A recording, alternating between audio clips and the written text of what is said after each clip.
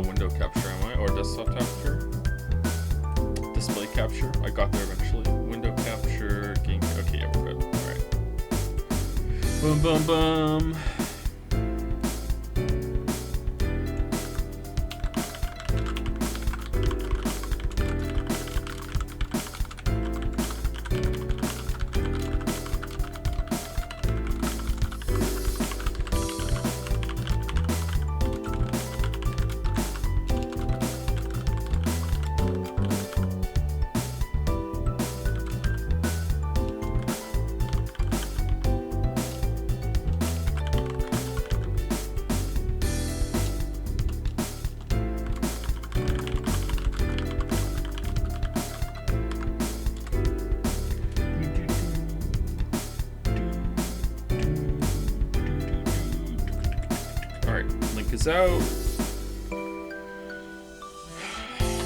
Out of the closet, and then I have chat open, streams muted. Oh, all right. How's it going, everybody?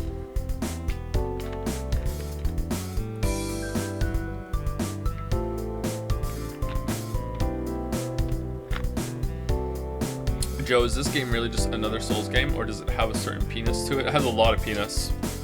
It has a lot of penis to it.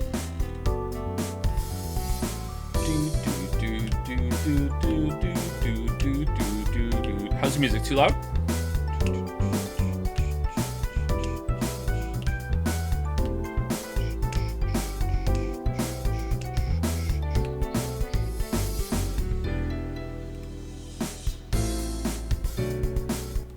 Okay, how about now? Better?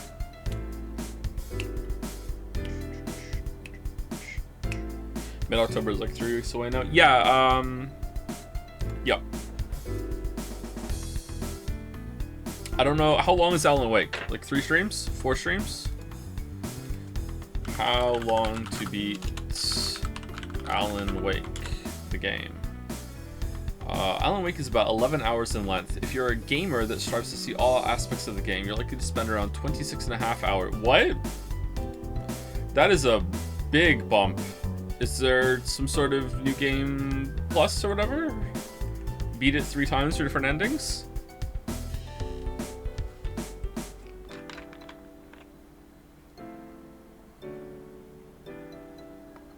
Collectibles? Alright, so 11 hours is probably 3 streams. And Alan Wake 2 comes out when?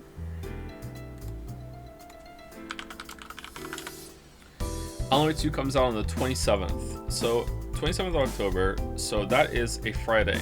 Alright, so it seems like we could probably safely start on October 23rd or October 24th.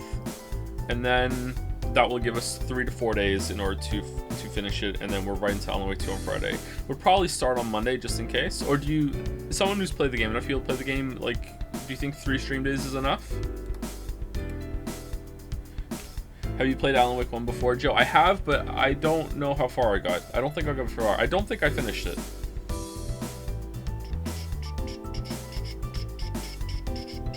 It also has 2 story DLC that are relevant. Is it? Okay, we'll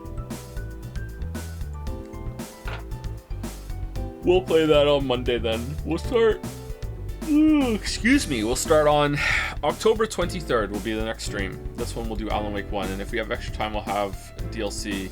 And if we beat it all really, really fast, then we'll play whatever other game they did on Thursday.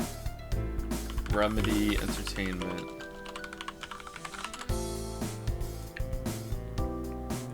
Quantum Break. How long is Quantum Break? How long to beat Quantum Break? 10. Oh, that's another Alan Wake. Never mind.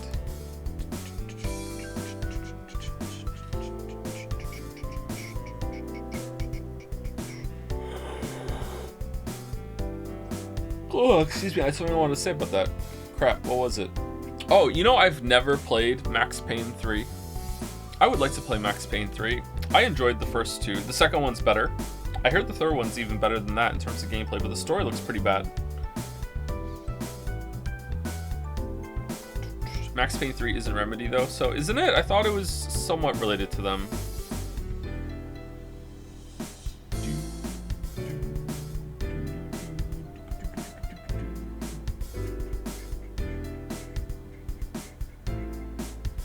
Max Payne 3 is Rockstar. What's Max Payne 1 and 2 then? So you are Rockstar on Earth. Really?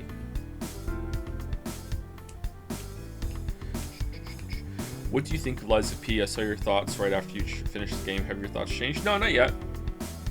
I played a little bit of Sekiro this morning, and I died to the first trash pack. Now, when you hear that, you probably mean I died like after getting the hook shot and running through the area and before the first mini boss. No. I mean the first trash pack. The first trash pack. I killed the first guy, and they go down. There's those 4 guys in front of the gate. I died there trying to parry. The parry in Sekiro is a little different than the parry in Lies of P. After that, I got it back, so it was fine. But yeah, that's where I died.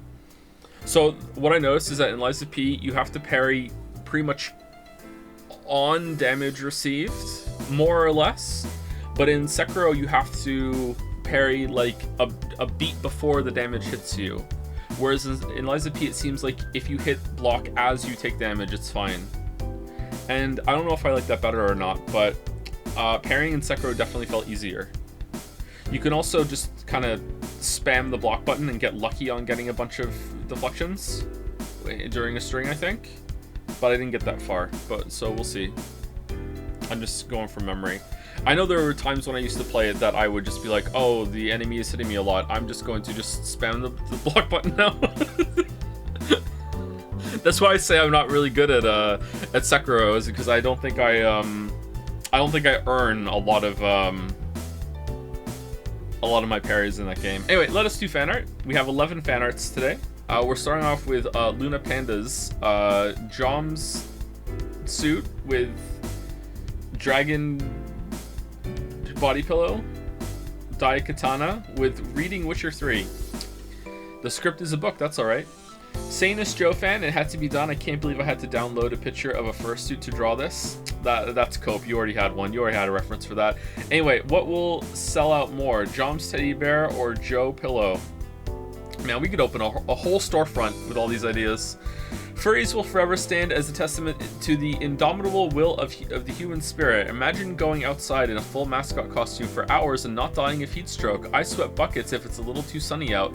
It's just not fair. Who's doing the read today? We're on number 2, not number 1, so I don't know who this is. So we'll find out when we go back to the first one. Look at all the detailing on the fur there.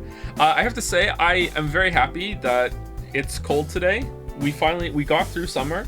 I fucking hate summer, my weebs. I hate summer so much.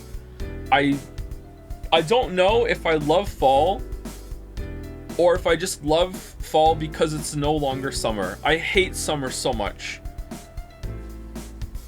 The mosquitoes go away. There's fewer spiders, although the spiders I'm mostly okay with now. I used to be really afraid of spiders when I was younger, but I'm okay with spiders now. Becoming a dad makes you not afraid of spiders anymore. It's like an upgrade you get to your pee organ. I hate mosquitoes. I hate summer so much. This summer wasn't too bad. In my defense, part of the reason why I hate summer is that a lot of the crazies come out in Moncton during the summer. So, like, they're in league with the mosquitoes. So it's pretty cool now, so I'm happy about that. Anyway, let's go back. Thank you, Luna Panda. We will see more of this, I know. Back to courtesy of Daxtier. Mickey Mouse. Nice. Nice. Hard at work or hardly working, eh, boss? Howdy, hey. Sleepy Jelly here. It's Jelly! Once again in charge of the Jan Art Showcase. Whether you like it or not, content warning for today's showcase include questionable copyright infringement. You're looking at it. Oh, okay. Preemptive merchandising and 5% weapon damage weapon buffs. And that's just a bunch of pseudo-legal mumbo-jumbo, if you ask me, boss.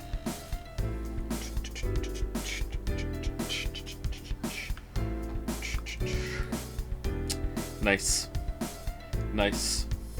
How many emote slots do you think we could fill up if we had unlimited emote slots? I think we could get easily into the hundreds with all these cool emote ideas that we could have.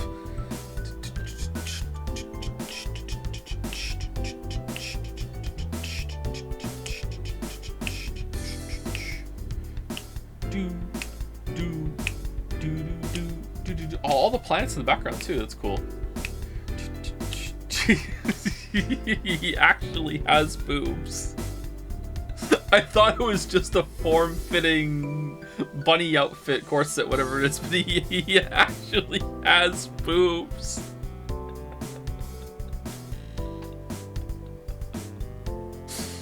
Oh. What do you think of Pop Nemo? I'm fond of the emote. It's cute.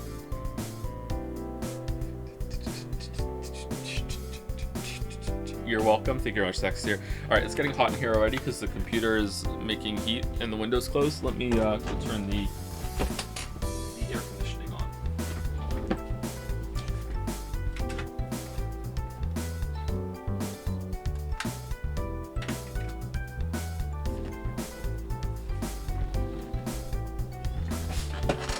We need to jamify and add it. Window, I'm behind on everything, including emotes. I'm pretty sure there's a couple fan arts. One of them might have even been Merrick that was like, hey, I would really like to make an email. And I was like, oh, okay, that sounds good. And then I just never responded to them ever again.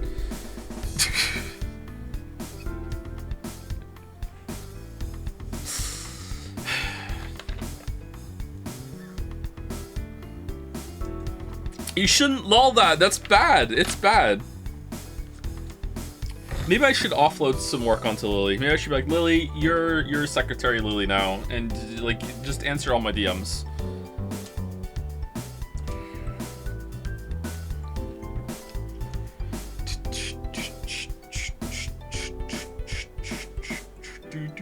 Anyway, thank you, Dexter. I miss him so much, chat. I miss Mickey so much. And then we're back to Luna Panda. Jelly said to zoom in on the... Oh, yeah, all right. Yeah, okay, cool. Thank you, thank you. And there's part 2 of this. Here we go. 3, 2, 1. It was Tifa all along. Actually, it's just kind of in the Tifa area. Tifa. Also, courtesy of Luna Panda, it was a waifu all along. There is a Chan inside every one of us. Of course, every furry has their limits, I assume. If you, yes you, would like to get in touch with your inner Chan, feel free to pop into the Joseph Anderson Discord server and start chatting in Dragon's Den. You should see the results in as little as 1 Brisket Guilty Gear profile picture change.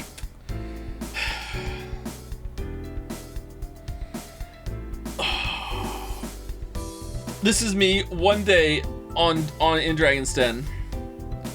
This is me 2 days in Dragon's Den. Ooh woo, this is me 1 week in Dragon's Den. Phew.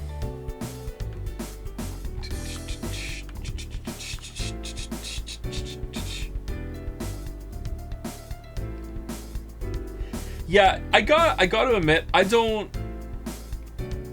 see the appeal of wearing a full body suit for a lot of reasons, but high on the list is the humidity, like the heat. Like, I've worn a Halloween mask. I have a rooster one, which I like to put on, and the kids are scared of it. I wonder if they're gonna be scared of it this year. And whenever I put it on, I say to Lily, "Hey, look, I'm a big cock."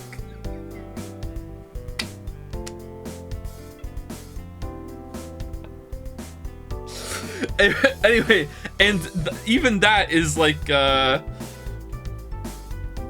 it's too hot. Like it's suffocating. I don't like having like a mask on. Never mind like a full suit on. Poor Elise, she loves it. She laughs every time. Joe's Coxona. That's from Seraph? What? I'll use my Coxona.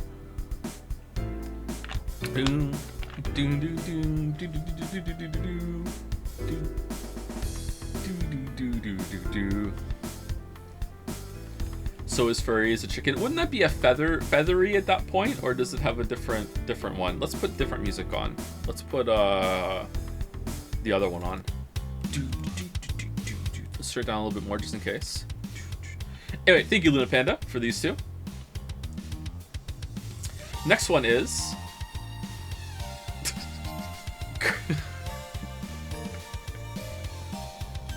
courtesy of Paddle. You know what? I'm disappointed in chat after it was revealed when he said his name that his name was Manus, that no one made the is it Pi or Manus or some other version of that with the last boss yesterday. The frog part hates being the anus. The microphone. Kay here, summoned by Jelly. Thank you so much, Paddle, for drawing this. I'm glad to see it in art form. That boss really was incredible to watch. Hypnotic. I've been so proud that everyone immediately began to refer to them by that. It's a really catchy name, Pious or Anus. Someone did? Oh, did they? And I missed it? I think visually, that might have been my favorite boss. It was so cool. I wish there had been... I know there were some more monster bosses later in the game, but I feel like they peaked with design early on that one. Maybe something else like that later on would have been good again. But, you know, now I'm asking for more bosses. Do you think this will get DLC? Do you think the Lies of Oz will be DLC or a whole ass other game?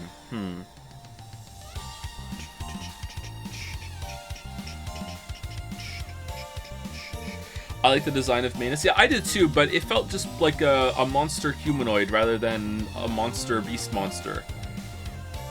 I think Swamp and this one were the only two major beasts, right? Or major monsters.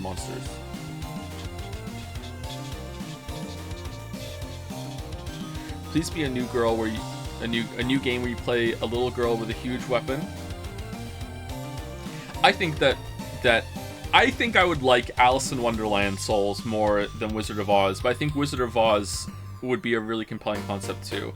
Also, instead of having a homeward bone, you just tap your ruby slippers together and that makes you go back to the bonfire. Gotta be, right? Gotta be.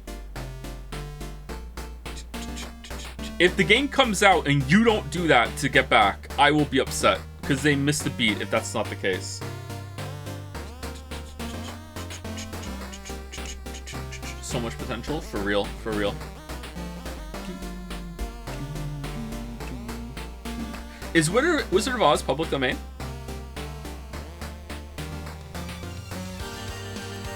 Wizard of Oz. 1939 film. Wizard of Oz is a musical fantasy film produced by Metro-Goldwyn-Mayer, an adaptation of L. Frank Baum's 1900s children's fantasy novel, The Wizard of Oz. The Wonderful Wizard of Oz. When did it come out? Oh, it's Dead Nuts on 1900. Okay. That's gotta be public domain now, right? Interesting. Interesting. I'm surprised we don't see more Wizard of Oz themed content then. I wonder if it's because most people think of the movie and the movie might not be in public domain yet. Just because source material might be in public domain, someone else's version built on that source material might not be. Anyway, thank you, Paddle. I really like this. This is good. I like the microphone. I like the singing Pious and the upset anus because it's like cat dog. Anyway, thank you. Courtesy of Marek Bentuzzi. Since the boss is now past tense, I tweaked the ending a bit with different voice lines. Oh, it's hold on. Let me pause it. There's a sound. Hold on. Let me see. Is it loud enough? All right. Well, it's another like. Or is that loud enough, or do I need to turn up?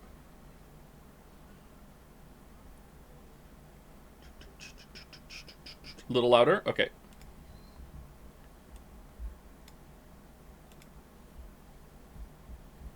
All right, well, it's another, like, visually... Is that better?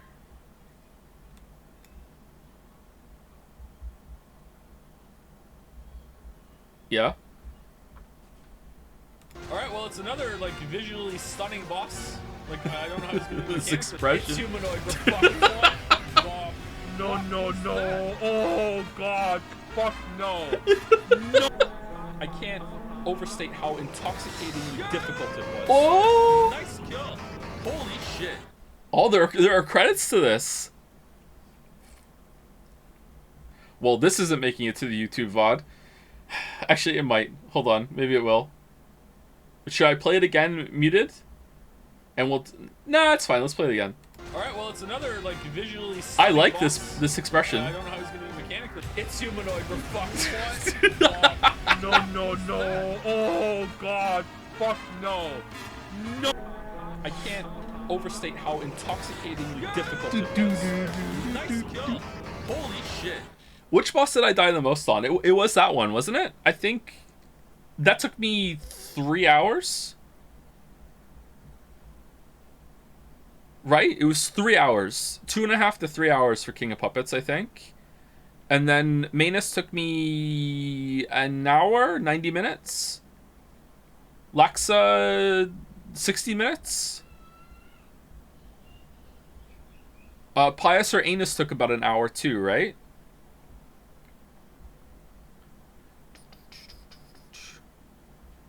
I think so. Is there a new game today or just some replaying? We're going to play some Liza P and we might play some Sekiro. But that's it. That's all on the docket today. We're going to go through some New Game Plus. Thank you, Merrick. This is the past tense version. Go join Merrick's Discord or something for the non-tweaked version. And I hear there's even more attractions there that you can see on Merrick's Discord. I've never been myself, you know, would always like to.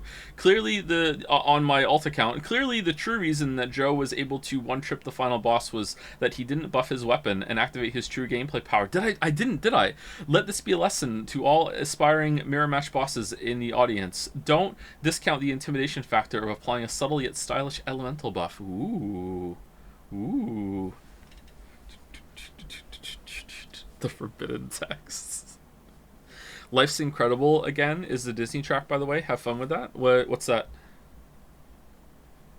Oh. Yeah. Fuck. Oh man. Let me turn down a little bit. He loves copyright bullshit. Loves it. Anyway, thank you, Merrick. I'm very fond of this vintage looking Joe here. Very fond.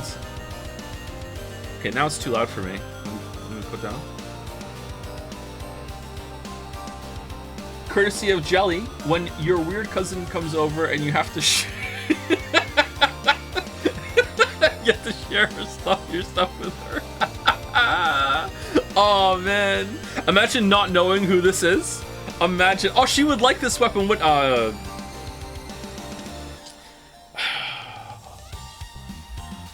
Why?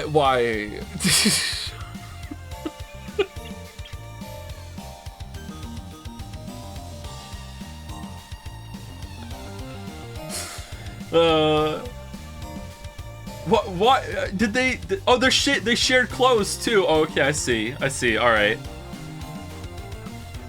When your weird cousin comes over and you have to share your stuff with her. Listen, I know what it looks like, but consider the following evidence. Both have 5% weapon buff, true gameplay powers. True. Both are tended to by plot-relevant waifus imbued with the power of a vital energy source / plot device, Io Sophia. Both of them are adjacent to robot maids. 2B was the other option if trash standing get chosen. The Morb de Resistance. Both of them have their sights set on glowing pink butterflies, and they both have a home base where you collect like jazz records that you play. You know what? I don't even think that Liza P, the developers didn't even play Dark Souls. They played Code Vein. This is a Code Vein like. They don't even know what Dark Souls is. Code Vein was actually, and I know it may not look it, because again, anime rainbow vomit. Code Vein was actually pretty good. Code Vein, as much as it hurts to say it, is in the upper tier of Souls likes not made by From. It was actually pretty good. Like, it felt pretty good to play. It has some stuff going on. Level design enemy variety is severely lacking, I think, but some of the boss fights were decent. It was fun. The character creator alone was so impressive. Have they added the ability to import codes for the character creator in Code Vein? They should have done that, so you can steal someone else's character online. Old Joe would never say that. Old Joe was the one who played it. Code Vein release date. When did it come out? 2019. Oh my god. Where does the time go? Is Code Vein 2 coming out? Is it already out? Code Vein 2. There won't be a Code Vein 2 because Code Vein was just a one-and-done project made by Bandai Namco aimed at milking Soulsborne fans the final time, given how at the time From Software was done with Dark Souls. What? Who's saying this? Oh, this is just someone riffing on Steam in the Steam community. How is this the top Google fucking answer?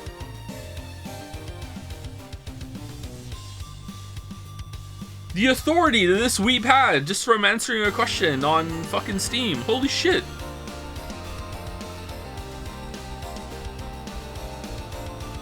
Anyway, thank you, Jelly. It was nice to see Trash Chan again. Also courtesy of Daxtier, Chatter who said something kind of dumb and not well thought out and read. That is the message show reads, Chan.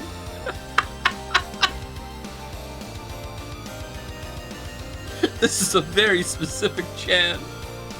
What are you talking about, Chatter? I will never chat again. Speech to text microphone, and then there's like a robot hand that types it. That's cute. I like that.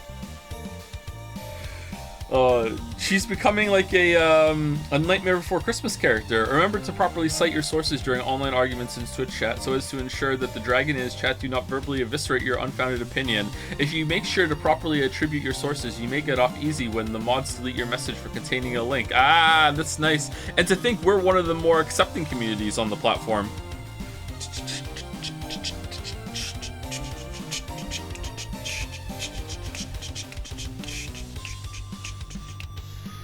For some high-quality Google-featured answers, try Googling, why is Google Maps low contrast? Alright. Why is Google Maps low contrast?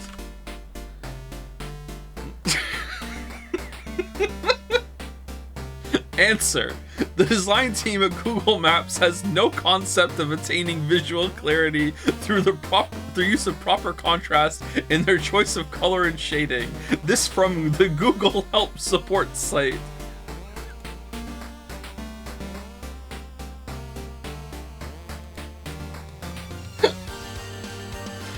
Is this a game you could play? Why is Elden Ring so hard?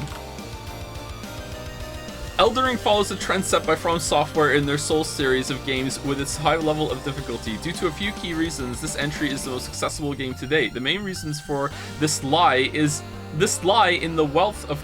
Wait, the main reasons... Okay, the main reasons for this lie in the wealth of combat options provided to suit the many dangerous situations you may come across. Alright, reading's hard. Why do millennials eat so much ass? No, there's no answer for that one. Oh, I spelled millennials wrong. I really am a millennial. There you go. New music.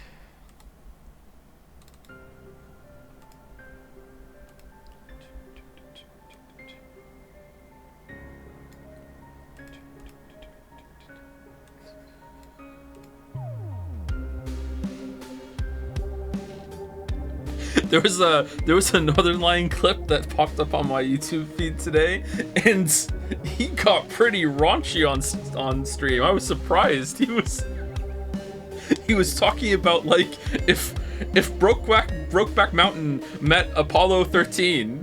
I was like, what the fuck? And like he was like explicitly descriptive of like what he thought that movie should be. It's like, what the fuck? And I'm like, holy shit.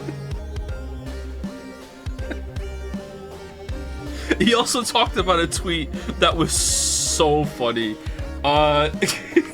Gay Neil Armstrong tweet. Hold on, where was it? It was so fucking fun.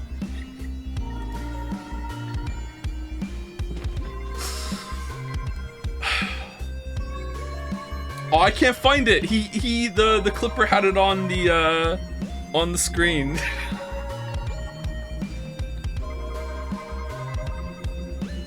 It was something like, first was like, your fears, no one likes you. Your anxiety, like you're gonna fail at life. It was tiny penis gay Neil Armstrong saying, "That's a small cock for me, but a giant dick for my ass."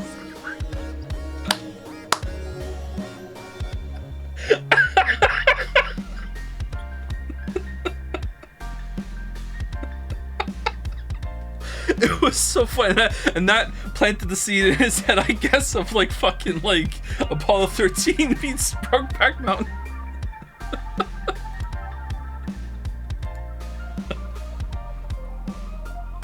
Yeah, this is it. Hold on, let me drag it into the chat.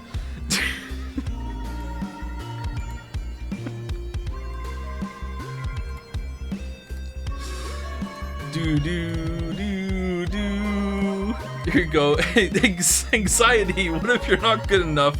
Messages. Depression. Everyone hates you. Neil Armstrong. Small penis. That's one small cock for me and one huge cock for my ass.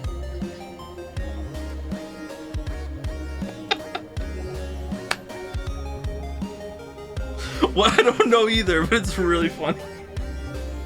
Anyway, thanks NL for exposing me to that. Oh, imagine not finding this funny.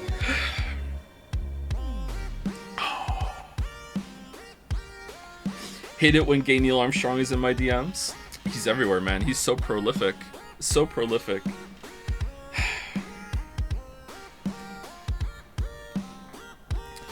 Anyway, next one. Thank you, Dexter. Oh shit, it's a comic. Hold on. Courtesy of Krakonis? Crack-onis? Chat. Alright, Mr. Anderson, it's been a year and a half since you were convicted of harassing From Software with unsolicited advice. Since then, you have appealed for your sentence to be reduced from death to nothing. Interesting. What is your case? What are these tattoos? What the fuck? All I did was give constructive criticism. I think that is well within my rights as a critic. Furthermore, okay, I've heard enough. Guilty. True. Very true. Very true.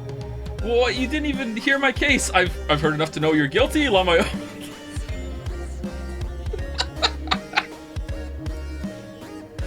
You know what?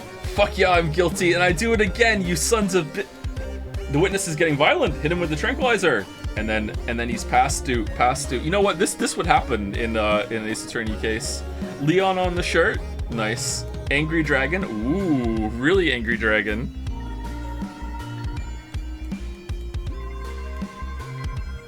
What is going on with the judge's ears here? Evil Wuggy judge.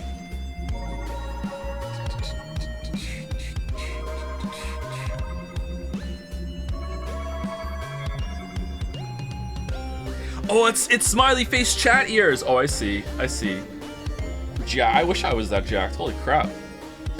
Inspired by Joe's discussion about From Software fanboys and the Lies of P streams, I made my first ever piece of fan art in general. Prison Joe. Oh, it's Prison Joe. You criticize FromSoft? You criticize FromSoft without using throwing knives during every Elden Ring boss? Oh, ban for streamer.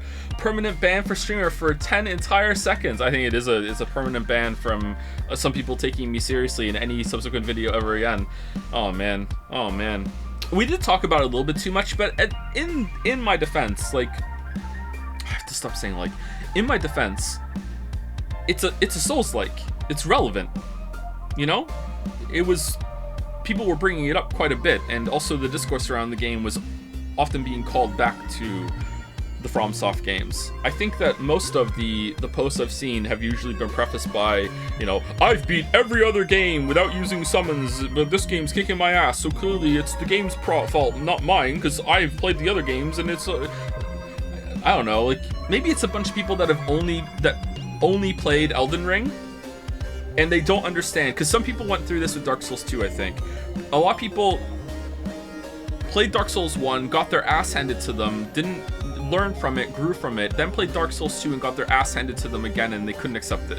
They couldn't accept that all their skills weren't transferring over from Dark Souls 1. And they weren't being fair to themselves because some of their skills did transfer over and didn't realize if they hadn't played Dark Souls 1, they would be getting their ass kicked even more.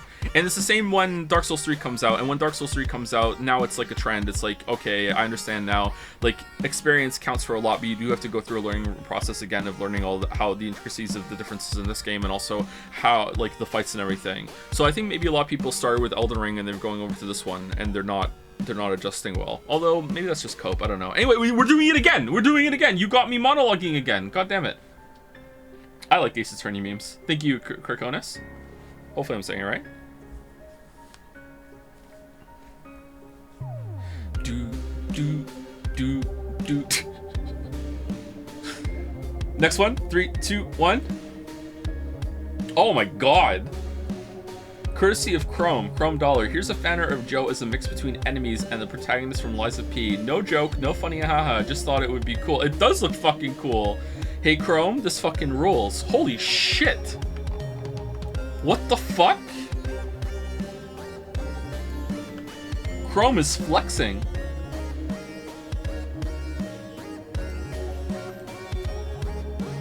God damn.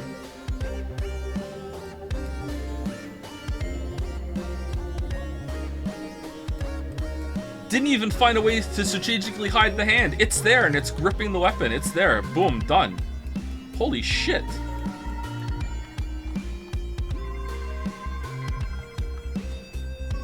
I think that's as big as we can get the whole thing in. Yeah, there we go. Holy fuck.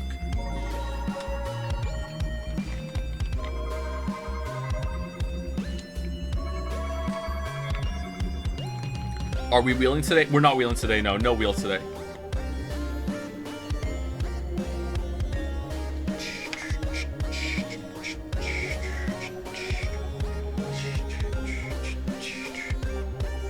I love the front of the face looking like a car. Yeah, because Critic Joe always drives his points home.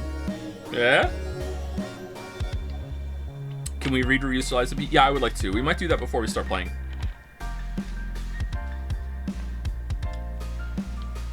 How am I getting -2s all the time lately? What the hell? Used to like puns.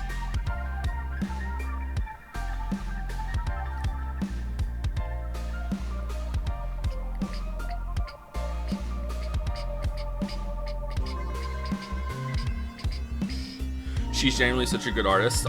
Whoops. I love her stuff. She drew my profile pic. We have a lot of fantastic artists that we really don't deserve here. Or at least I don't deserve them. Like, holy shit, man. Chat has evolved to D's Mitts jokes. What's D's Mitts?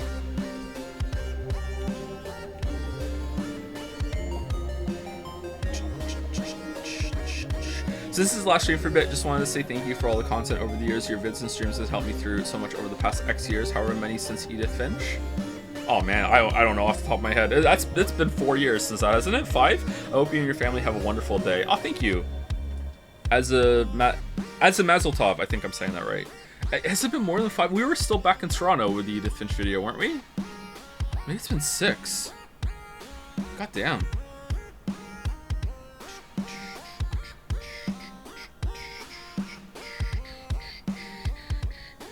Best art in a video game? That's a tough one.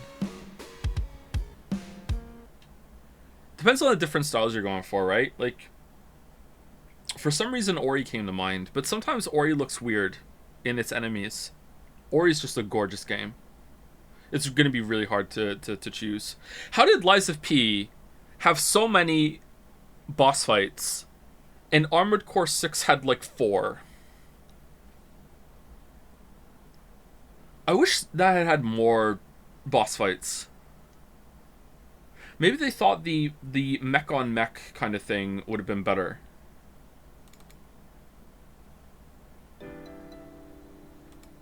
You know, like another pilot, that sort of thing. Anyway, thank you, Chrome. This is just absolutely stunning. Holy crap. Holy crap. Anyway, we're 9 of 11, so 2 more. 1, 2, 3. Oh, why did... Okay. Alright, pause the music. Also courtesy of Merrick Bentuzzi. Sure, you might be imbued with the literal touch of the divine. You know what? Let's watch it first. Hold on. Tom Cart... Oh, this is going to get copyright claimed again. Alright, let me turn it up.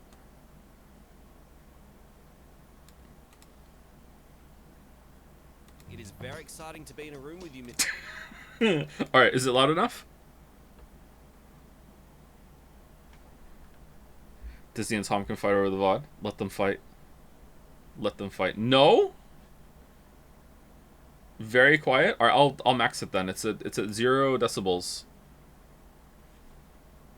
It is very exciting to be in a room with you, Mr. Tolkien, but... Alright, how about...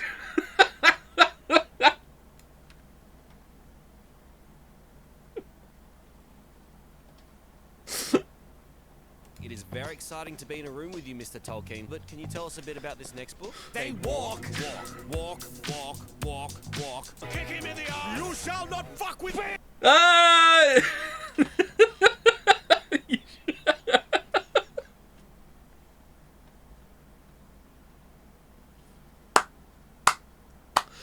Well done. Well done. I love this song. Lily also loves it. I think it's Lily's favorite from Tom Cardy is that one. And so the kids have heard a lot too. So whenever I'm out with the boys and we're going a long distance, we sing this song when we're walking too much. It's like we walk, walk, walk, walk, walk. They sing it all the time. Anyway, let's watch it a couple more times. Lord of the Rings, The Fellowship of the It's My Book, They Walk If I Tell Them To. I thought maybe it was going to be part of my reading in this. I'm glad that it didn't. All right, here we go. It is very exciting to be in a room with you, Mr. Tolkien, but can you tell us a bit about this next book? They walk, walk, walk, walk, walk, walk. Kick him in the eye! You shall not fuck with me! The P sounds so good. All right, one more time. It is very exciting to be in a room with you, Mr. Tolkien, but can you tell us a bit about this next book? They walk, walk, walk, walk, walk, walk. Kick him in the eye! You shall not fuck with me! Damn. Damn. Sure, you might be imbued with the literal touch of the divine, but alright, I'll be honest, I've never seen or read Lord of the Rings. I can't riff with no material, folks. Maybe I'll take a walk and think on it for about 70 pages. Yep. 70 pages is a bit light to describe a walk. I loved when, during the reading of Lord of the Rings page, I don't know which, it was one of the mods, I think, I don't know who was in chat, was like, ooh, you get a line of dialogue. It was so much reading until finally someone fucking spoke. Anyway, thank you, Eric. This was amazing. Chat loved it too. Holy shit. P. Nice. And a hat trick courtesy of Daxtier. The mental image was too funny not to draw it. Aw shucks. Oh, Merrick's here again. Aw shucks. Man, you know, I was so upset when I broke it. Do you just have a garden full of switches and Steam Decks sticking out of the ground like gravestones? Well, that's why I have this. Aw.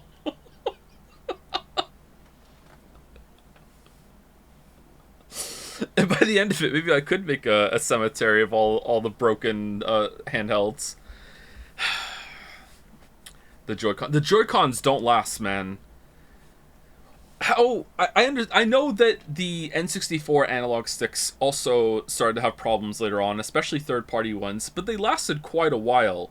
The Joy-Cons are just so much worse. What happened? I broke my Steam Deck a while ago. Why'd you break them so much? I like, we don't do it intentionally. They're just not made very well. The charging ports break on them for the most part. One time, in fact, it's more than one time. So I don't know how I did this, right? So the charging ports on the Switch lights break. So what I do sometimes is that I just assume that maybe they've gotten wet or something. So I will just hold them up to a space heater for a while, and then that usually fixes it. There's been like 2 or 3 that I've gotten a couple extra months of use out of, and that fixed the charging port problem, and then they'll start charging again after I do that. I don't know why. There was also Leo's switch light broke a while ago, so I got him a new one, and then when the new one arrived, I on a whim, I like tried the old one last time, and it charged. And I'm like, oh. I'm like, okay, it fixed itself in the days since this took to get here, so here you go, have it back, kid. Like, I tried for like days and days and days to see if it would charge, and all of a sudden it was working again. So, and then it finally did break permanently like a couple months later after that, so he had his new one. How do you discover that? I assume that there was something in it had gotten wet, that they had like gotten some juice on it or something. So I just hold it up to the heater to see if it would work. That was after like leaving it alone for a couple days, charging it, trying different chargers, trying different outlets. That was like the last effort. It was like, I'll just hold it up to the heat and see if that'll help, and it did. It fixed it. So yeah. The best thing you can ever do, if you ever have something that breaks, the best thing you can do is just take it apart and put it back together again, and sometimes that will fix it. Like, honest to God, like, that fixes so many things. Just in the same way, if a computer is acting funny, just turn it off and back on again. Or anything electronic, turn it off and back on again. But if it won't even start and it won't even charge, sometimes just take it apart and put it back together. Like, something's loose, you know, something like that. Anyway, thank you, Dexter. This is a funny image. I agree. Anyway, let's go through it again, and I'll play Merrick's videos again too because they're short, and that's why I didn't put the music back on. So here we go. I will be silent. I will not laugh the whole time. I will not laugh. Here we go.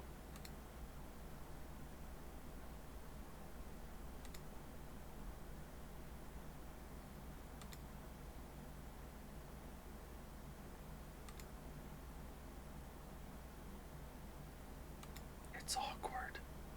Alright, well, it's another, like, visually stunning boss. Like, I don't know how he's gonna be mechanically. It's humanoid, we're fucked. What the... No. Oh, God. Fuck no. No. I can't overstate how intoxicatingly difficult it was. Nice kill.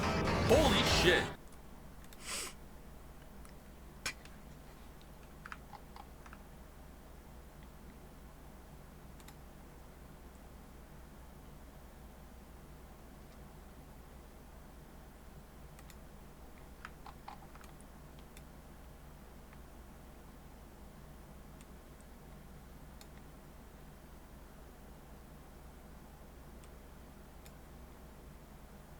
ASMR fan art showcase.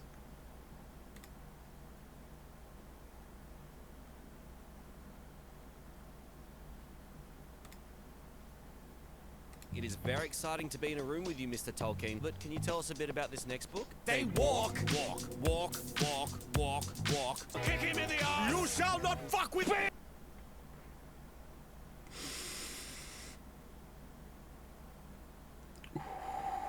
Alright, I made it. I didn't laugh.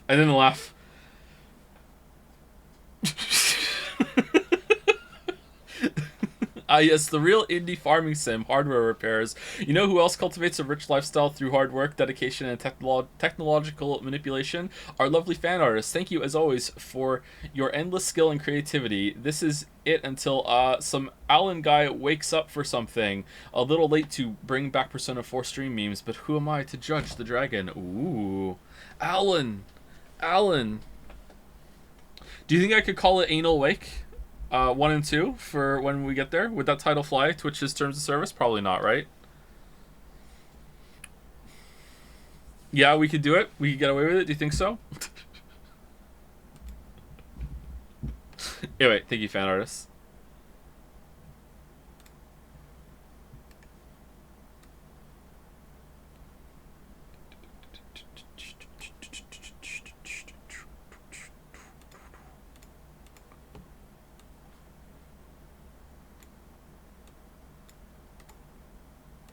I mean, if they don't want that word in their titles, they should just make it so it errors out when I try and make that the title, right? If anything, it's on them.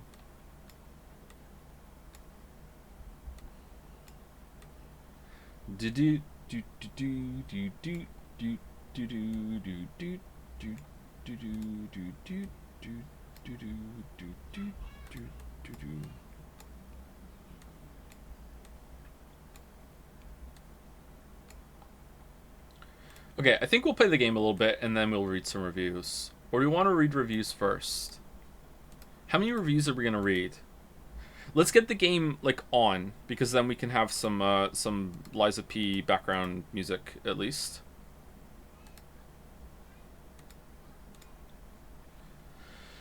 Liza P.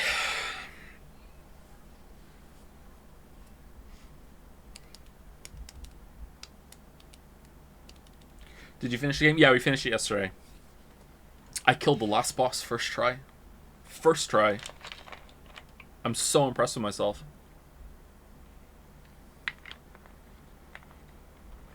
This was such a good game. I agree, it was a really good game.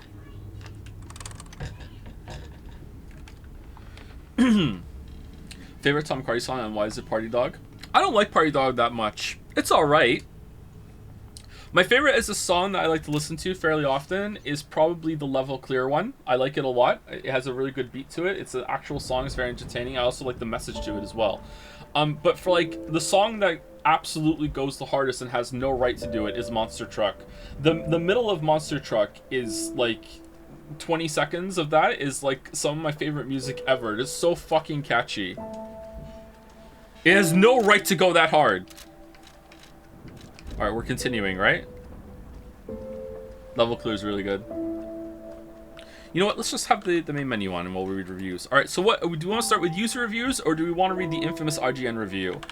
Lies of P, IGN. All right. Let's go.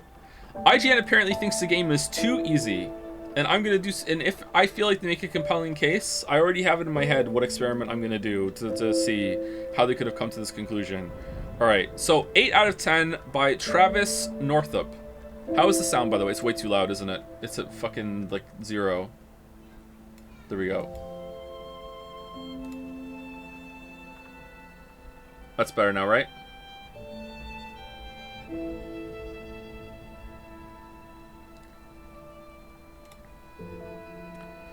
Okay, so this is the IGN review. If you would like to read along, am I allowed to read reviews on stream? I guess so, right? Are reviews copyright in the same way? I mean, everyone can go and look at it. I guess it's fine. All right. You know, we've entered a new era in the increasingly crowded Souls-like arms race when we're now turning classic children's stories into dark, twisted, Bloodborne pseudo-sequels, but hey, here we are. Yes, Lies of P is yet another game inspired by the dark and unforgiving From Software masterpieces that have captured the hearts of so many, myself included, but it's also an undeniably impressive standout amid a sea of games. Should we put it on the screen?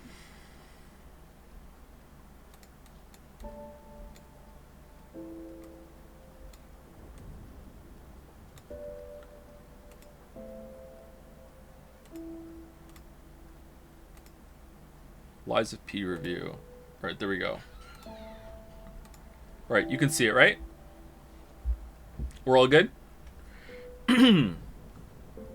Where were we? Here? Yes, Lies of P is yet another game inspired by the dark and unforgiving From Software masterpieces that have captured the hearts of so many, myself included, but it's also an undeniably impressive standout amid a sea of games chasing the Souls-like trend. It suffers from some uneven difficulty and overly linear level design, but its impressive story, extremely well-tuned combat, and memorable areas and boss fights mean that this isn't one you should miss out on. It's fair to say that sometimes Lies of P emulates its inspiration so closely that it feels like someone else is pulling its strings a little too forcefully, but that puppet show is still a whole lot of fun to watch. So this kind of writing is fairly common in reviews. I do it too sometimes, and it's really hit or miss. I don't think it works here, but you know, catch me on a different mood, I'd be like, yeah, you know what I mean? Like, yeah. I don't know why. I say this as someone who writes these kind of articles and essays. There's just something kind of, it's either like a trap that we fall into, or it's just we want to be a little smarmy for a bit. But yeah, we do this sort of thing. Sometimes it's good, sometimes it's bad. It's both praise and criticism to say that Lies of P follows the blueprint pioneered by From Software down to its finest detail. I said that wrong. With precious few deviations. The UI and menus are strikingly similar to every Souls-like you've ever played. The aesthetic is almost identical to Bloodborne, and combat is a methodical dance of attacks and parries designed with difficulty in mind. It sticks so close to the script that it got to the point where I'd meet a seemingly friendly character and think, ah, this is the one who's going to betray me later, with full confidence that I was spot on in that assessment. What? There's even a major boss with the same name and rough appearance as a Dark Souls boss, which is honestly just kinda hilarious. In fact, this isn't even the first Eurocentric Souls-like featuring murderous marionettes. Almost exactly 1 year ago, I reviewed Steel Rising, which has a bizarre number of things in common with Lies of P. I have never heard of that game. From its mechanical enemies gone mad to its trendy and historical urban setting, thankfully, Lies of P is a much better game and manages to stand out in other ways, but it doesn't exactly earn a whole lot of points for originality. One of the ways it does set itself apart, though, is with its story, which is a dark reimagining of Carlo Collodi's, am I saying his name right, by the way? Collodi's Pinocchio, a story about a mischievous puppet known for telling falsehoods and longing to become a real boy. Lies of P's version takes a lot of liberty with its much more gory and depressing version of the classic tale, but it's got some nice nods to its inspiration, including an untrustworthy cat and fox and a neat mechanic where you have to choose to tell lies or the truth, which have an impact on the outcome of your adventure. I wonder how much impact that has on it, actually.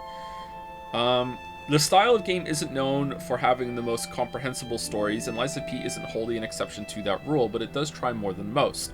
There's a whole bunch of dialogue and cutscenes that kept my interest throughout my first 30-hour run instead of just a loose collection of vagaries and hints in item descriptions. In fact, of all the distressing and enigmatic stories I've seen in this genre, this is definitely among one of my favorites. Not quite as relatable and polished as something like Star Wars Jedi Survivor, but certainly more approachable than your Bloodborns or your Dark Souls. It's got some interesting twists and turns, and a few memorable characters too, like the self-obsessed socialite Vanini, who constantly made me want to speak in an over-the-top Italian accent.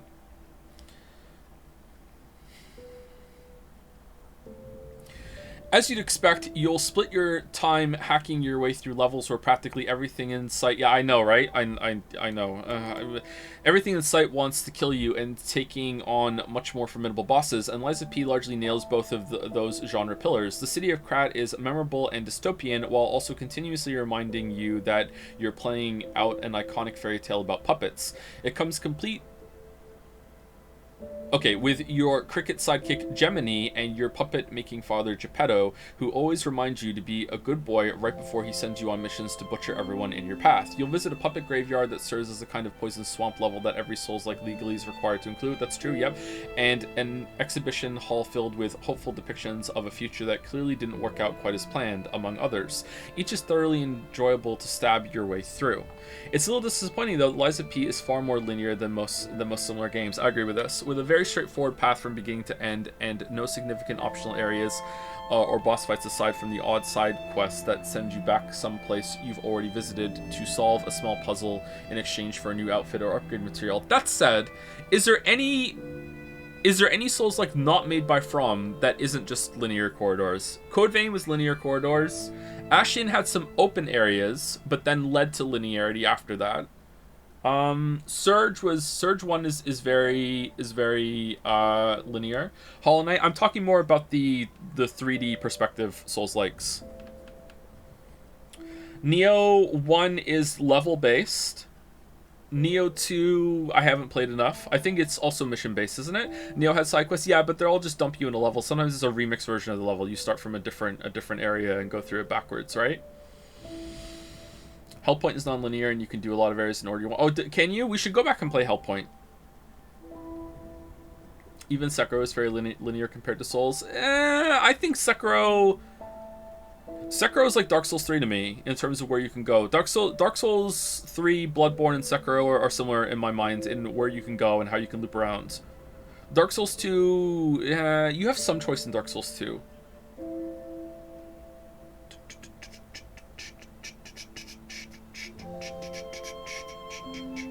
Anyway, let's continue. Where were we?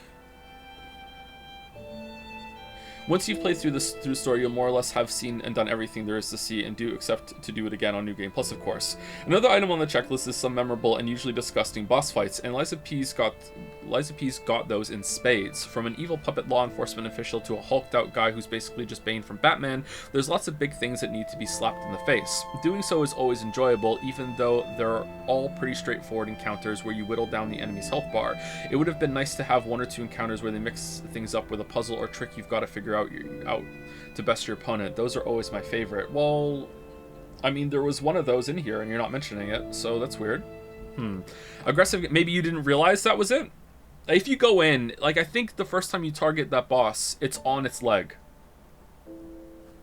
Okay, so I subjectively very much disagree with this, but I know that some people do enjoy those kind of fights, and the game is lacking in those kind of gimmick fights, yeah. Also, almost all the bosses have 2 phases, which I'm normally a fan of. Do they? If you count the phase change at 50%, they do. Almost all the bosses have 2 phases, which I'm normally a fan of, but they're used to the point where it became a little grating by the end. I disagree. I thought they got better at the end with this. Usually the first phase is quite easy, but when the second phase is repeatedly killing me and I have to keep replaying that first phase until I'm completely bored by it, I kind of just wish I could skip it and get to the part that's actually fun and challenging. Many fights felt like they put the first phase there just as a warm-up round before getting to the actual meat of the encounter, but rest assured, by the 10th attempt I was thoroughly warmed up and plenty ready to take another shot at the real boss. I think 2-phase fights always work better when it's the same entity that you're fighting. it feels cheap and frustrating when you have to kill a whole ass boss and then it's another boss right after it that has a completely different moveset. So I would say I like Puppet of Kings, but if I was even more stuck on Puppet of Kings, or King of Puppets, Puppet of Kings is what it'd be called if it was made by FromSoft, huh? King of Puppets, but having Romeo be like a completely new moveset after that is not the best. But I think it works there, but it might not have if I kept doing it. This is cope? What do you mean? What's cope?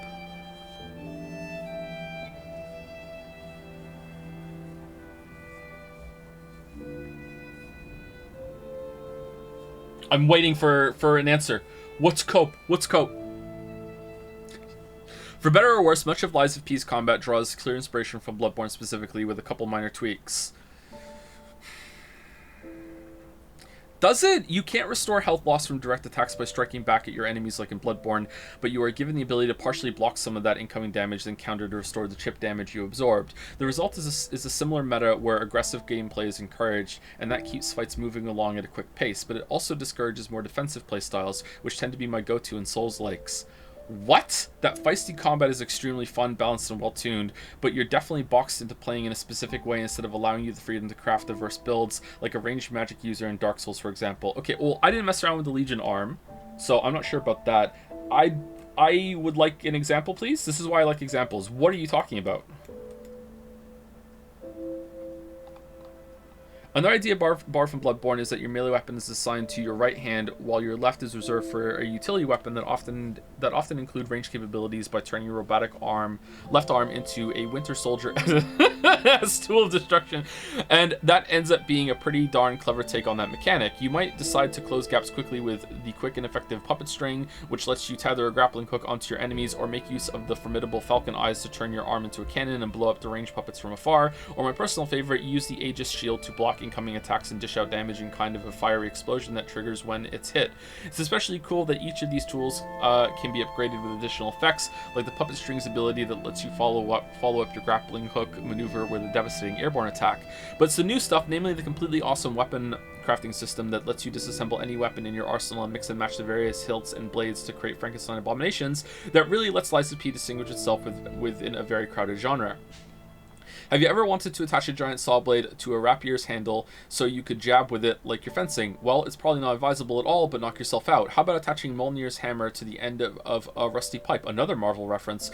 Go for it, man. You do you. With dozens of possible combinations, you're given quite a bit of freedom to make some silly or surprisingly effective stuff, as certain stats and abilities from your chosen hilt and blade combine for a unique combat experience. It's a bit of a shame, though, that the best weapons available are legendary tools that can't be disassembled and reforged into new items, and many of these are so much more powerful than anything you can build that you're sort of disincentivized from actually engaging with the crafting system the longer you play. With all that freedom to create silly weapon combinations, it's a bit disappointing that there aren't any of the multiplayer modes you find in many of Lies of P's peers. Not having co-op is understandable since it might break any semblance of balance, plus who wants to see two Pinocchios wailing on a boss anyway? I do, but PvP in particular seems like it would fit perfectly with the fast-paced contest reflexes at which Lies of P excels. Maybe we'll get something like that as DLC, but for now you'll need to enjoy your neat builds and creative weapon combinations on your lonesome. I don't think this is a necessary inclusion for this kind of game. I think a lot of people like the PvE aspect of these games, and adding PvP is a whole box of frogs that you might not want to deal with. Like, as an added inclusion, cool, whatever, but I wouldn't hold it against any of these games if they don't include PvP. Like, that's a big project, adding PvP. Another cool tweak on the formula is Lies of P's skill tree, which lets you upgrade your puppet's mechanical innards to snap up some seriously useful upgrades, like adding amulet slots to your loadout, gaining additional pulse cells that are used for healing, and increasing the number of consumable throwing objects you can carry on your person. I spent way too long agonizing over each upgrade decision and considering different ways to optimize my build to improve my chances of becoming a real boy, and that was a pretty nice change of pace in between all those unfortunate murders I had to commit. How long is this? Oh, wow. Alright, we're somewhat close to the end. Of course, the main thing that defines any good Souls-like is how soul-crushingly difficult it is, and Lies of P has mixed success in this regard. Here we go! On one hand, nearly all of the world exploration where I was fighting your run-of-the-mill evil puppets and gross monsters was disappointingly easy. What? To the point where death was a rare occurrence throughout my playthroughs. What? Some of the hardest fights were between the bosses, where they throw the glass cannon, like, holy shit, I'm gonna kill you in 2 hits, good luck parrying. The same can be said of most boss fights, which Souls veterans can expect to beat without breaking too much of a sweat, since they're usually big, slow, and stupid creatures who are easily confused when you move behind or underneath them, and telegraph all their attacks like they're in the WWE. Can we have some examples? But then I'd encounter the occasional showdown where the difficulty spiked up dramatically without warning, and I'd die 20 or 30 agonizing deaths on a single boss, leaving me to wonder if I just wasn't properly leveled or something, which was never the case. I just needed to get good.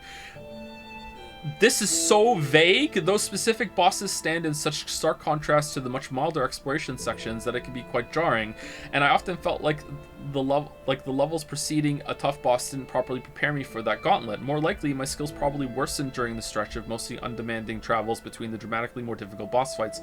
What? That's the dodging power? Wouldn't examples be spoilers? It's a review in it, not a critique.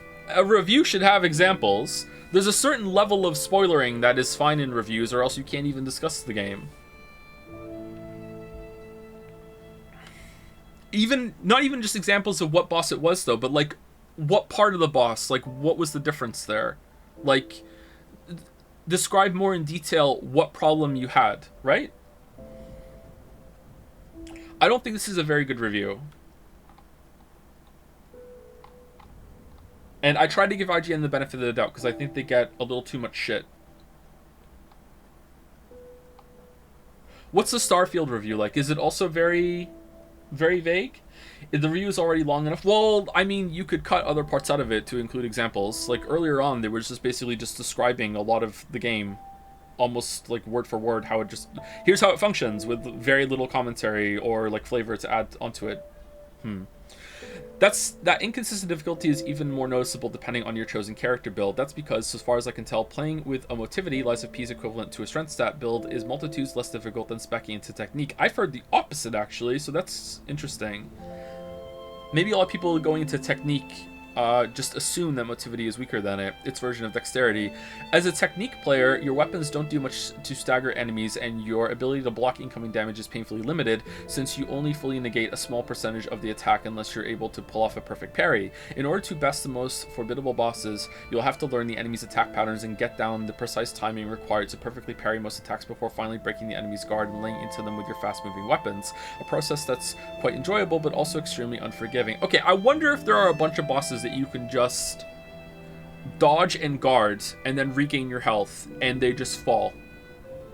I wonder if trying to perfect parry almost every single attack is a harder mode. Not hardest mode, I wonder if it's a hard mode.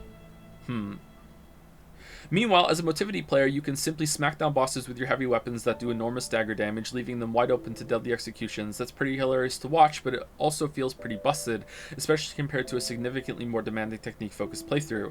Lies of P also just has some nice little quality of life improvements I like to see carry over into other Souls. Like, this is very true. Like how you don't lose all your ergo, its version of Souls, by dying, but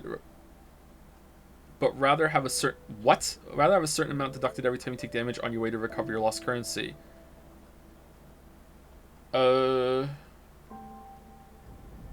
My dude, they're all like that.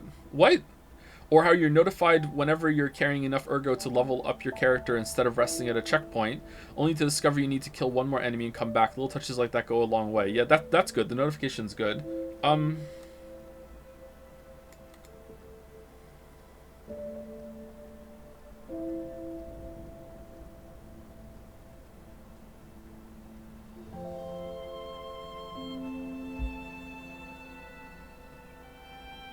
Joe never knows? What do you mean? Joe is still unaware? My read on this sentence is that he thinks that you lose all your souls when you die in those games, but you don't. You can always run back to your bloodstain.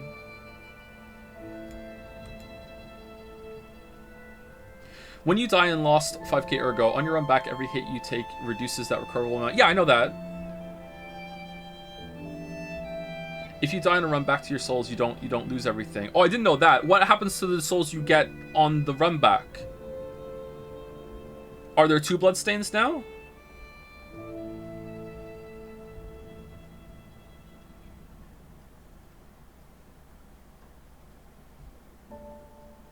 Nope, just 1. Your bloodstain. Okay, so if I have 10k souls in my bloodstain, and I go and fight somewhere else, and I have another 10k souls on my puppet, okay? And then I jump off a cliff. What happens?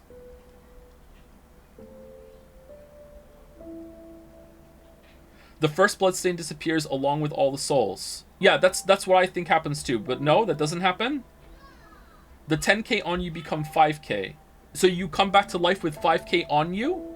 Okay, you know what? We're gonna have to go in and figure this out. Okay.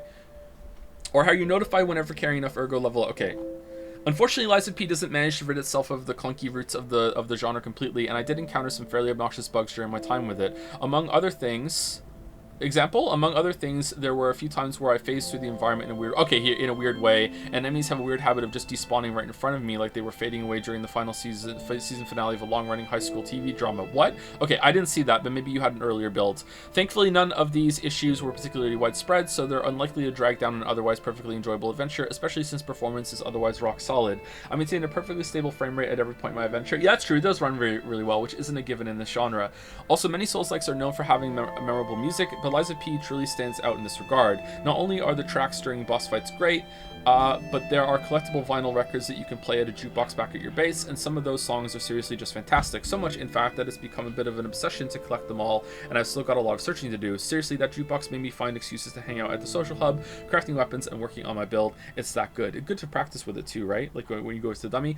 Verdict. Liza P might not branch out particularly far from its Souls-like inspiration, but like a marionette controlled by a skillful puppet master, it plays the part extremely well in a wonderfully dark fantasy world. It must be said that its uneven difficulty didn't always make me feel like an underdog, especially when playing as a brawny, overpowered version of Pinocchio with a massive weapon, and combat pigeonholed me into a specific playstyle while the levels are less open and twisting than most. But with an awesome weapon crafting system, some really memorable boss fights, and one of the better stories we've seen in this game, in this genre, I can enthusiastically recommend you spend your time hanging out with Geppetto and friends. If you've been waiting for a Bloodborne remaster or sequel that may never come, Liza P is the next best thing. Alright, so I don't think this review is very good for what I want to get out of a review, but in terms of what IGN's audience wants, I can't judge it because I'm not IGN's audience really. In fact, typically I don't really go much in for written reviews. I like to see video footage and kind of just soak in what the reviewer is saying while I look at the footage myself and see. So I can't judge it very well. I feel like there weren't enough examples. I have no idea what they're talking about with this part here. Maybe builds matter way more than I think. I'm curious now, like the different ways I could play this and see if I could break it. I don't know what the hell this is all about, man. It's totally fine as a review, lol. If this is what you like out of your reviews, that's fine. I like more examples and specifics out of my reviews. If this is what you like, just to get a little, like, a product reading of what the game contains with a little bit of opinion here and there, okay, that's fine. Like, I can see the appeal of that, but I want specifics. I don't want spoilers, I just want specifics. Okay, let's read some Steam reviews.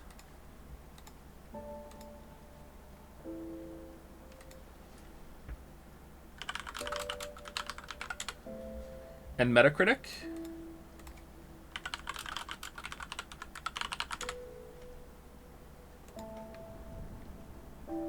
Oh, Metacritic changed their layout. What the hell? What's this?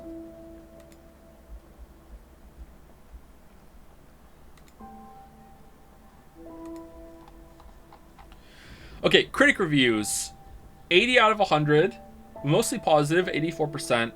100, 100, 98, sorry, 95, 95, 91, 90, 90, 90, 90, 90, 90, 90, 90. Oh, it is reviewing well. 90, 90, 90, 90, 88, 87, 87, 86, 85, 85, 85. Okay, what about the negative ones here?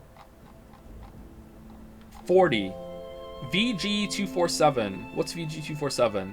There's some 40 out of 100. There's some enjoyment to be found in Liza P. Its action is competent, but lacks the polish and stir of its contemporaries. Its atmosphere can be engrossing, but it's a hodgepodge of themes and aesthetics you've seen before that never rises above the familiar. I was never impressed by it, and I never stopped questioning the point of the entire endeavor throughout my time with it. Holy shit, dude. What the fuck?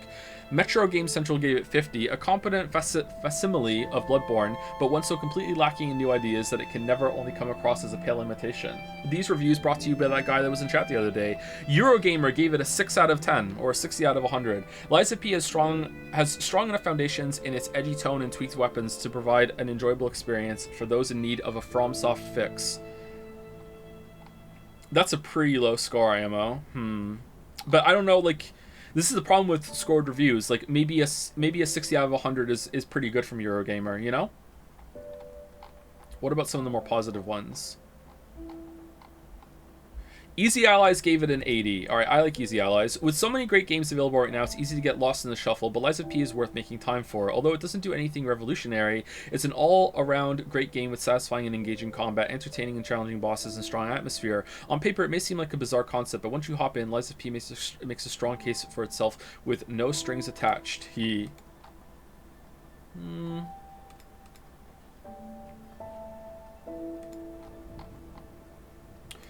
Jimquisition. I love Lies of P until I don't, but those less adoring moments are always followed by something that ropes me right back in. A slickly directed, beautifully presented game that takes the absurd concept of marrying Bloodborne to Pinocchio and commits so earnestly that it transcends the silly and just plain works. Difficulty spikes and dodgy pacing undermine it at key points, but some systems aren't as useful as they should be, but none of that takes away from the high quality and the amount of imagination poured into what could have been just another Souls-like. Even at its most exasperating, I wouldn't let it lie. I would agree that it has some pacing issues.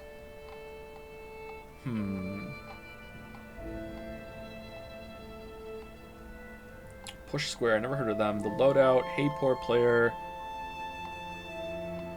GamePro Germany, IGN Italia, Gamers Heroes, IGN Brazil, RPG Fan.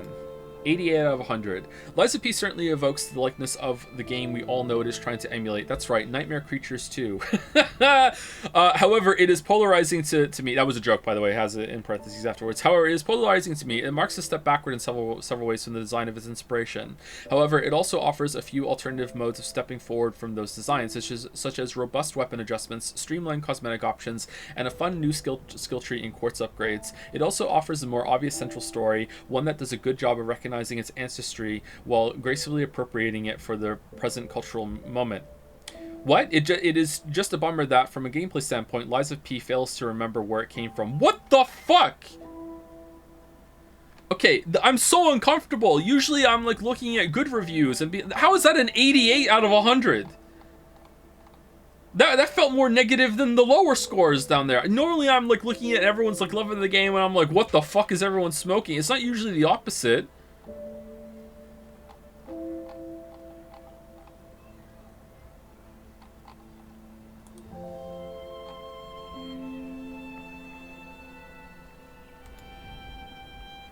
Okay, user reviews. LeonCO2332 gave it a 0 out of 10. The bosses are extremely poorly developed, especially the last one. There are even good bosses, but the last one is so poorly done that it's sad. Alright, thank you. Banger review. I would like to see more. Okay, JD1872 says, it is almost very good, but the combat and a few other issues stop it from feeling that enjoyable. They seem to have gone for a combination of Sekiro and Bloodborne, but the pairing is just not as sharp as Sekiro, and I never really found a weapon or playing style that was satisfying. Skill issue. Some of the bosses and mini-bosses just seem to have endless health and fights go on forever. The fights are tanky, but I think that's a good thing. I think a lot of fights in the other Souls like need more health. Some of them just fall the fuck over, man. Some of the bosses and mini-bosses just seem to have enough health fights going forever. You're waiting for them to finish their 15-hit combos so you can hit them a few times. Deflect them! The other main issue the game has is the leveling up of weapons, and your characters does not feel like it makes any noticeable difference. You do not get the same satisfaction you get from a From Software game where you feel more powerful each time you level up.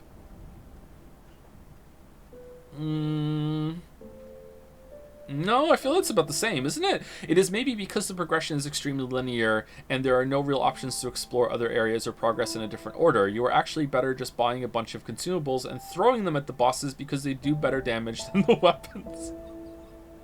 It is a good attempt for their first game in this genre, and it is enjoyable in places. Some of the boss designs are very good, although the difficulty is not well balanced. Maybe they will fix some of the balancing issues with patches, and it will get better. 7 out of 10 from JD1872. That seems like a reasonable review. I don't agree with it, but it seems reasonable. Okay, last one, then we'll go to Steam reviews. These are Metacritic. Demestro says 7 out of 10. Oh man, this is a tough game to rate. On the one hand, they are newcomers to the genre. You want to give them the feedback that they're onto something, yet the very important details are so messy and clunky to me personally that an overhaul is needed. Wow, the game is technically so clean, runs perfectly fine. However, when it comes to Souls-likes, this is not what counts. Yeah, you know, you clearly like FromSoft games. Can't rate it any higher, as this is just really a remix of the FromSoft mechanics. Moreover, there are fundamental flaws that so desperately need to be fixed. Too narrow parry window. No reward whatsoever for perfect parries. What? You still get pushed to the edges of the arena where camera issues, especially with larger bosses, are waiting. The posture mechanic is nothing but bait to be high risk, very low reward. A lot of times when the opponent's health bar is shining, you are baited into trying a charged attack. However, most of the enemy's attacks go way longer than the short window you have.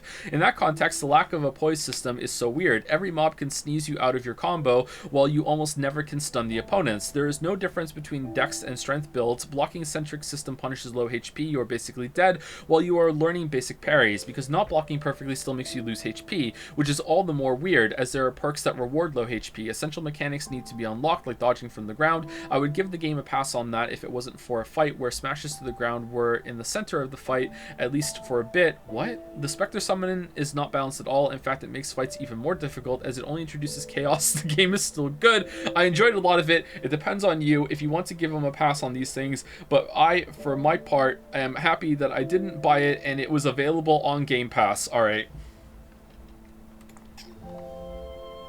Alright. Well, that was a review. Alright, Lies of P on Steam. Let's look for some negative reviews on Steam.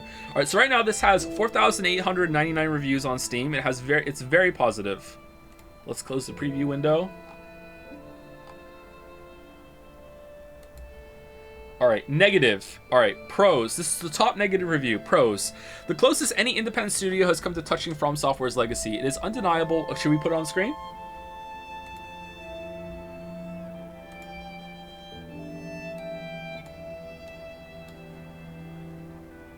I didn't want to put Metacritic on the screen.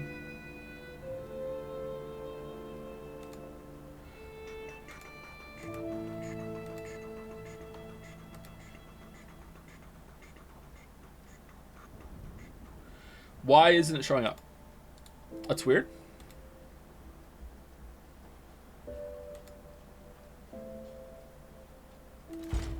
Ah! Oh no! No, no, no, no, no, no, no, no, no, no! Alt F4, panic, panic, panic at the disco.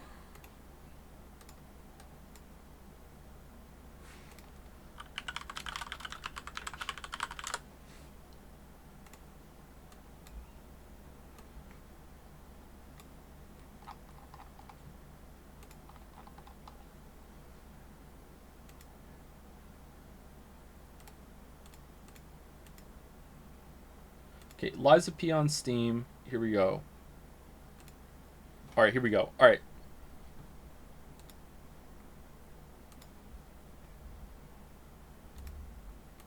Alright, we good?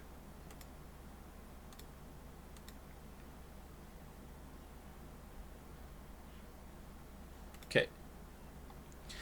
The closest any independent studio has come to touching From Software's legacy. It's undeniable what Lies of P's inspiration is, regardless of what the development team may say. The tone and style of Bloodborne, with mechanics resembling Sekiro and Dark Souls. But despite its many flaws and overall tone of this review, the game does do an astounding job at living up to that comparison, and I'd be very excited to see what else this team can do.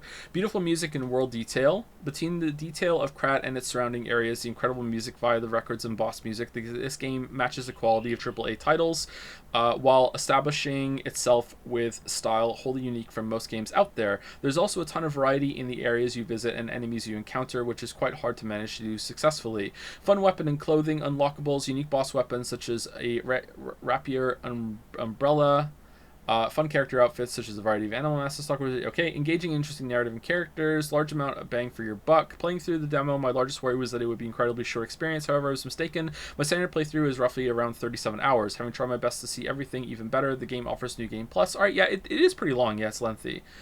Game ran great even at 144 frames per second. Alright, cons. Alright, here we go. Absurd parry and dodge timing. One of the largest and loudest criticisms the game received with the demo was concern over the dodging and perfect guarding feeling incredibly tight and difficult to use. Make no mistake, this has, as the time of writing of this, not been fixed anywhere close to far enough. I mean, it doesn't need to be fixed though. Where is this narrative coming from? I see this a lot. Am I wrong? Like, it seems like a lot of people in chat agree with me, actually, which is also uncomfortable for me. Fix what? It's fine. Like, I barely even did any dodging, and when I did the dodging, I'm like, okay, that functioned exactly like I thought it was. Like,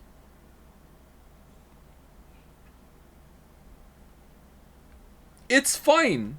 Like, I love this narrative. It's like, oh, look, it needs to be fixed. It's not even that, oh, we don't like it, we need to adapt. No, it's broken. It needs a patch. It needs to be fixed. Like, what? You will miss parry timings incredibly often. Dodging will never feel quite right even after you upgrade it, which, by the way, should absolutely not be a thing. The timing is so pinpoint that even by the end of the game, I still wasn't hitting most of my perfect guards. It has succeeded in making me want to replay Sekiro just to feel some consistency, and resulted in my entire playthrough feeling incredibly annoying. I don't want to say skill issue, but skill issue. Hey, Lily. I don't want to, but... Can you say skill issue? Skill issue. Condescendingly. Skill issue. Skill issue. Like you're Joe Biden. Skill issue. There we go. Thank you. You have to sound like you're about to burst into tears. I had to close my eyes to really get into character to do that. Skill issue. Artificial difficulty. One of the most important fundamental lessons. Can you define it first, please? Lessons from Software can teach. In seeking to make a Souls-like game is how to make encounters challenging but fair. And this fundamental lesson is completely missed by this game. Enemies often have insane amounts of health, and most do not stagger remotely from your swings. Boss fights rely on double phases. There are literally 6+, including 3 back-to-back in the final area, which is absolutely absurd. You can have normal boss fights. Human fights tend to devolve into backstab fest because trying to actually engage with them and their lack of stagger is frustrating. No, okay, I agree and disagree. Human fights were my least favorite, but they stagger a lot. What are you talking about? Those were the ones where you did see a lot of stagger. That's what set the human abilities, like the human enemies, aside from the carcasses and the puppets. Like, humans stagger a lot. Dagger use, yeah, maybe it depends on your weapon. That's true. Yeah, I do agree that the human fights weren't that great, though. I definitely agree there. Gemini, I have no hate for the VA, who did a great job, but Gemini has to be, without a doubt, the worst inclusion of a game character in any game. Yeah, this I agree with. I don't know what the fuck Gemini was even there for. Like, to the point where I started to wonder if it was just, like, the voice of Carlo talking through or whatever. I don't know what Gemini's point was.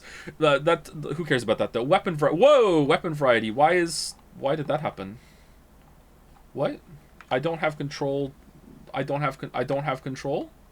Okay. Now it's... Oh, it was the gamepad. Okay, that's weird. Weapon variety. As many users have pointed out, heavy weapons are simply not viable for a majority of people. The IGN review was like, heavy weapons are the best! Number one! What... They're very slow. They only do a marginal amount of damage more than dexterity weapons. They have barely any stagger. They take extremely high durability damage, and many of the movesets are interruptible mid-swing. And the problem isn't that dex weapons need to be nerfed. They simply need to make heavy weapons better across the board, full stop. Mechanic flaws. There are several mechanics in this game that, in my opinion, either add little to the game or detract from it heavily. The repair system, I barely ever had to engage with this system, and when I did, it was a huge annoyance that halted the game rhythm. And the Fable system, the abilities are sick, but you barely ever get to use them even after upgrading them, are two examples that come to mind. Also, as mentioned before, upgrading dodging should not be a thing. What was the one where they just kept bringing it back with the fucking facial animations? Also, the facial animations, it's so bad. Dodging should just be good from the start. Okay, I disagree there. I think the weapon, I spoke about this at length, I think that the weapon repair system is fine and it adds the justification for some systems working. And you don't have to do it very much. I don't even think I had to repair my weapon at all in the last fight, right? And that was a long 2-phase fight. The Fables, you can spec into it. You can build into Fables if you want with the P organ, and I didn't do that. And it was still nice to have this Wumph ability that you could use for free damage. Yeah. I agree with the dodge thing. You should have to spec into it. I don't think you should have to spec into the roll from the floor. The other dodge that you have to get, I don't know about that one. I didn't really understand what that did, but I think you shouldn't have to spec into rolling on the floor. Disappointing rewards. Several unique bosses and enemies, including the Black Rabbit Brotherhood, do not drop unique rewards despite having neat weapons, clothing, and or abilities that would be fun to use the player. Especially the older brother's Buster Sword and Mask. Like, how the hell did we not get that at all? Okay, on the one hand, would it have been great to have those weapons? Yeah, absolutely. On the other hand, it has like 50 fucking weapons. There are enough weapons. That's not fair. There are so many weapons. Lies appears to be one of the most conflicting experiences I've played in a long time. There's a ton to celebrate in the game's craftsmanship, and I genuinely believe that it is the closest any developer has come to replicating the magic the From Software creates. But as much as I tried to ignore it, the flaws in this game soured my entire experience. Awkwardly tuned block timing, ridiculous and annoying enemy and boss design philosophy, horrible facial animations, and a myriad of individual mechanical problems got in the way of the enjoyable things the game did. Because of this, I personally cannot recommend the game. I would heavily recommend trying this game out on Game Pass before you buy it to see if it's a good fit for you. If the game ever fixes these issues, I'd really reevaluate for sure. Okay, listen, I don't agree with this review, but this is better than the IGN review. Are there spoilers here? Like, to me, like, this had examples. It was specific. This reviewer knew what they liked and knew what they didn't like, and they fucking said it, man. Like, this is better than the IGN review to me. I don't agree with it, but I fucking can respect it. It's pretty detailed. It's clear. It's got a lot here, but it's not overly long. It understands colonialism, yes. It doesn't need an editor. This is a good review. I mean, he's wrong. But it's a good review. Let me be clear. This game is great and I'm loving it. However, de novo... Oh, okay. Updated. Check the bottom. Okay, where's the bottom? All right, here we go. Alright, having finished the game, I want to update my review and my final thoughts. I'm sorry to say I will not be changing my view of the game. Well, why is it an update then? What the fuck? They got us in the first half? Combat is built entirely around perfect parry with a very weak dodge, small parry window, and high damage health sponge enemies. Update! I haven't changed my mind?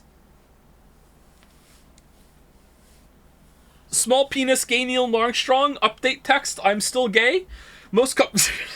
The most common cause of death is player didn't time the perfect parry correctly, which is just frustrating, especially in the late part of the game.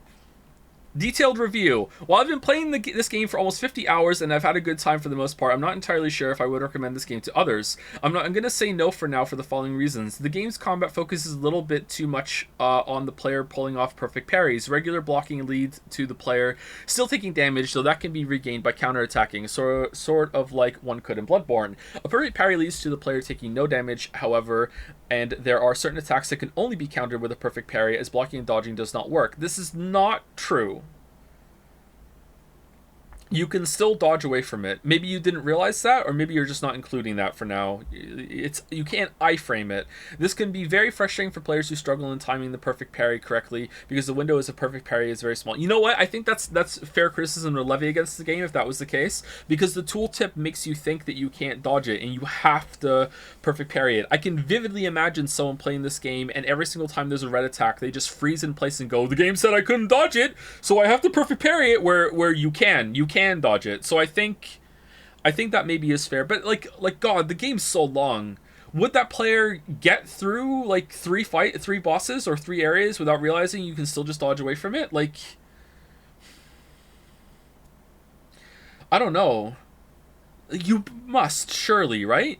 This is especially frustrating during boss and mini-boss fights because a lot of the bosses and mini-bosses are heavy health sponges. The dodge is also an issue with the game because it is nowhere near as useful as it is in Bloodborne or another Souls game, because the player both doesn't dodge as far and doesn't get as many iframes.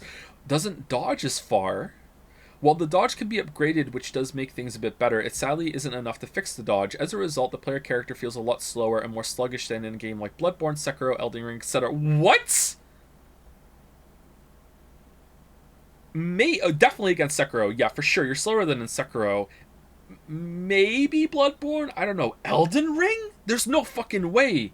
What, were you like full on inventory weight or something? Like, were you a heavy puppet? There's no way. Oh, Bloodhound Step. Yeah, maybe Bloodhound Step. Again, this is why it's so hard to judge these games and where people are coming from, which can be very frustrating during boss fights because both bosses and mini bosses are very often very fast and can overwhelm the player with their superior speed. Basically, the combat doesn't feel very balanced as it becomes very obvious very quickly that you're supposed to use perfect parries, and the game heavily enforces that. Regular blocking and dodging just aren't as viable in combat, so for anyone who struggles with timing perfect parries, they will have a very rough time. FromSoft's game always allow every approach to be equally viable. Well, yeah, okay. Whether the player blocks, parries, or dodges, usually every option is equally viable during combat. This isn't really the case in Lies of P, as the game heavily enforces the use of perfect parries. I think this is holding the game back from really shining because as it is now, it can be a very frustrating experience for all the wrong reasons, especially in the late part of the game because the player frequently encounters enemies that have a lot of health and deal a huge amount of damage, very heavily enforcing the focus on perfect parry. I don't agree. These issues might be fixed in time with patches to bring always with the patches bring in more balancing for the combat. We will have to see. For now, however, I'd say be very careful with this game, especially if you're somebody who struggles with perfect parries and wants good facial animations. Alright, update, I still feel the same way, Lamayo. Alright, I think this is enough. Need some tweaks and changes. Is it gonna be with parries and dodging?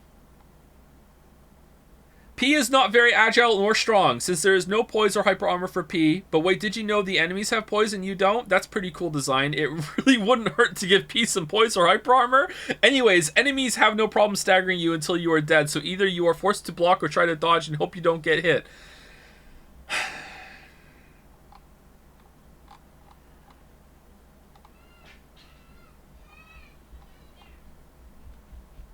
Gmi OTS is probably the worst designed boss ever created in the Souls world. How the heck did that abomination get to be in the game? The swamp monster? That fight was a banger! If you think King of Puppets is tough, just wait for that garbage boss. This message brought to you someone who hasn't killed the green monster in the swamp. Overall, I didn't enjoy any of the bosses I've faced so far. I don't know if they get tweaks or not, but the time will tell, although I do really doubt it.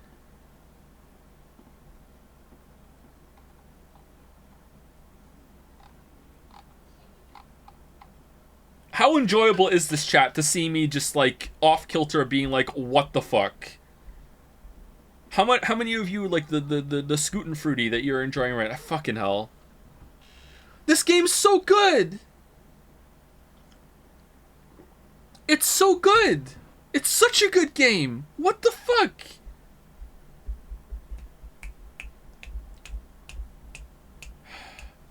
I think it is time for us to let developers know that super delayed attack animation is not a good way to ramp up difficulty in this genre. Are you gonna go and repeat this review on every single one of FromSoft's games after Dark Souls 1 did, Panas? Are you? How curious. Really? Oh, okay. Lumen. Visually stunning, but then you play it and realize it's got no rhythm at all. It's basically a clunky version of Sekiro. I wish parries did something. They would if you tried. Good until Chapter 8. Which is Chapter 8? Extremely downhill after that. Bosses are more annoying than challenging. Their effects cover most of the screen, so you have no idea what's going on. They also push you to a corner where you can't dodge out of and you can't see anything because the camera goes crazy. Parry window seems to be changing from move to move. Not consistent at all. Try pressing the parry at the same time. Maybe after a few patches it will be decent. Bosses are cool, but become tedious really quickly. At first it was hard, and then a learning curve, and then, okay, parry these 6 attacks in a row before I can land one hit. It felt good for a while. I've played all the Souls games in Sekiro, so I know the drill. Do you? I'm using a greatsword for fun, and for better block if I whiff a parry for reference. I feel like parrying has yielded better results for downing bosses, but it still feels unsatisfying as a gameplay loop. Sekiro did involve parrying a lot as well, and I don't intend to compare them. With that said, it did feel satisfying to parry a combo in Sekiro. I don't intend to compare them. I will now compare them. Now, when I see a boss gate, I don't think, oh, cool, a new boss. This will be sick. I think, God, I'm going to have to memorize the parry timings for another 3-hit combo, 3 2-hit combos, and then a 5-7-hit combo plus right attacks before I have a chance. Okay, what are you doing in the other games then when it comes to dodging them? That's the genre, my dude. Oh, no, it's a different button instead of the dodge button. That's the same shit. You just don't like the genre. That's fine. It doesn't have to be. I genuinely don't feel like finishing the game. It seems like chores or eating vegetables. Dude compared the game to eating vegetables. Liza P, it's like eating vegetables. The combat is fun, and the zones I have played through have been fun. It's a cool world to explore with neat little side quests. What? I may still continue after writing this, but as of now, it's not even frustrating. The bosses just got boring due to how over-engineered they feel. It's not hard, it's just boring. When I do beat the boss after taking the time to memorize everything, I feel good. When the next time I see a boss gate, I lose my appetite to play. Alright, it sounds like you just need to have a stronger strength of will. You need to go over and like give yourself a pep talk in the mirror and be like, you know what, I'm not gonna let Liza P beat me. It sounds like you're having the fucking intended Souls-like experience, my brother, and you just are like annoyed, and right now you're in the oh fuck, the game's kicking my ass phase, and then finally when you get through it, you're gonna be like, holy shit, I love this game, time to kick its ass. Sounds like intended experience.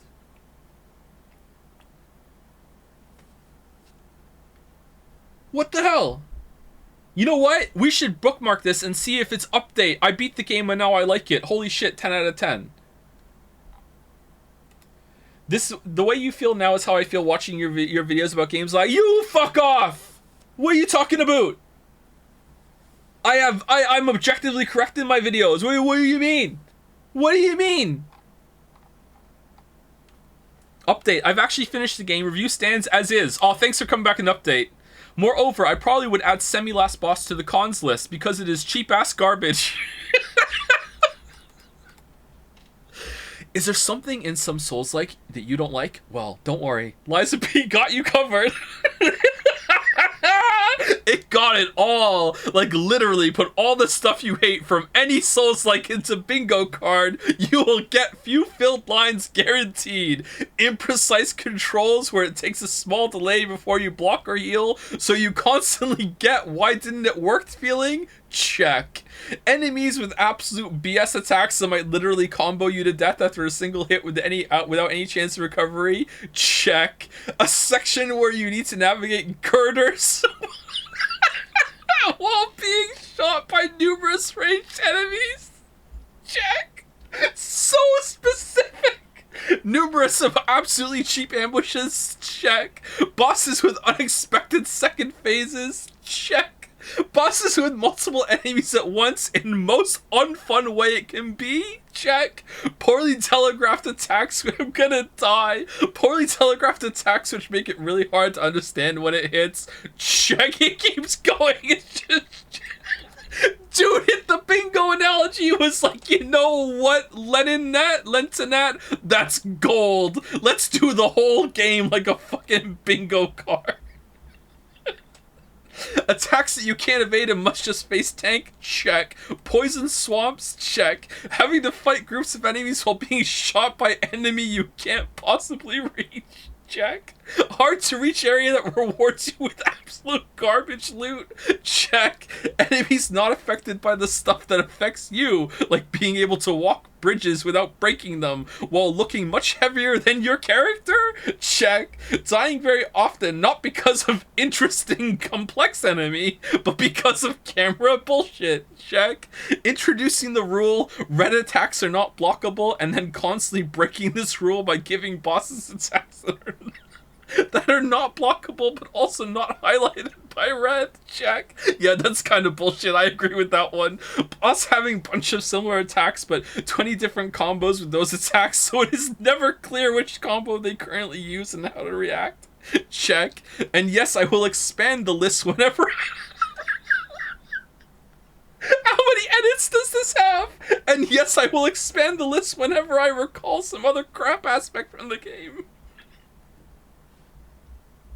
Check. I don't remember a single boss when I finished and was like, man, that was hard but fun. Almost every boss I'm crying. I'm so glad to be over with this bullshit. Liza P is by no means worse Souls-like and has a lot of cool stuff going for it, but man, I can swear it does its damnedest to make me absolutely hate it. Holy fuck. Oh my god. Oh. Holy shit. Later game is completely messed up. Ridiculous traps and completely unbalanced combat system are not fun. It feels like the designers never played the second half of this game. If you enjoy Souls-like games, just replay any Dark Souls game. Ooh. Ooh. Most negative only. We're negative Andes here. It's like if Sekiro had a terrible deflect system and the fights had no rhythm to them. Wow. Wow.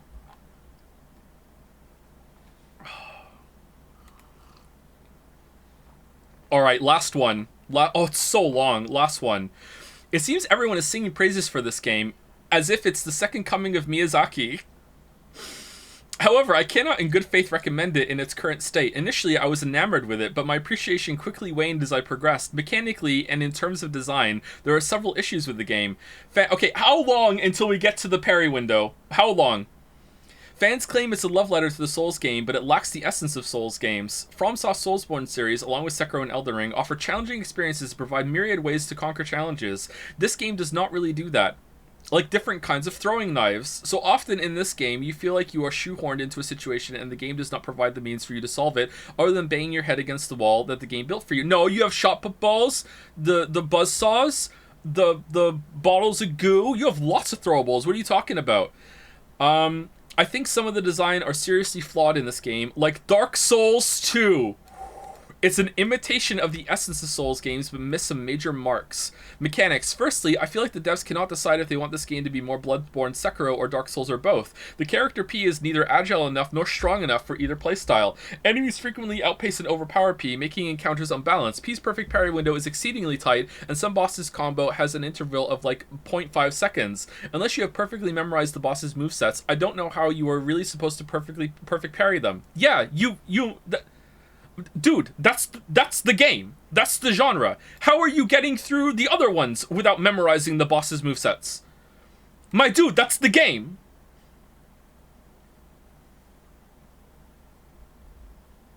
Enemies also do not react to being perfect parried. They do not cancel their combo. That's a good thing. They do not get staggered, making this mechanic extremely unsatisfying and unrewarding.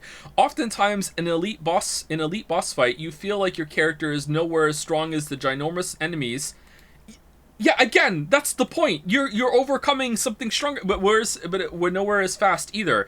P cannot raise up his weapon fast enough to parry a lot of the time. What? Due to recovery frames on so many of his actions. What's worse is that P has no poise, or hyper armor, or no style, or no grace. He has a funny face. Poise is simply not a stats in this game. No amount of gear or any weapon changes that, so P with no poise and cannot dodge block fast enough, resulting you just often get comboed to death in a corner by a rampaging boss or stunlocked to death on the ground. More on this later. Second of all, weapon design. I played through the game using a strength build. I started with heavy weapon, and let me tell you, the heavy weapons in this game are pathetic and woefully ineffective. Heavy weapons in Dark Souls are some of the fans' favorite. They are slow and cumbersome, but they have long ranges, very high damage, and very high poise damage. So as long as you know what you are doing, you can keep the enemies at bay by killing them at range or stagger stun them. However, the heavy weapons reach in this game is laughable. Did my dude put like the heaviest hammerhead on like the shortest hilt and is like, I am very intelligent? You can make some really long range weapons. What? Is laughable, and their attacks are so slow that with super long recovery frames that stop you from dodging or guarding. What's worse is that for some reason the geniuses and NeoWiz made it so even when you stance break an enemy, you have to do a fully charged heavy attack or fable attack, they are just as long to cast, to be able to do a fatal visceral execution attack. Enemies also does not react to being stance broken whatsoever. They will continue their relentless combo and overlong delayed attack combos. Perfect parry was hard enough already. This just makes it all the more unrewarding, especially good luck doing it with the pipe wrench, because the charging heavy is a 2-hit combo and the first hit doesn't count, only landing the second hit allows for the visceral attack. Well, it also wouldn't be so bad if our ultra heavy and slow weapons have any amount of poise or hyper armor, so we can trade health. Oh, obsessed with this, huh? So we can trade for visceral attack. This review brought to you by someone who hit traded through every single other Souls game until now. No, your character has no poise or hyper armor regardless of what weapon you use. So if you are almost done with your super long charging heavy, and even the weakest of the trash mobs look at you the wrong way, you are a bunch of hearts. I also don't understand why the game devs thinks that any vital information such as stance bar should be hidden. In Sekiro, the stance bar of both you and the enemies are clearly shown. I go back and forth on that. The way that it shows up in the bottom after you get some hits is an indicator, and that's better than nothing, but maybe it should be there. I don't know. I really wish it was in Elden Ring. So it should be, if I'm consistent, I should say that it should really be in Lies of P. But I feel like because of the deflections and how they work, that it's more okay in Lies of P. But maybe it should be there. The reason why I think I don't like it in Elden Ring, though, is because of how it's more difficult to build that up because dodging doesn't do it. But also, like, it often feels like they clear it faster and consistently, and also, I swear to God, during some attacks enemies have, you do a charged R2 on them, and because they're in that phase, they just don't take stagger damage. That's how it feels to me. So I guess I just want more information because it just doesn't feel right. So maybe that's where it's coming from. I don't know. Maybe I just don't understand the intricacies of it. Third of all, enemy design in general. Every enemy in this game has an ungodly amount of delayed attacks. Pretty much every elite and boss enemy uses overly long 6-7 hit combo, spinning attack, drunken master style delayed attack combo that is really, really poorly telegraphed. Some of the grab and slam attack also look too similar. Almost every non-grunt enemies also have furious perilous attack that you cannot dodge unless you want to wear a 21 weight late game amulet, but only perfect parry. Okay, again though, you can dodge it. I wish I could talk to these people and see if this is what they mean. Because if there are a lot of people out there that think you had to perfect parry every single red attack and you couldn't just dodge away from it or run away from it, then that explains a lot of the anger. Because fucking hell, man, like yeah, I would be miserable too if I played this game all the way to the end and I didn't know that you can dodge roll away from a red attack, you know? Most of the regular elite enemies that you encounter throughout the exploration are so tanky and do so much damage. When I think of an elite enemy, I think of Black Knights or Chained Ogre. Okay, Chained Ogre sucks, man. What are you talking about? It's one of the worst fights in the game. However, for the elite enemies in this game, if they had a little bit more health, they might as well be regular bosses. Most of the enemies are also so very aggressive that they leave you with very little window to punish. Like, they repeat their 5-hit combo 3 times immediately, one after another. Coupled with the fact that even if you stance break them with your perfect parry, you cannot punish them because, again, you need to land a charged heavy. The camera angle is seriously awful a lot of the times, too. What? The camera was, like, one of the best, if not the best I've seen in these games. A lot of the enemies are so much bigger than you and have so many overhead attacks. The overhead attacks already barely gives you any visual cues to begin with, and coupled with the very close-up camera angle, it's very hard to dodge parry them. For example, spoiler. Oh, that's a YouTube link. I'm not going there. Bosses always look forward to fighting late game. Okay, if it's the last boss, I agree the camera didn't work all that well in phase 1 of last boss, if that's what they're talking about. But that's only the only example I can think of, actually. Bosses, I always look forward to fighting bosses in Dark Souls, but I absolutely dread fighting bosses in this game. All bosses in this game, bar 2, are either multi-health bar bosses with multiple phases per health bar, or absolute heart gank fights. It's not just difficult, it's exhausting and annoying.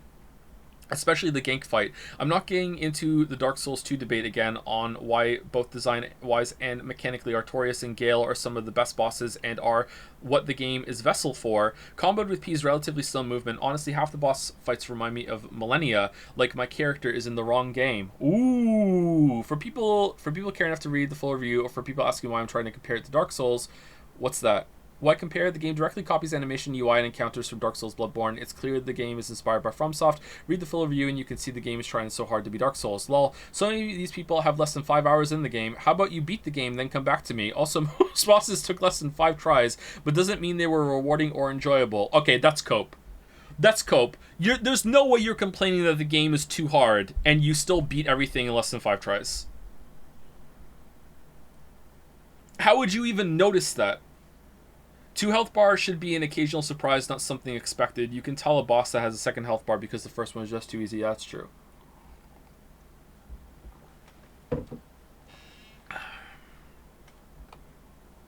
Do you plan on playing the Twin Mirror by the same people who made Life is Strange? My weeb, we're doing this right now. No, I'm not. I don't think we're going to play that. Is it good? Is it worth it? Could I get you to read backlogged reviews? I have a link ready. Everyone is so self-important there. It's great. All right, that'll be the last one. Sure. Mod recommends. Sure. Send it my way.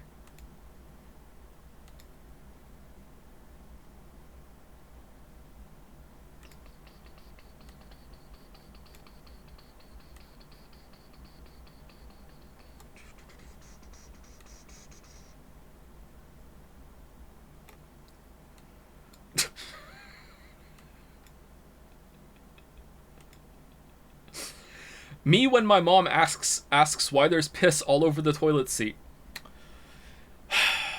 All right.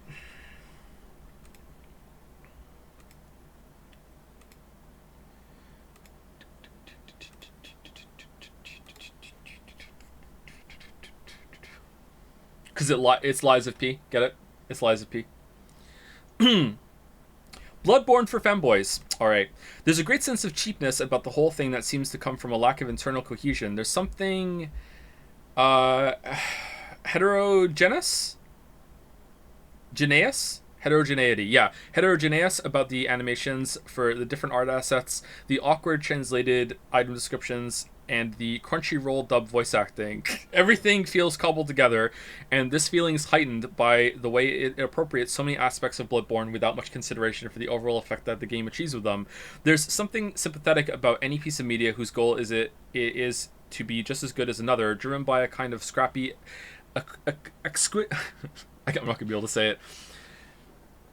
Acquisitiveness, there we go, that insists it needs neither talent nor originality to succeed. However, they de-Italianize Pinocchio, which is unforgivable. Alright, cool. Are we reading all of them? I think your mileage with this will heavily depend on how much you can forgive it for being so derivative, but I think in this case it's worth forgiving. Personally, I have no problem with stealing soul systems like bonfires, SS, stamina management, parries, rallies, etc., but there are points where I think Lies of P crosses a line. Talking to sick people through windows, a not firekeeper calling you clever one. When are you called clever one in a Souls-like?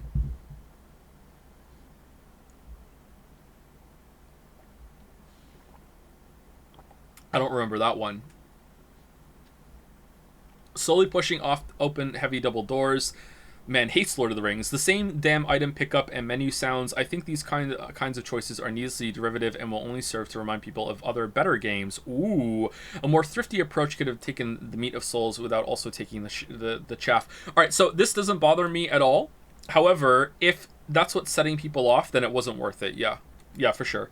Even things like attacking, running, and dodging animations are uncannily similar to FromSoft titles, which is a bit of a double-edged sword. On the one hand, this is one of the precious few Souls copycats that actually feels great to play, because it takes the finely tuned animation cadence of FromSoft so wholesale. The other Souls copycat that feels good... the other Souls copycat that feels good, Nioh, relies on the years of action game experience that Team Ninja has, so it's maybe preferable for an inexperienced dev to simply steal in this case. The negative side of this is that everything which feels off or out of place will stick out all the more severely. Level design is pretty obviously inferior to FromSoft games, I agree with that. As linear as it is, with a bunch of superfluous shortcuts lacking the overlapping and layered tracks that define the best Souls levels, Dark Souls 3 Undead Settlement is a perfect example. That's the one you're going with, and lacking any real side areas, but elsewhere I have to say that as the game went on, I found remarkably little to complain about. Environmental design and the art direction is alarmingly good for a debut game. Enemy variety is surprisingly great. One of the critical things that separates good Souls from mid-Souls, I was really taken aback by how the game has unique mini-bosses that are only used once or twice, whereas basically every other Souls copycat is defined by excessive reuse. Yep, this is very true. The quality of the animations is universally top-notch. Everything flows great, and so many weapons have enjoyable movesets, and the bosses have subtle variations in their combos to signify what they'll do next. Yep, very true. Yep, arguably the best part of the game. All creativity is about stealing to some extent. Okay. Let's go to a negative one. This is too positive for us. There are a lot of positive reviews here. Where's a good one, Nagast? More like Lies of Plagiarism.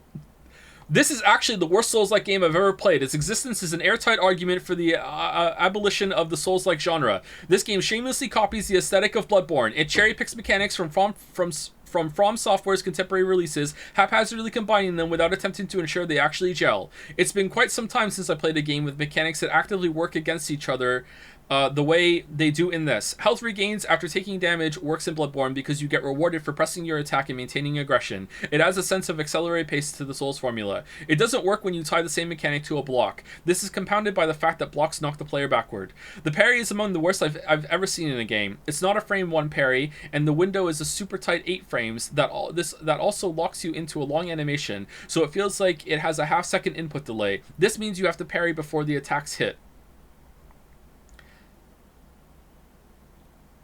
As opposed to, it's not difficult, but it just feels unsatisfying. Moreover, the parry barely builds stagger meter, but failing to execute it results in half of your health or more being taken, so it's mostly taking a considerate risk for little reward. The dodge, like many of the character's latent abilities, is underpowered because someone decided that carving out abilities that players should just have and throwing them into a skill tree was a good idea. It's a pathetic way to try and force some layer of progression. Still, it is an active detriment to the experience. Couple these issues with the fact that bosses have far too much health and very few windows for attack, and these encounters mostly boil down to tests of patience. It's not even particularly challenging. There it is. There it is. I love this line that people throw in when they're finding something too hard. I love this line. They always include this line. Always include this line. It just feels fucking awful, awful play. If you're gonna emulate something you closely, you better not miss. And Liza P fucking whiffs in an almost impressive fashion. It's clear that the developers did not actually understand the games they were ripping off. Instead, they took unharmonious mechanics, tried to slap them together, and made slight adjustments so it didn't look like they straight up copied From's homework.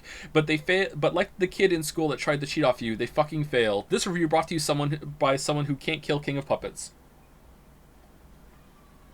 Cough, Josie R review, cough. No, I say the exact opposite, chatter.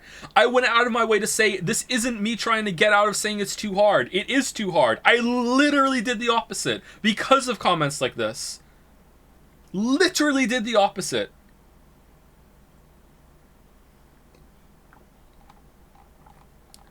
Any other good ones, Nagast?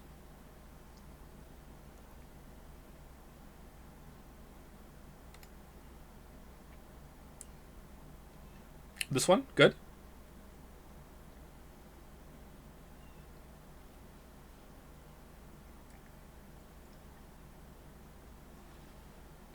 These are the reviews of the most likes, by the way. Oh, okay. What about the negative ones? Sort by recent?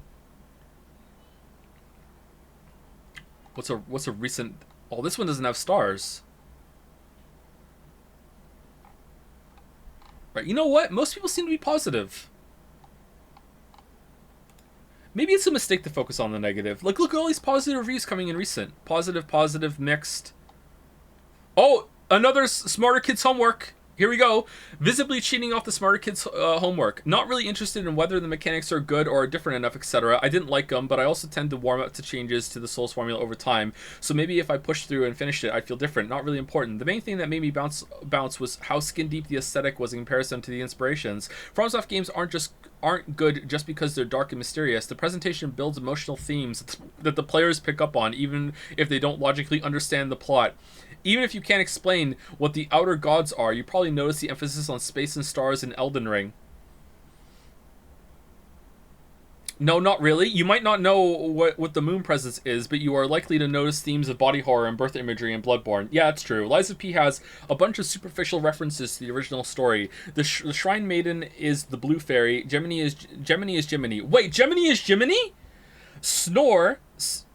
Oh, Snore's not a character. Okay, seems like the twist is going to be that the ability to lie makes Pinocchio more human than other puppets. Oh, you haven't even finished it, which is a very deep theme according to me when I was in middle school. And as long as I'm throwing elbows, fairy tales but dark is one of the lamest genres, primarily for tweens who have just aged out of thinking Kingdom Hearts is cool, but haven't developed good taste yet. Holy shit! My dude is mad that it's based on Pinocchio. Alright, you know what? That's fair, though. If you don't like it, you don't like it. That's fair. This is an okay reason to not like it.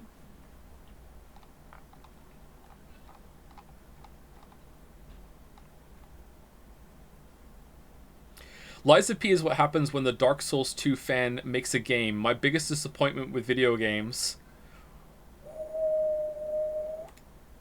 I'm ready. Oh, I can't read it. Alright, well, this was fun.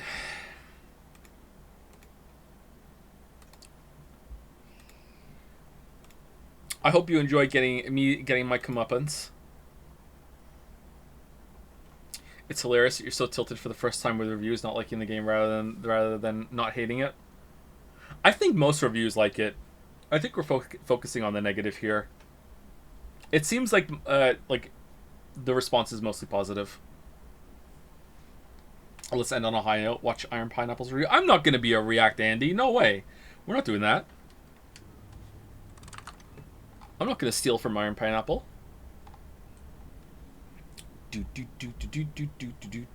Baldur's Gate 3. And now we're going to play some more, whatchamacallit?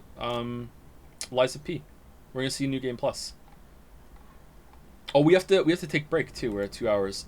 Before I take break, 5 minutes. We'll get into the game. We'll show some of it before we go. Nah, I shouldn't. We should just take break. Thank you, Kryken, for giving me a shout out after the raid yesterday. That's in my feed for some reason. Thank you, Kryken.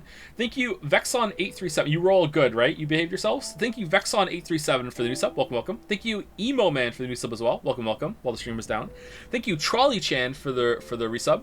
Jake the Snake for the resub. Evans111 for the resub. Mr. Dubois for gifting out a sub. Zero Vault for a shit ton of bits mid-October, right? That's too many bits, Zero Vault.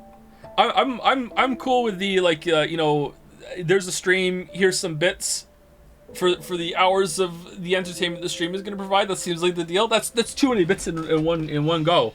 Thank you for them, but like that's unnecessary. You've already given so many bits, Zero Vault. Thank you, Durkashid for the resub. But yes, mid-October, yeah, October 23rd we'll be back. Thank you, Durkashid, for the resub. Thank you, Sifudoka. We should play Sifu for the resub. I should call her. Thank you, Cernica, for the resub. Thank you, Asa Gohan for the resub. Hopefully it's one of those.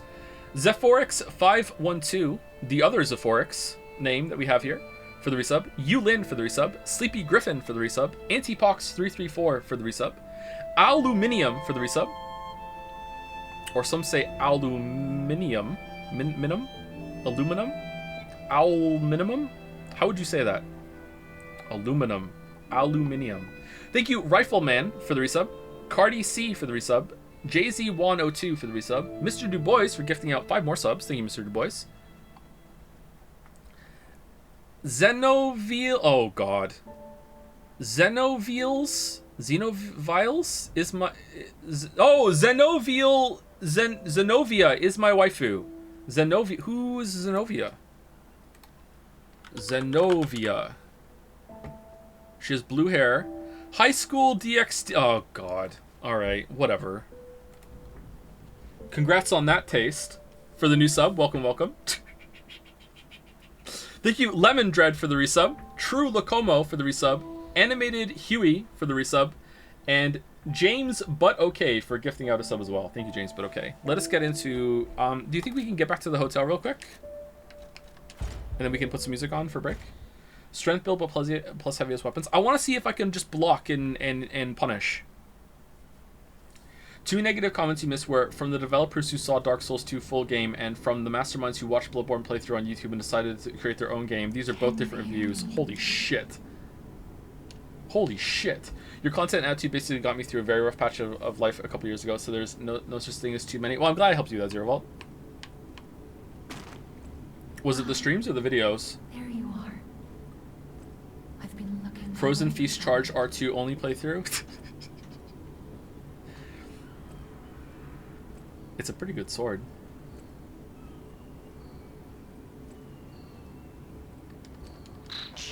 Both? The rare both enjoyer? I see my name, Jiminy. Please escort him to the hotel. Oh, are we on... Oh, shit. It's on New Game. Oh. Oh, I hit New Game by accident, and then it became a new save file, so it hit continue. Alright, load. Alright, this one. I live for the vids. My wife and I watch them together quite happily. I wish there were more. Hopefully soon. Alright, here we go.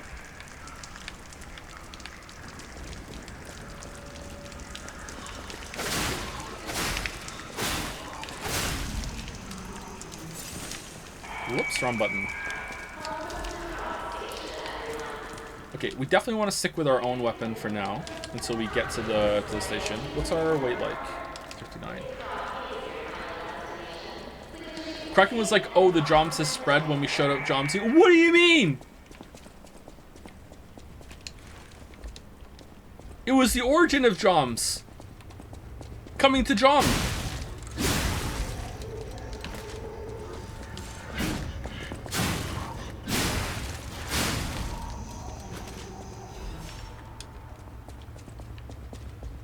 He thought we were spreading Joms, not originating Joms.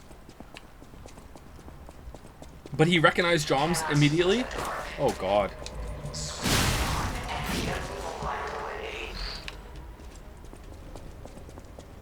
Oh, this was Jiminy the whole time that was talking.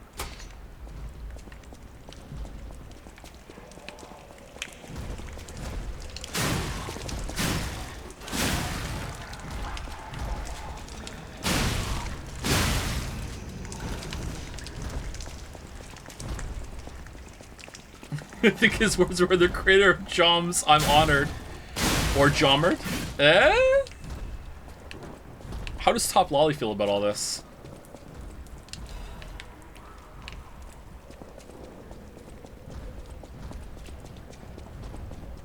Why all the -2s? I don't understand. We're on the hate pun arc.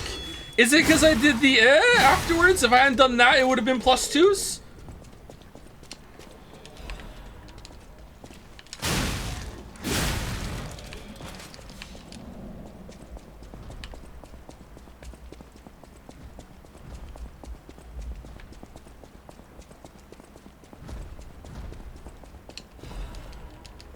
Joms. Joms.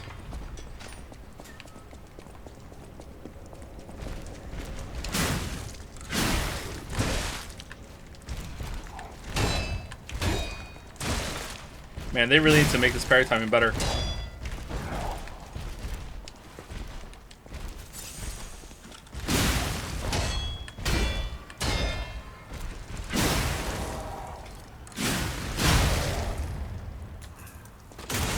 There's nothing wrong with this game. It's fine. I'm so mad. I'm so mad. Workshop Union lightweight frame. Oh, hold on. So everything's +1 now? On New Game, is it +2 and New Game +2? That would be an interesting system. That is a lot of defense for little weight, huh? Is it weigh the same? No, it's a little heavier. Okay.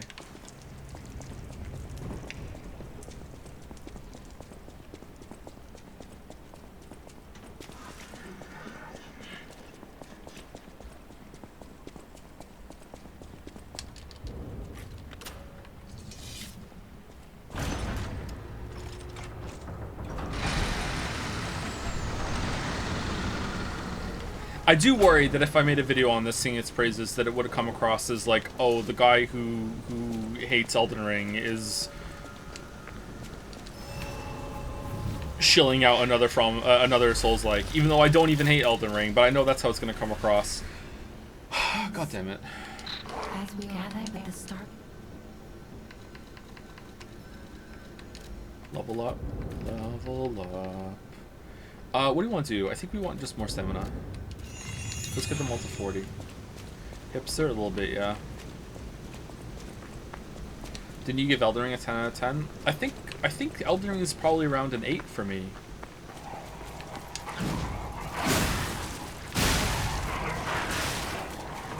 The highs of Elden Ring are better than the highs of this game for sure, but it's just too fucking long.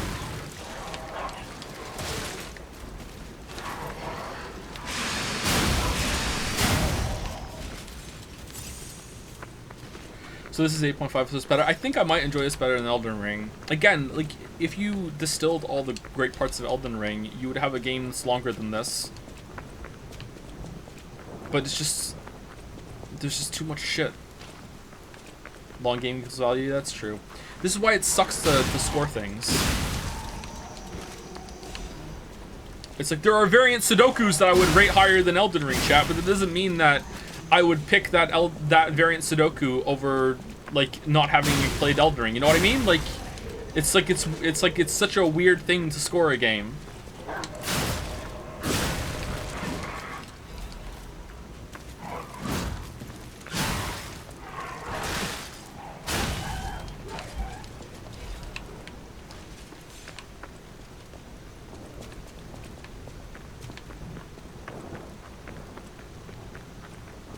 Evolve Idol or Elden Ring. Yeah, that's another good example. Like, I've gotten more enjoyment out of Evolve Idol than I have Elden Ring, and there's been a lot of really cool moments in Evolve Idol.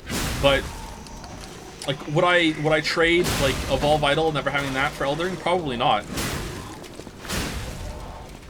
Like, I give Evolve Idol a better score. How many 10 out of 10s have you ever given? I don't really give scores out like that. I'm just like giving out a number just to kind of give an impression of what I feel. I don't give out numbers. The most famous score I've ever given a game has been Odyssey, which I gave a 6 out of 10.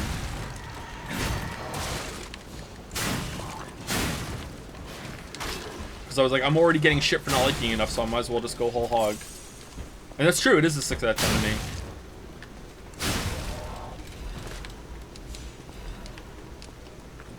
Six out of 10 is slightly positive. Yeah, I like Odyssey. There's stuff to like in Odyssey. It's just that a lot of it is a waste of time.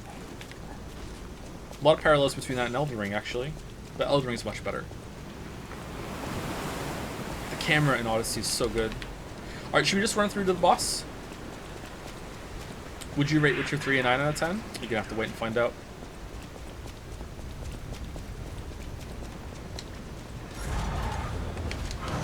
See, you can dodge away from it. There's no way you play the whole game and don't realize that you can just dodge out of the way, right? Is there anyone who chat who played this game and didn't realize that?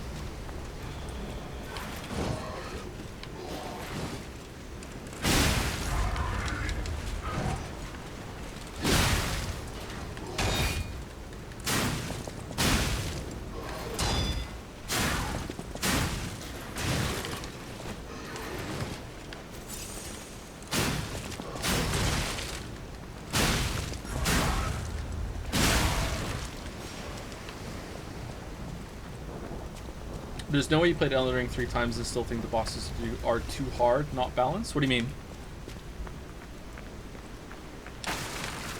Elden Ring's fights are not too hard.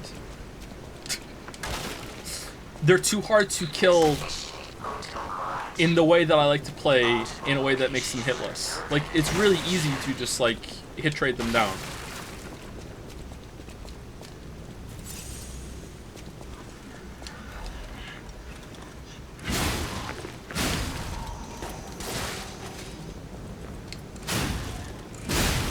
I did notice on my own, and you could parry red attacks until I saw it on stream. I skipped the tooltip because fuck that shit. Oh, you didn't know you could parry them. You just thought you had to, like, what, avoid them?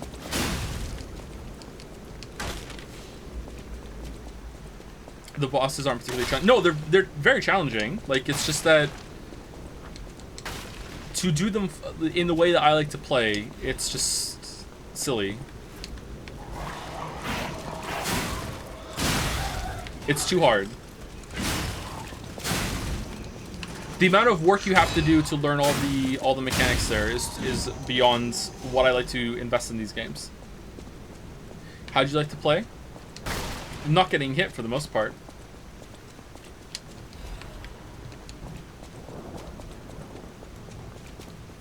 He said it's too. I also said it in the video, yeah.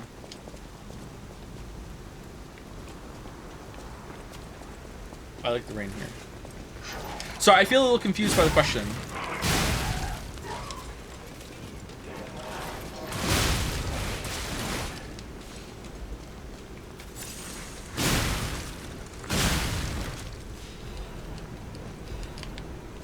I tried for many hours. I think I tried for about 4 hours to kill Millennia in the way that I wanted to play. And after that, I just went, fuck it. Put on 2 ultra heavy great swords and just more or less just hit traded her down, and I killed her in 2 tries.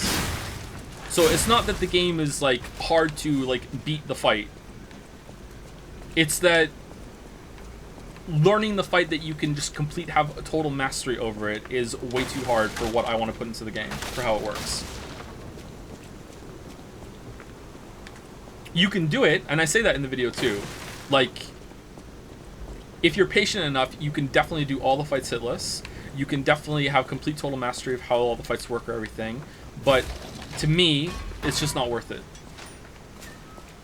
Sekiro is worth it to do it that way. And Sekiro is harder than Elden Ring IMO. This game is probably worth it more, and I think this game is probably harder than Elden Ring as well. It's probably not harder to do them hitless though, but it will add a lot of time and investment to do it. But Elden Ring is just not worth it. Like, in this game, you're doing a lot of, and Sekiro 2, you're doing mostly animation reading and learning the ebb and flow of a fight and feeling it out. In Elden Ring, you have to basically learn how the enemy AI works and game the AI in your favor and just know the spreadsheet that the enemy is following. And once you've gained that and you know how it responds to all the different positioning changes, then you can anticipate it like you're morbing through the fight. And that is, I can't think of an action game that I would like to do less than that, you know? Like, No, thank you. I'd rather like get really good at Devil May Cry or something, you know? What are some tips you would give to young authors writing their first fantasy novels? Don't take advice from people who had to self-publish their work on Amazon and then had to launch a streaming career when it didn't take off as well as they wanted it to. That's not being really fair to me, but you know, it's a good joke. It sounds funny.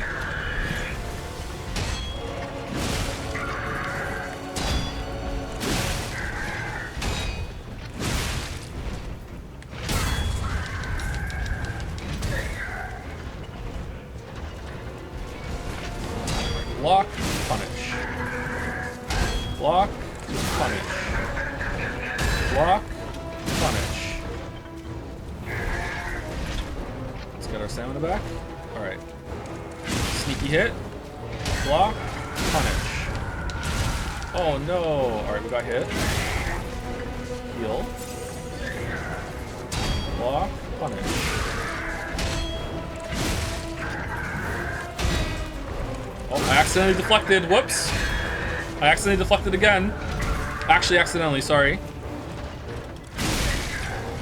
You know what? We should do this on New Game, not New Game Plus.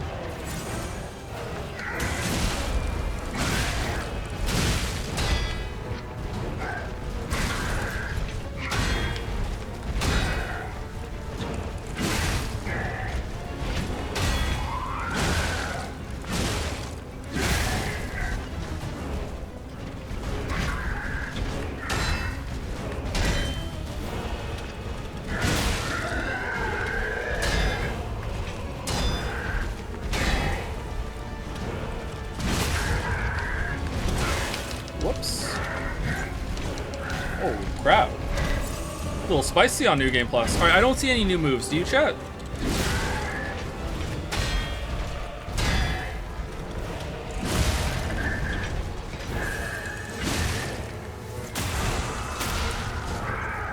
You can read the boss's text. Oh, can we? I didn't even see that. What did it say?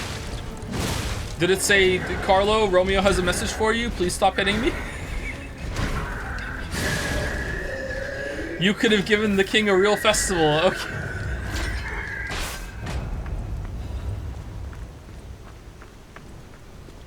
Oh, we got a quartz for that. All right, that's cool.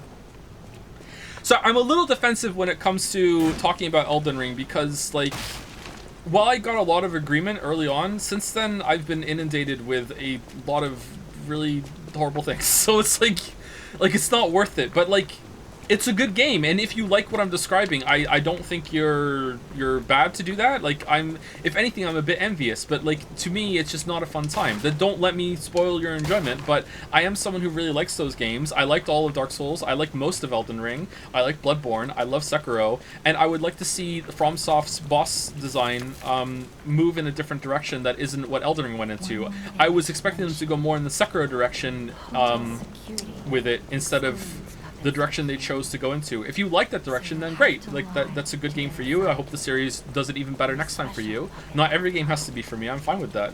But at the same time, though, I am a fan of those series, and I felt like I had every right to say what I did, you know?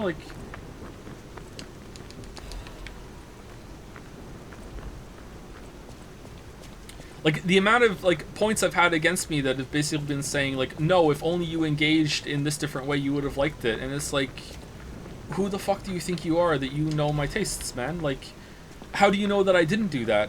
Is it because you ignored the part in the video when I said I did? Like, it's like, come on, like, it's not for me. And that's fine, just let it go. Welcome to the sanctuary of the Grand Covenant. Let's just keep going with what we did before. Human. Should we lie every single time? Do you think it's a worthy endeavor for devs to make UI elements movable like MMOs? I'm not a huge fan of needing to look at different corners of the screen for rather info than centering everything if it's ugly. Oh yeah. I think in the best, in an ideal world, you could do that with every UI. Yeah, more customization is better, especially if it's locked behind like a warning that in case someone does it accidentally and they fuck it up, because that's the only reason you wouldn't want to do it. Anyway, for the person who asked about fantasy writing, like seriously, like I know I did a joke, but really I don't know if I have advice for you. The advice I have for that is general advice that I always have for how to learn anything. Just read as much as you possibly can, like experience as much as you're of what you're trying to work on yourself, and see what you like about it, what you don't. Develop a critical eye for appraising it, because you can learn so much from what other people have already done. But that's just general life advice. If you want something specific to fantasy, then, you know, I'd have to know what your goals are. Like, maybe you fucking love Lord of the Rings and you want to make the next Lord of the Rings. I hate Lord of the Rings, so I don't hate it, but I don't like Lord of the Rings and how it works. So if I tell you, like, oh, you know, make sure you don't do too much world building, and if you do a lot of world building, make sure you only bring it up when it's relevant, you might be like, well, Joe, I want to do the world building, and the audience I'm trying to cater to loves it too. It'd be like, oh, okay, well, fuck. Like, now I've just given you bad advice. It's a waste of time.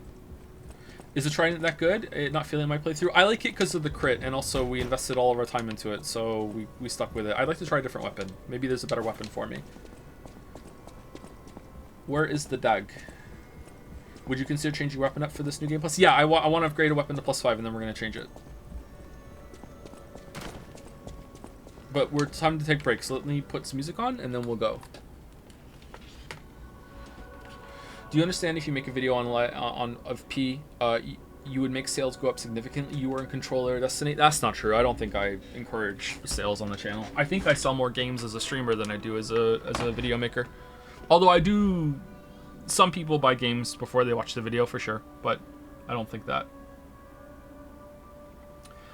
Thank you so much for not just saying practice. I hate seeing the advice for anything because it assumes the listener will know how to evaluate themselves and figure out what to improve. Well, I kind of did say practice, but I said practice in a specific way, right? Maybe that's what. Anyway, we're back. I'll put some music on. What do you want? First person to say the name of a song gets it.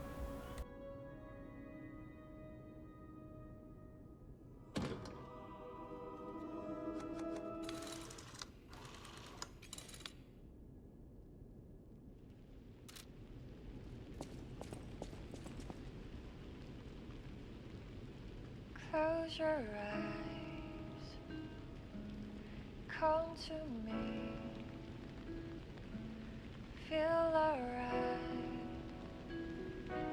just dance with me all through the night, turn it out, close to you, I feel good, 'cause I just know feeling of you. Give it to me, baby. Feel alright. I feel good. Just want you to step with me, dance with me, here with me, feel alright. I feel good on you. Alright.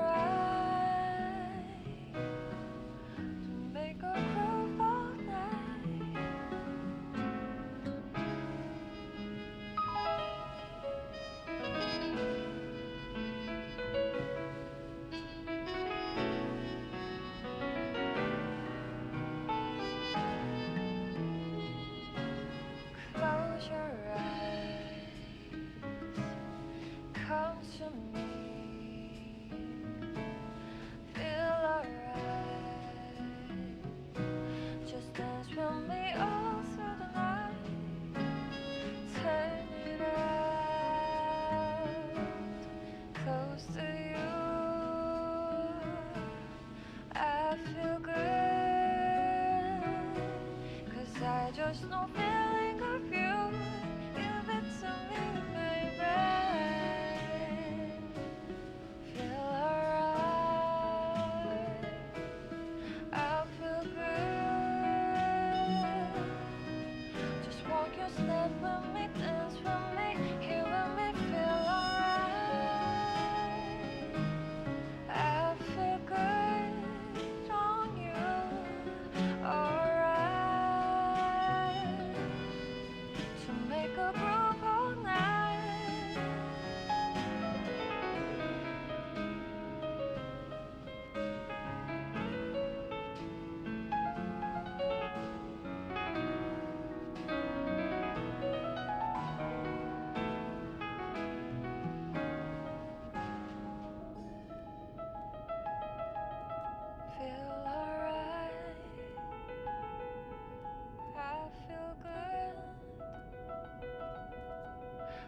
won't you step with me, dance with me, feel alright.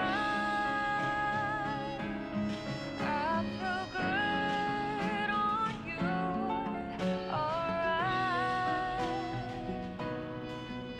Make a groove all night.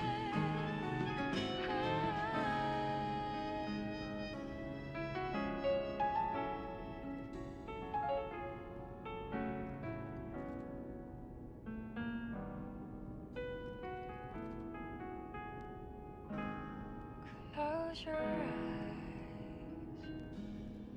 come to me. Close your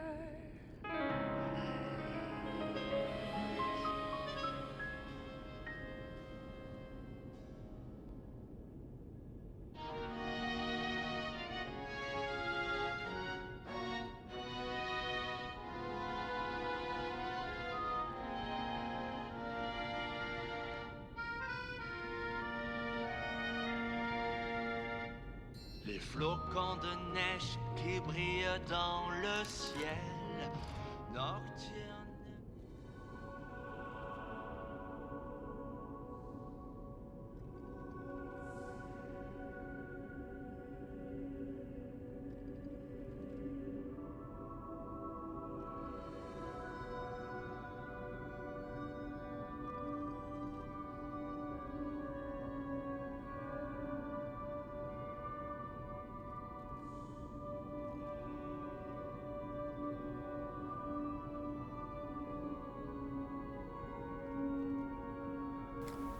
Alright, I'm back.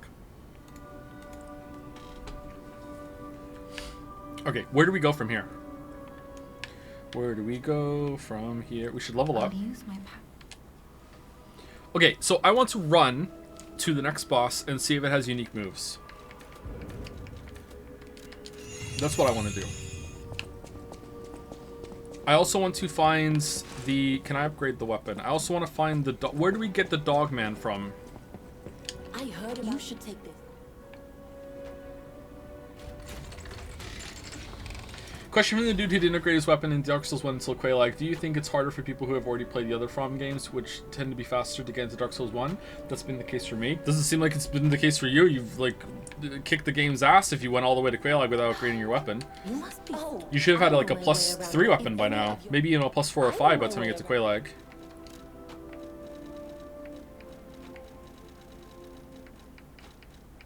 Okay, I don't want to use the Weep Sword. I don't want to do it. I would say yes, it's a change of pace. Dark Souls 1 is a lot more methodical, and that's one of the reasons why people like it so much, actually. People who are big fans of it. Oh, that... Wait, hold on. It only shows the blade. It doesn't show the hilt. Do you think originally you were meant to take these out and put them on different handles? Look at that, see? The hilt is actually gone on that one. In here, it's cropped out.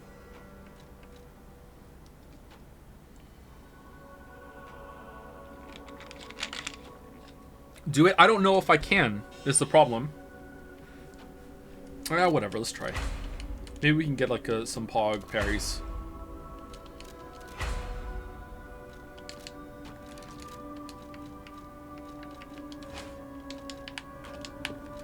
Okay, it's lighter, right? So what can we put on instead now?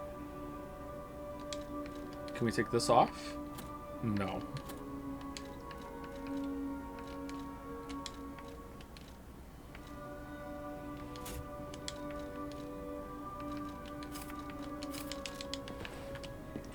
Will you ever go back to Bayonetta or God of War on harder difficulties? I doubt it, but I would like to play Bayonetta 2 and 3. I really like Bayonetta. About the book, it is supposed to be a medieval fantasy rather focused on dialogue and politics like Witcher books and world building in Lord of the Rings, where I would include events, conflicts, figures, stories, myths from the past happening in Central Europe, Slovakia, Hungary. Of course, not copy those events, just take inspiration from them, including multiple characters and showing different stuff going on within this land from their points of view. Yeah, that's probably on my area. That sounds interesting. Do you know any books that are like that you would like to learn anything from? Don't do what they do, just understand what you think they do well and also the mistakes that they make.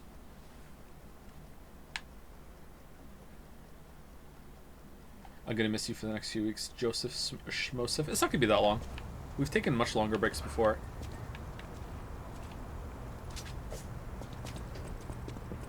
Where is the guy? Whoa, what?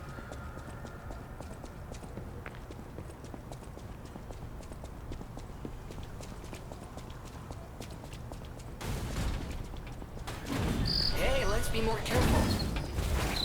The Black Rabbit Brotherhood. I hate these guys.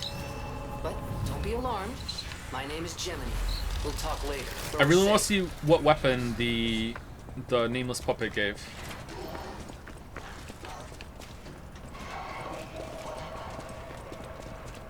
Elysian Boulevard was a regular rich people row. You wanted fancy boutiques and shops. No place better. But What's in the shop? long ago, before the puppet frenzy. What's inside the orange box?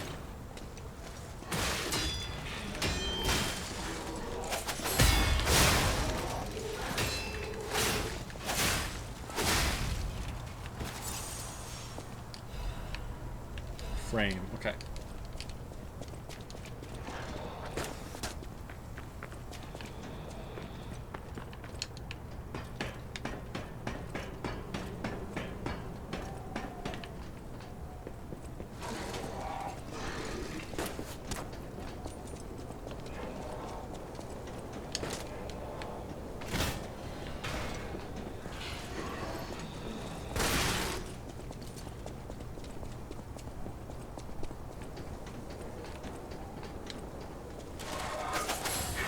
No!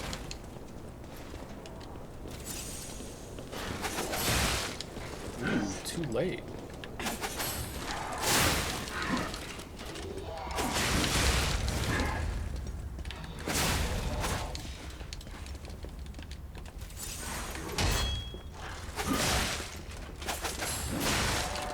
Too early. Okay, I like the added difficulty of the parry here, but I don't know if I want to learn this right now. I like that if you fuck it up, you still get an attack out of it. Oh, you can move while it's charged, too. That's neat.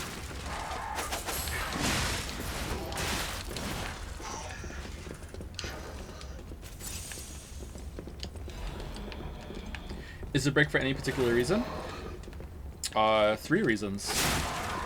And they're all Witchers.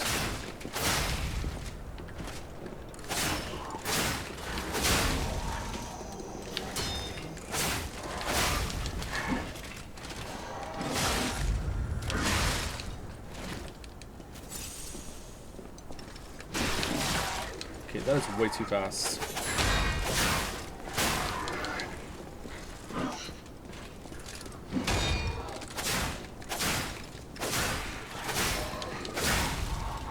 Okay, getting it a little bit, but it's very tricky. Are you going to unironically finish it, or is it a maybe? I'm not going to finish it in time for when we come back in October. There's probably going to be another break after that. But if I don't finish it by the end of the year, I'm deleting all my platform. Or I'm just going to just stop coming back. I think it'd be pretty stupid to delete the whole channel, but like I won't, there'll be no more videos, no more streams, it'll just be gone.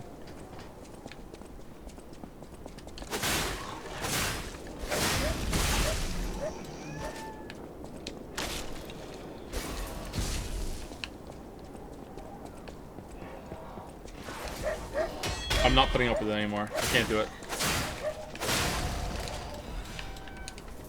Picking one element or mechanic from this game for FromSoft to implement for the next Souls-like or maybe even Elden Ring, what would it be? Probably the deflection system. I think the deflection system would solve a lot of the issues I have with FromSoft's current boss philosophy in Elden Ring, but only in Elden Ring. Like they can make the bosses. Like look at Sekiro. They know how to do it. They just didn't for Elden Ring for some reason. Again, me saying that though, like, has my biases all over it. Like for some people, they really like what Elden Ring did way more than Sekiro. So, but you did ask for me, right? But some people might not hear that if they heard me say that out of context. It was about my tastes. It wouldn't fix it completely, but it would go a long way.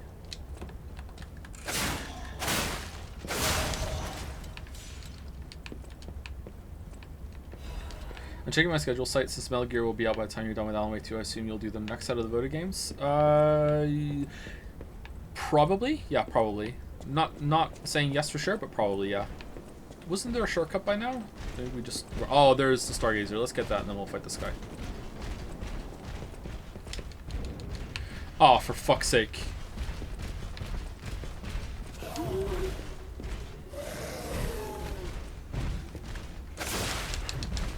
I want to use the new parry on this guy too.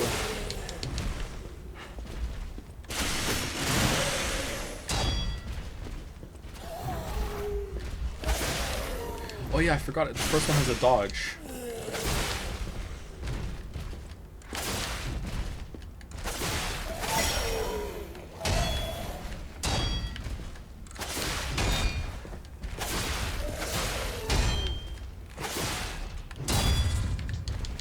How is that not a deflect?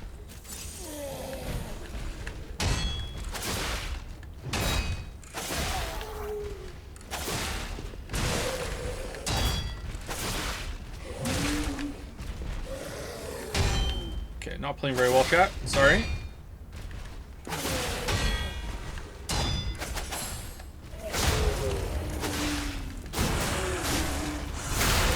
We got him though, we got him.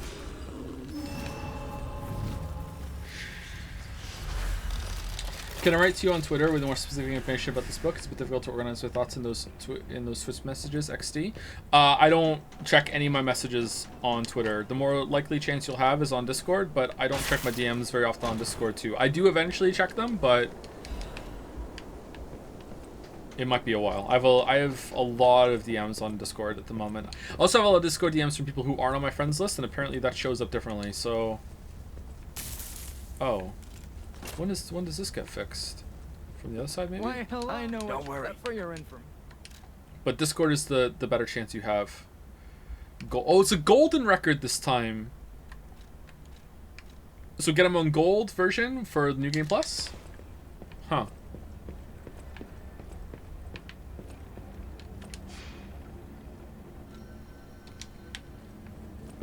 I missed one as well. Yeah.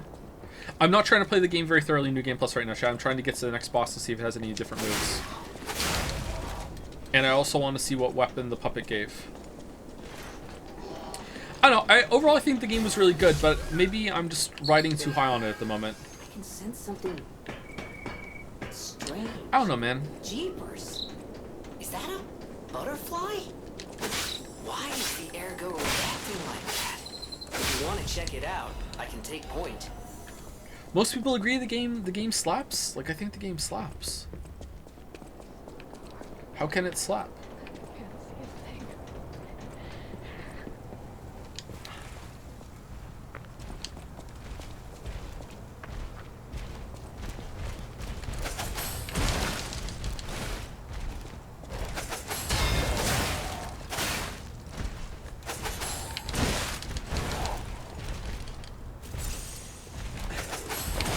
Okay, from the left.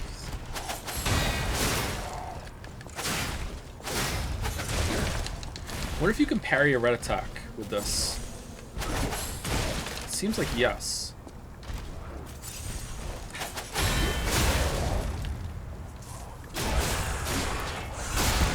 Wow, it's so strong.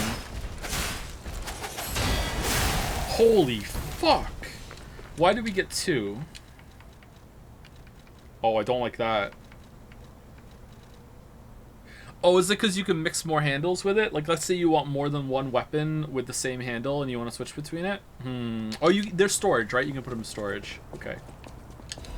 Anyway, yeah, in case you weren't here earlier, we're going on break after this stream. This is the last stream until October 23rd. We're going to come back and we're going to play Alan Wake 1 into Alan Wake 2, which is coming out that week. Alan Wake 2 is a new game. It's coming out on October 27th, so we're going to be playing that, and we're going to play the first game first.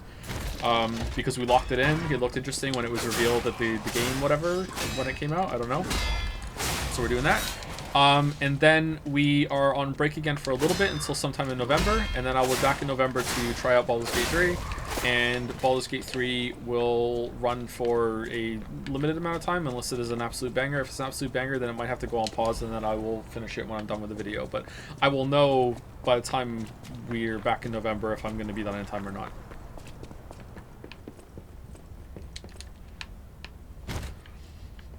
What about Alan Wake American Nightmare? I don't know what that is. Is that DLC? But Yeekmas, Joe, let's get the video done before we talk about Yeekmas. But yeah, if all goes well and we have time to stream in December, it'll be Yakuza Mess. We'll play Yakuza Kiwami 1 and 2, and then we'll play Happy New Yeek at some point. We'll interrupt Yakuza Mess if we have to have Happy New Yeek. That's the plan. So lots of things coming. But Eternal Night's Wives? I heard Eternal Night's wasn't very good. And it wasn't going to be good streams. We'll do one to see. I don't know when. Lock it out. Lock it out.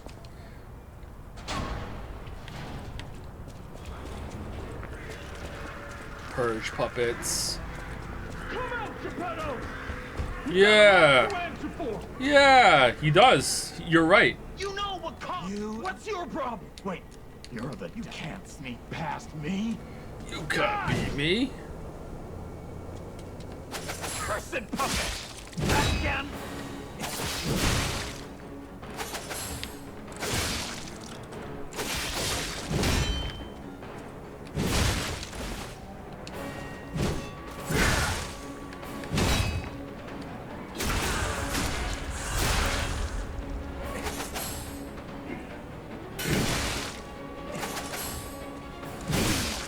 Are you a dream or a nightmare? Stop showing up already. What? Stop showing up already.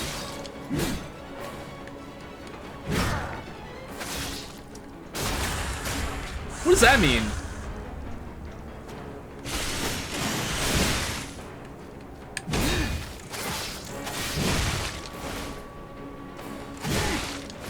Oh, he can attack fast with that thing. Holy shit. Fucking you both, then string you up on the bridge.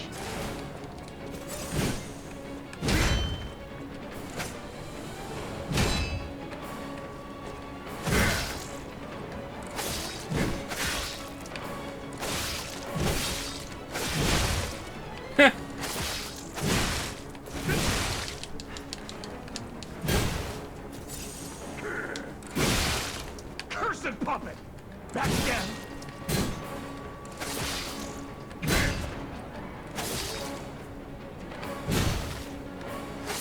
Okay, these lines meant to be for, like, if you died and come back and try it again? I demanded the truth. Okay. The puppet versus other puppet fights are not very good. The human fights, I don't like them. They're the worst part of the game, I think. But in order. Enigma Assembly Tool. I'm so uncomfortable with this weapon, man. I want to use the star. We'll catch up. I'm so uncomfortable with this weapon. It's cool, though. This definitely seems like the expert mode weapon for getting the special parry. Lito streams, I don't know if you addressed this earlier in the review section, but how do you feel about the criticism of the game should have had the dodge upgrades from the start and they removed usability for the sake of the skill tree? I think that the one from the floor should probably be in, but I don't think it's the worst thing in the world that you can upgrade it, because when you're on the floor, you're invincible, mostly. I don't think you can get hit while you're getting up. So about that weapon. There are some combos that can hit you while you're down. The big guy with the shovel that's on fire can do that, but I think the other ones, you know, you're fine getting up.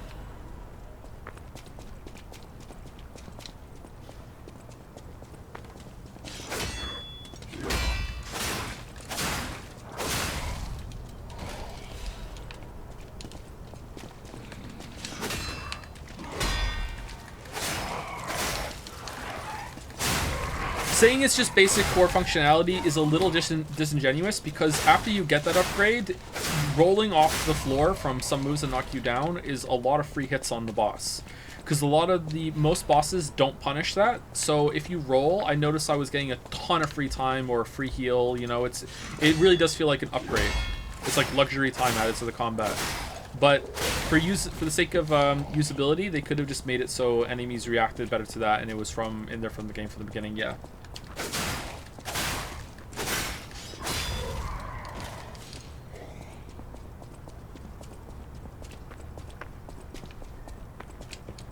Really would be cool to see how Sekiro feels now. Yeah, I played it earlier today. Just I did like the first tutorial area, and I would like to play it again today during stream to see how it feels in comparison. So maybe we'll do that, and you all can see how bad I am at Sekiro because I am really bad. I died to the first pack.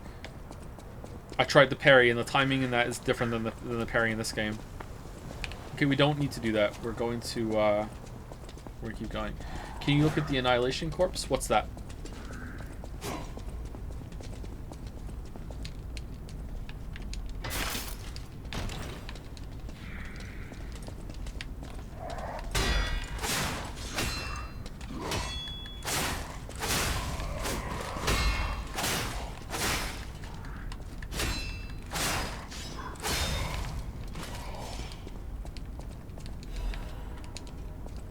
Puppet destroys the baby?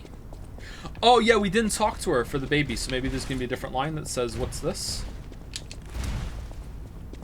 Have you tried Wolong? No, I would like to, but I heard it didn't run very well. Or it didn't ran very well. No, it didn't run very well. And I was waiting for patches, and apparently it's just never gonna happen.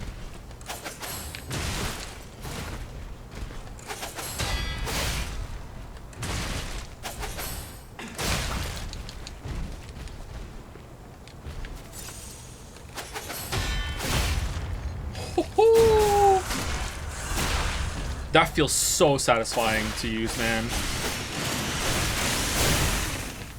Oh man, that's a lot of damage too. It ran fine for me personally. Oh, does it? Oh, maybe it's I can play it then. Okay, did I get the baby? Wasn't it in here? Maybe you can only loot the baby after you talk to her. I thought it was over there with that guy. Wolong's combat is very satisfying.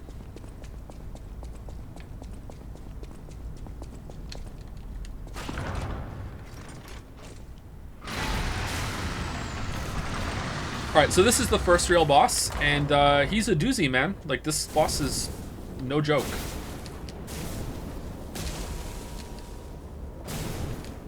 Let's see if there are new moves.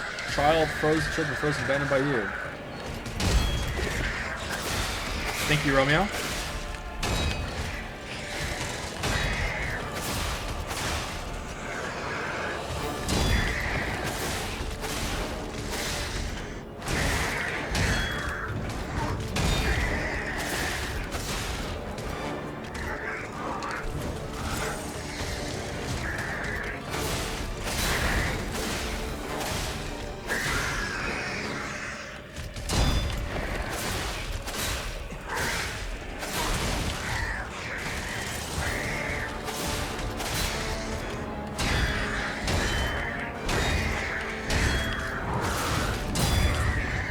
Not doing well.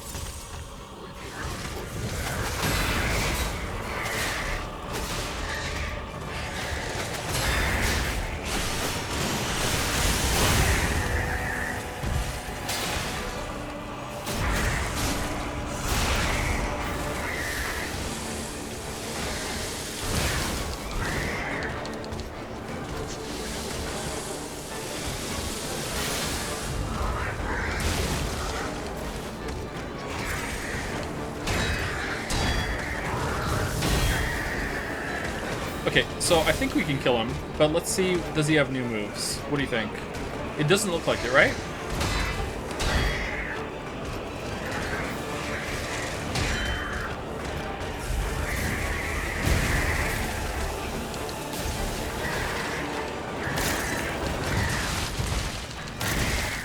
It's a grab. Oh, we're dead! Oh, man. I haven't seen new moves in my playthrough. Okay, so it doesn't seem like there's new ones. One thing you did notice for leveling cost caps around 16k and only goes up by one ergo. I think someone said that the other stream. Maybe I read it and I didn't read it out loud. That's interesting. I kind of like that, actually. It means that you can keep investing in your character as new game goes on instead of you getting out of range. I wonder what the soft cap is for a lot of the stats.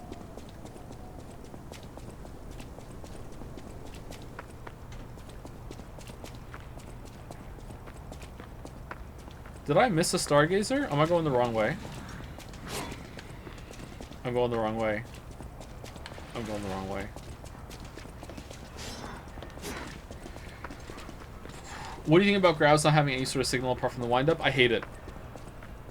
I hate grabs in all these games.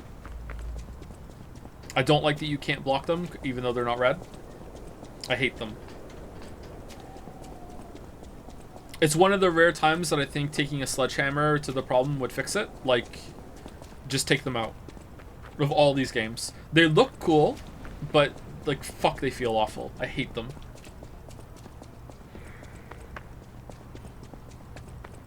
I don't think it's how they're done either, because I can't think of a single game where the grabs feel good. Even in Sekiro, which telegraphs them a little bit better, I hate the grabs. It also feels like they don't care about making the timing good on the grabs in Sekiro. Chained Ogre's grab is like legit one of the hardest moves to dodge in the game.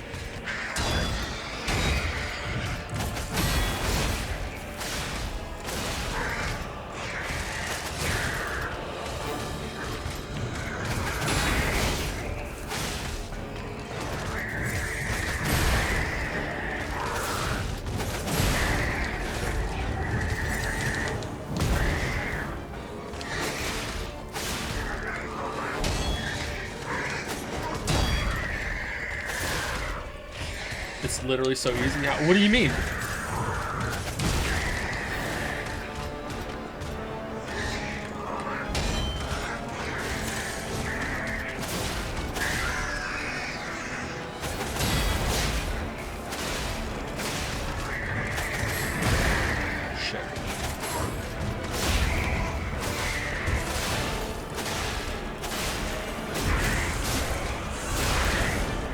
Sometimes the perilous warning sound comes out at the same time that you are grabbed. Like, I don't know, man. Maybe I'm just bad at that, but I feel like Chained Ogre's grab is complete horseshit.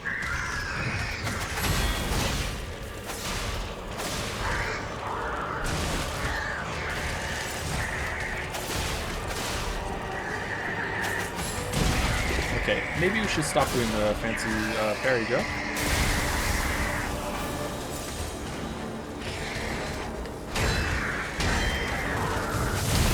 He said, trying to do it again.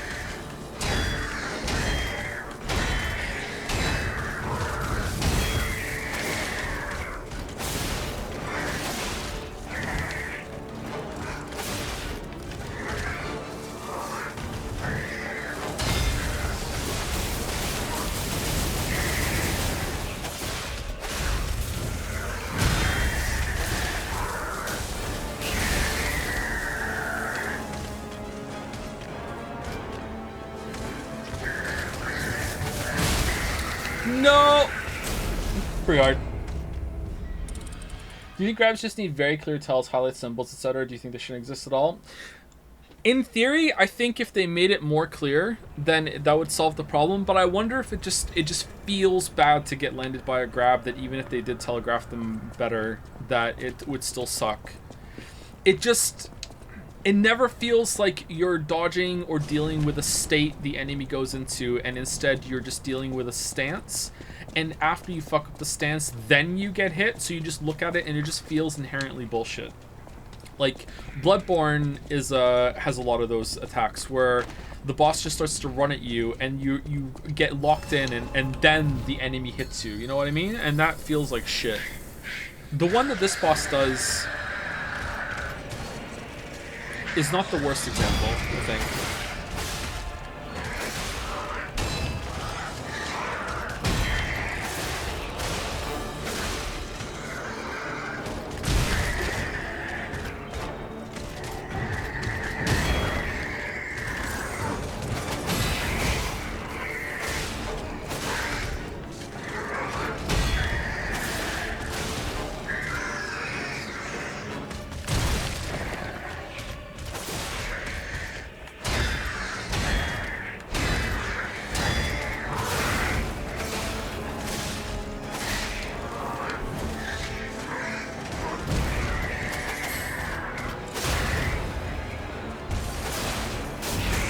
Does chat disagree?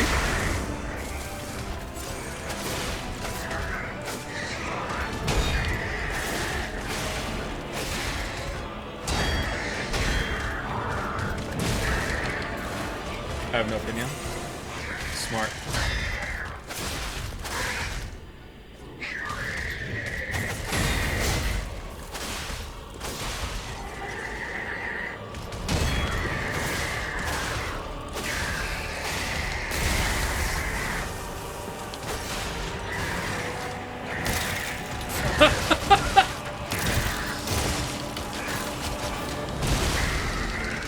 Oh man.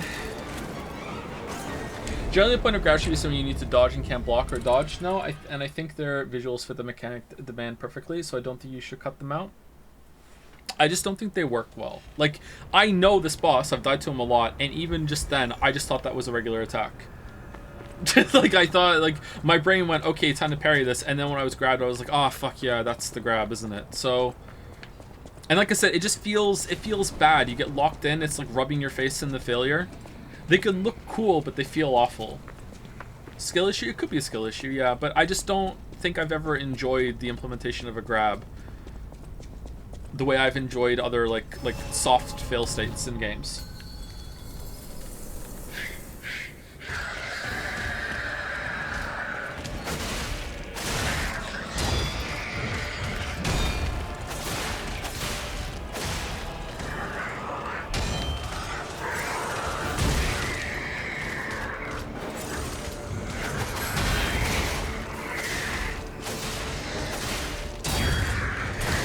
Whoops.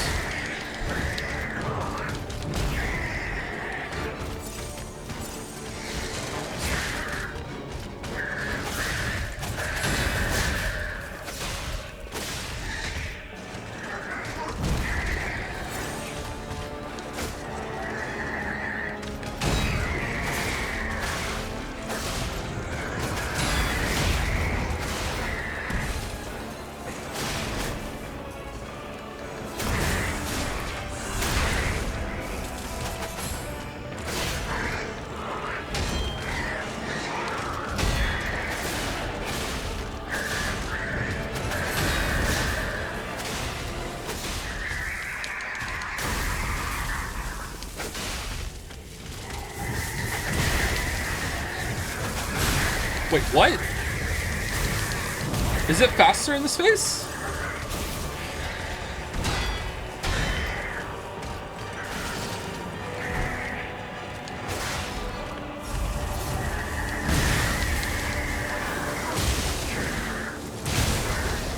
Oh man. Owns. Owns.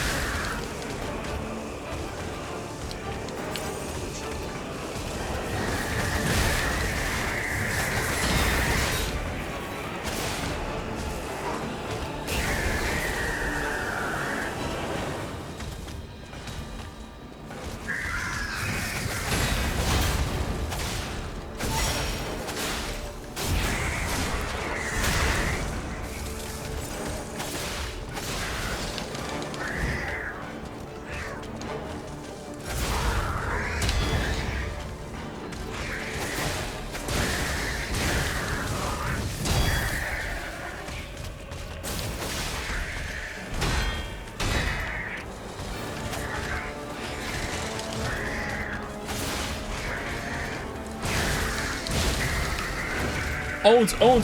Alright, maybe should go back to the trident, because that's the one I'm used to now.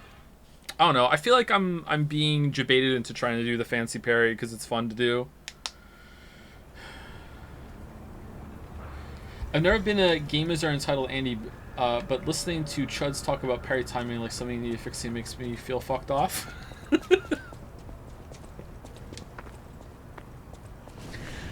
I think that I would be fine with it, and it's not even I think. I know I would be fine with it if they were saying it's too hard, and I think they should make it a bit more lenient. But phrasing it like it's broken and needs to be fixed is where it becomes alright, I can listen to you, to, okay, I'm getting annoyed. I think that's the part. And I think I could agree that maybe they could ease up on the timing a little bit to make it easier, or have like an amulet that increases the timing or whatever.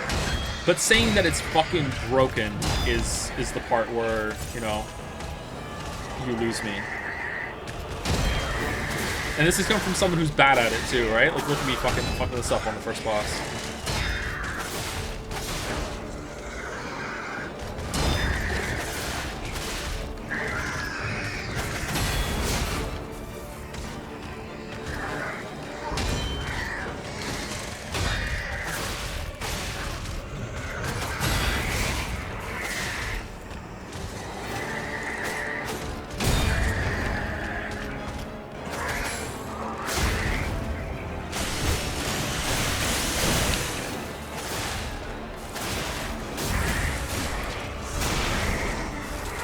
Pretty good. Weapon's really growing on me, chat. I like that the possibility that once I get more comfortable with the fight, I can start weaving in these things in. Like, I know I can hard parry that move, so I'm trying to, even though I'm still fucking up a little bit, but I like it.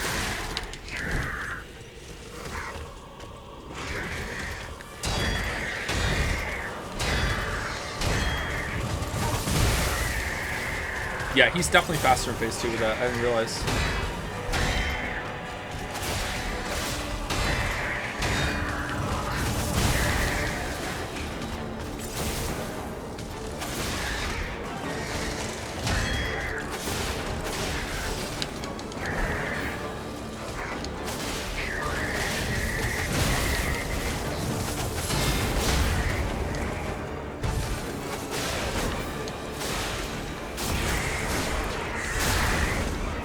Oh man, tapping it, this does a different move too.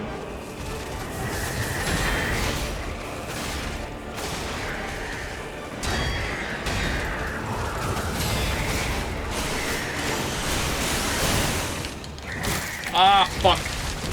I'm full health. Will it kill me? There's no way, right? Oh my god, almost.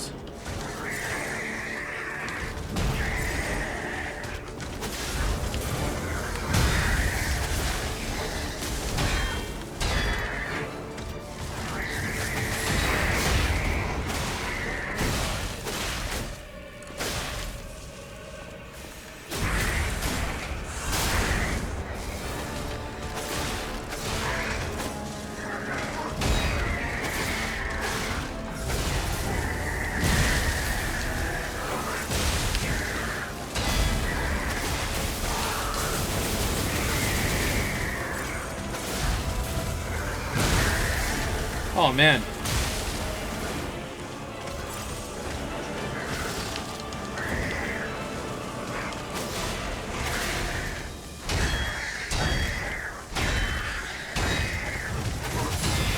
Yeah! All right, cool.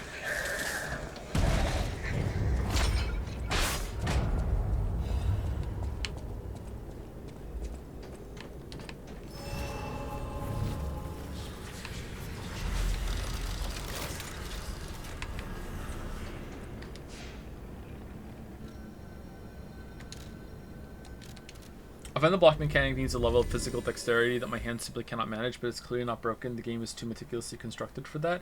Yeah, I agree. And I think there should be accessibility options for people that can still get into that mode.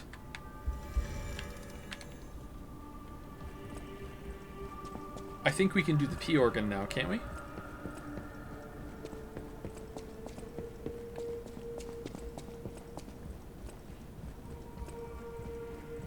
That fight was still fun the second time, man.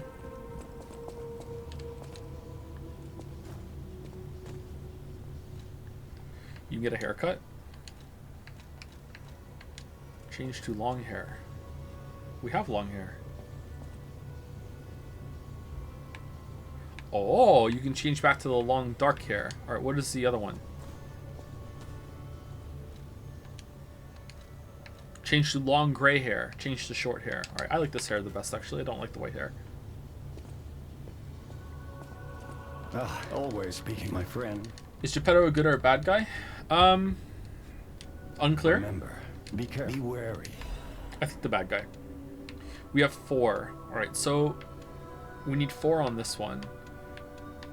Perfect guard, weapon durability recovery, or add a weapon slot. We don't have the space for that. I think extra healing is the best one to get. Is there like a rank 5 of these? Oh my, ranks, there is. Holy shit.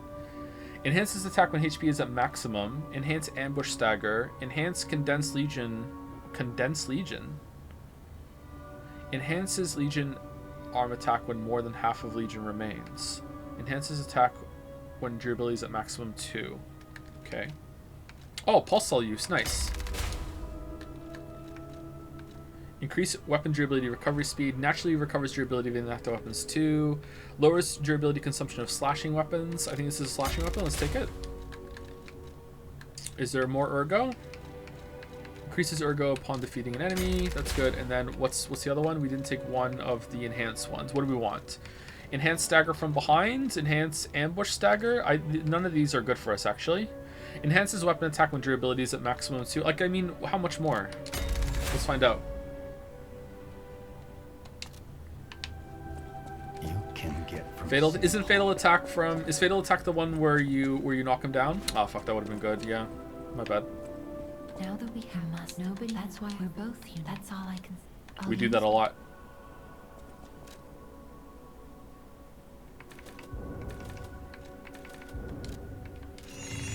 I looked it up and the chatter was not lying about Phase 7 in New Game Plus Plus. You can indeed get an upgraded guard red attacks. Cool stuff. Yeah, that opens up a lot of play and builds when you've already demonstrated that you've conquered the game. That's an interesting idea. I like it.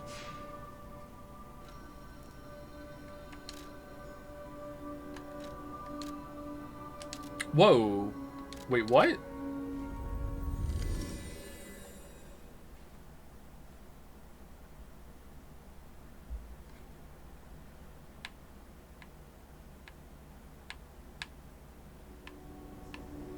Huh. So that's why the door's locked here and it's tucked away. Because on New Game Plus you can always come back here to respec yourself. Interesting. Did you keep your unused quartz into New Game Plus? Yes. It seems like it. Because I had 4 and I don't think I earned 4 just yet. Okay, let's get the dog, and we'll see what the weapon was that Nameless Puppet gave. I hope it's the needle, because that weapon looked really cool. And then after that, we'll play some Sekiro for a bit and see how Sekiro compares with the parry timing, and see how bad I am at it. They really thought out New Game Plus a fair amount, huh? Yeah, they did. I don't know how this stacks up to the Souls games, because I don't really buy into New Game Plus that much in those. I've dicked around a little bit with them, but not too far. I don't know, my memory's so shot now when it comes to all this stuff. Maybe I did New Game Plus in Dark Souls 1 all the way through, but I think that's it. Did you test Lost Souls and run back? Oh, we didn't do that! Hold on, okay, so let's see. So right now, I have... Vanini works. Everything you see here belongs to Vanini, the classiest playboy and most brilliant inventor in crop. You know what, let's get the next Stargazer. Not just puppets. Almost every machine and tram and crowd is supplied from here. You gotta be curious about the guy. What kind of Dark Souls 2 is the best New Game Plus. I might have done one of Dark Souls 2 as well. I definitely did New Game. I didn't do New Game Plus of Bloodborne, Sekiro, and Dark Souls 3. I know that for sure. I might have killed like a boss in Sekiro. Does Sekiro have a New Game Plus? It must, right?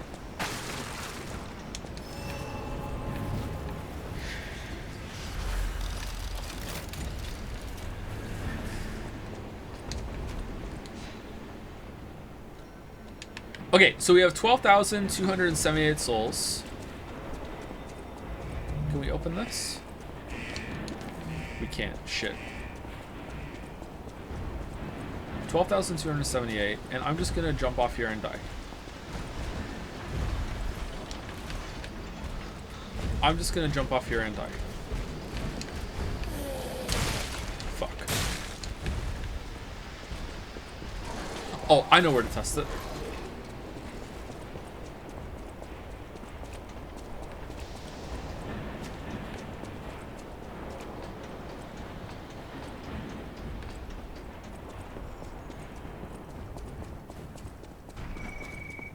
This place gives me the creeps. It's like something's gonna jump out any second. It's okay, pal. Gemini's looking out for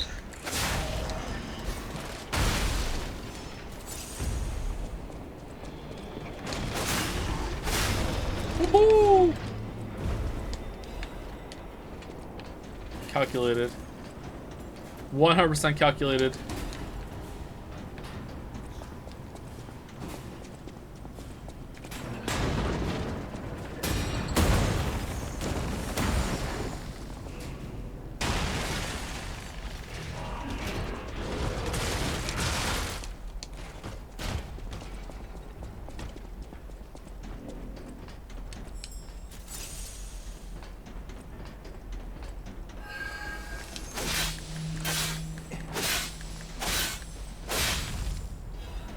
Activity crank. Okay, so you can get pretty much unlimited cranks for swapping the scalings around because of the moths or the butterflies that you can kill for each run. All right, here's where I want to go. So I'm gonna go here, and there's a pit down the flaming ball area that we can just jump down and die instantly. All right, good. So we can test this easily here. So we have 12,899. All right. How many endings of Sekiro have you done? All of them. Maybe I did do New Game Plus to see one of the other endings then. I've done all of them. I just don't remember doing it. Alright, 12,899. So we jump off. Alright, so now there's a blood stain right there that has 12,899. Now every single time we get hit, that blood stain loses a bit of its soul. So what someone said was that if you die again now, that blood stain doesn't go away. So you can get it back.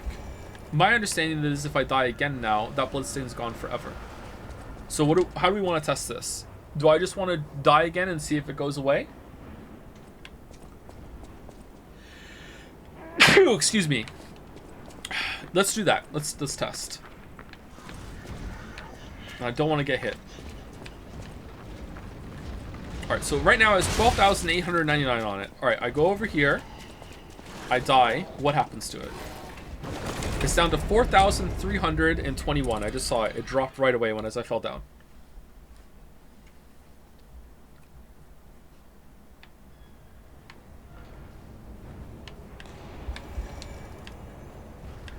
$4,321. 4,321. All right. What if I die again? That was way more than half. Maybe it's because of New Game Plus.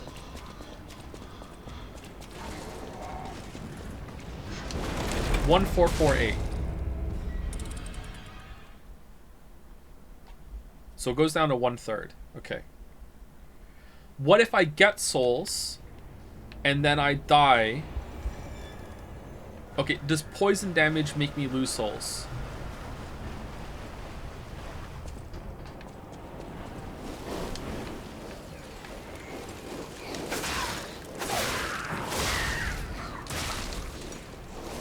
Okay, getting normal damage makes me lose souls.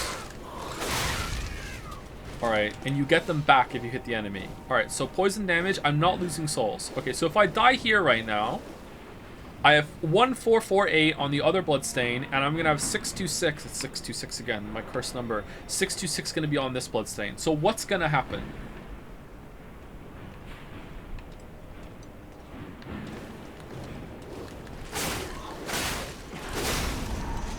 Okay, we have 1062. So if they add together minus 1/3 of 1,448, what would the number be? What's 1/3 1,448 plus 1062?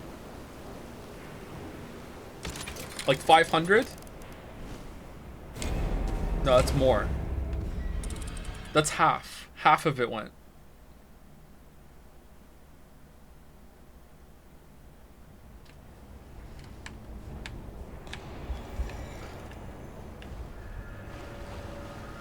Yeah, that's more, right? This time it was cut in half. So if you have some souls on you, it gets cut in half instead of 1/3. Really? Let's try.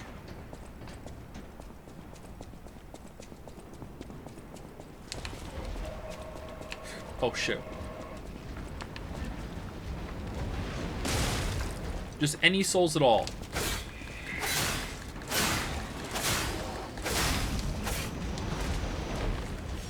Alright, we have 522.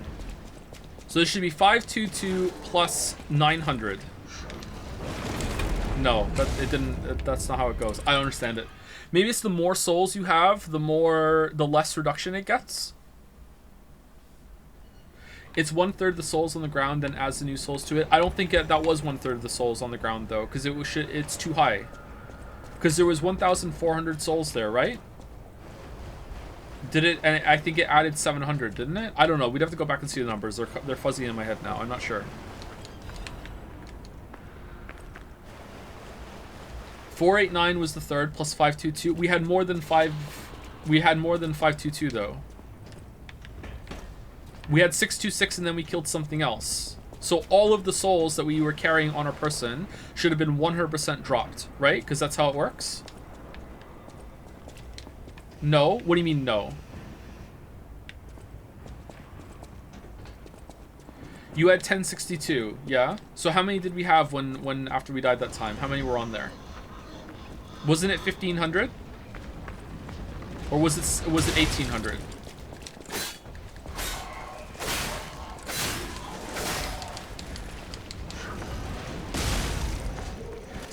Yeah, so it was more. It wasn't 1/3 this time. It was more, right?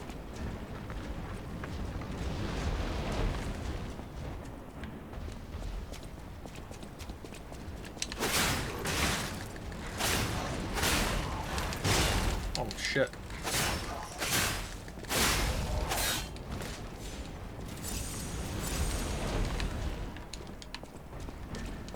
So the more souls you have, the less the reduction is from on the souls that are already on the ground waiting for you to pick them up, it seems like. Or the lower the number gets, the less the reduction is in some way. I'm not sure.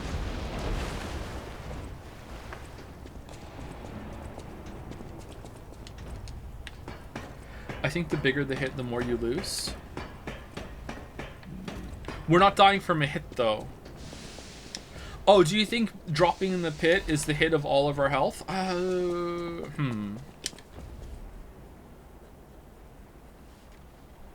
Who cares?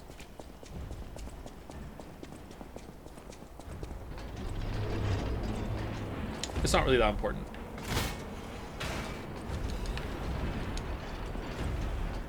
Where's Dogman? Is it after this boss?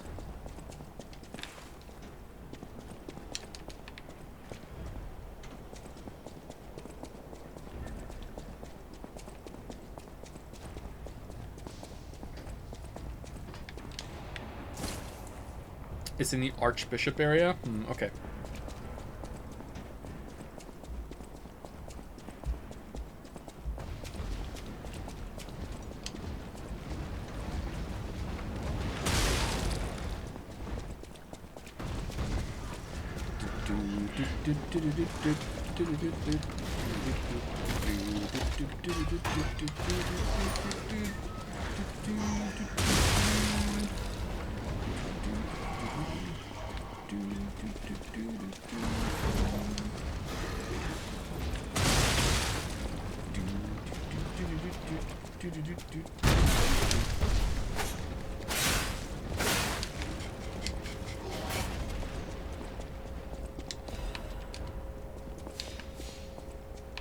Dogman is at the elevator just before Pius or Anus. Oh, that's pretty far in. I want to see the weapon though. All right, how do I get to the boss here? I forget. Is it lowering this? Maybe we're there already. Does this game have a boss rush mode? Seems like it would be really sweet to have something similar to God Home and Hollow Knight. Yeah, I hope it does. If it does, I haven't found it yet. I didn't look around the hotel, so maybe it's somewhere. If it doesn't, I hope they add it to a DLC. I hope they patch it along with the fixes that the parry time and the dodging needs. Fit like a glove. Well, like a pipe that fit. At least the glove parts do. I hope he's alright.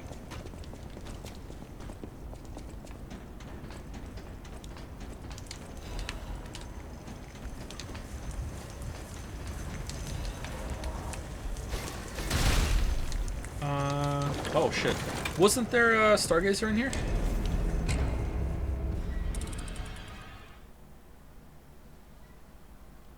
Is this game good or I love it? Yeah, I was memeing when I said about the parry, timing, and dodging needing fixed. It doesn't need to be fixed.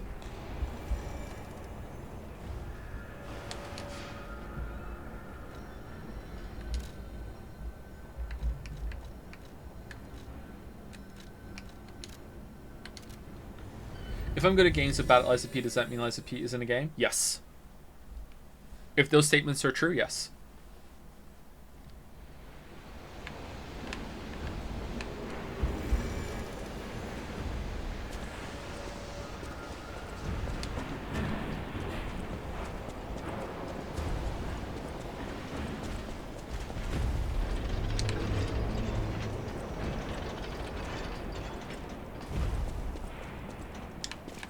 Wasn't it up top? You could go up top and...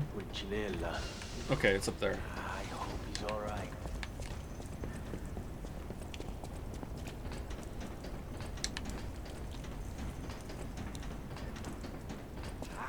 Alright, Benini. Pull yourself together. You have a duty to this city. And to your own sterling reputation. You failed the city.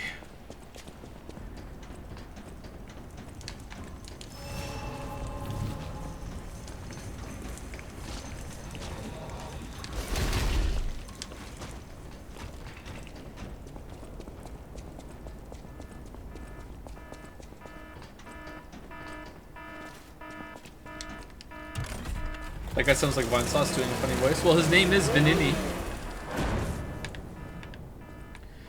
Alright, here we go with the katana. I don't know if I can do this with the katana.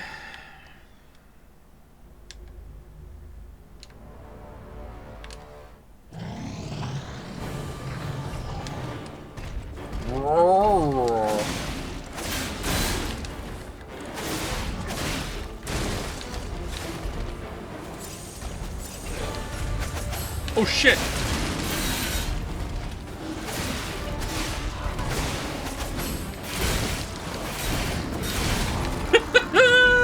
I also want to see if the parry, hard parry can block, can parry red attacks. It probably can, yeah. Maybe we should go try and see what the summons like. Yeah, we're just doing this to get to the Dogman, so maybe we can see what the summons like. Yeah, that's a good idea. Let's do that. We didn't do a summon in our new game run.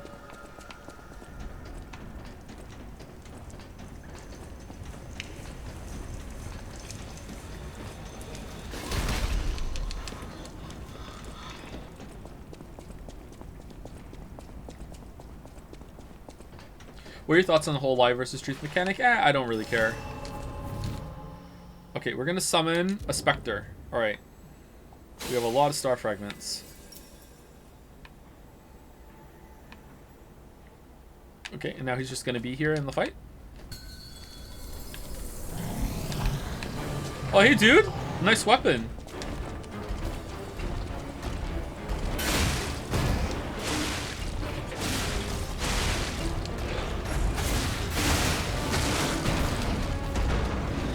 Oh, he's a tanky boy.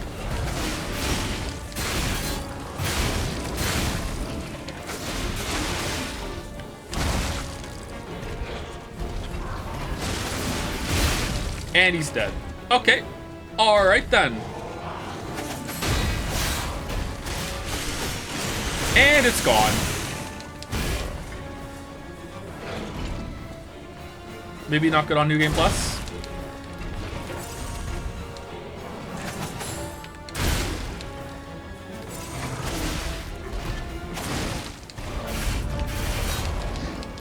Oh, I agree with you, Chatter. The kick is nasty.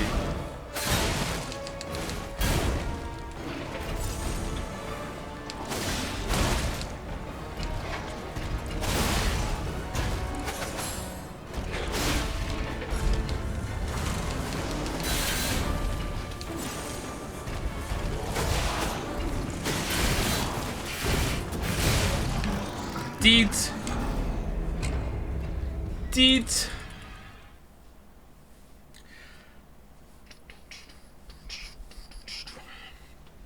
Alright, chat, forgive me, but I'm going back to the Trident.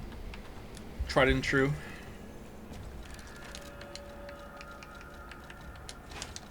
I'm used to the trident. And I keep trying to do the fancy parry and it's killing me.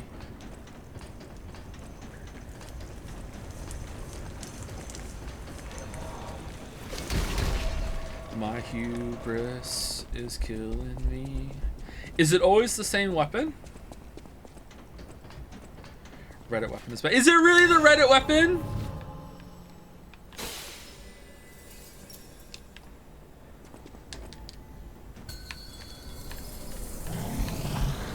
Oh, it's always the same weapon. Interesting.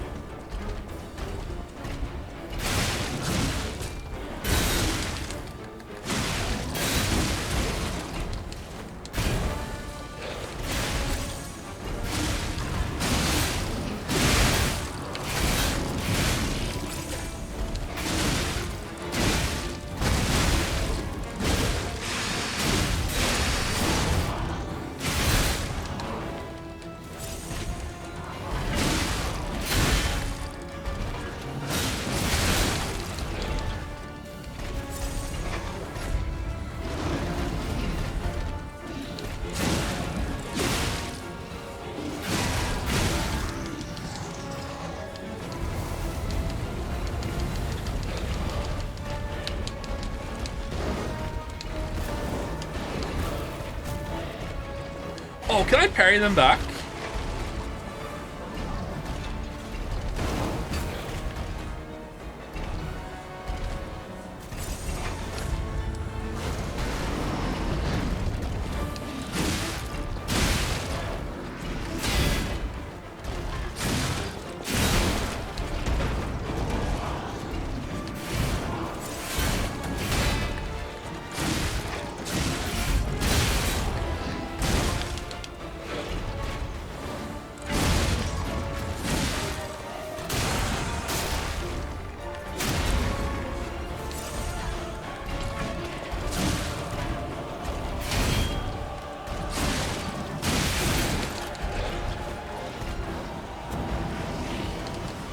You can roll to get rid of overheat. Yeah, of course you can. That's just math.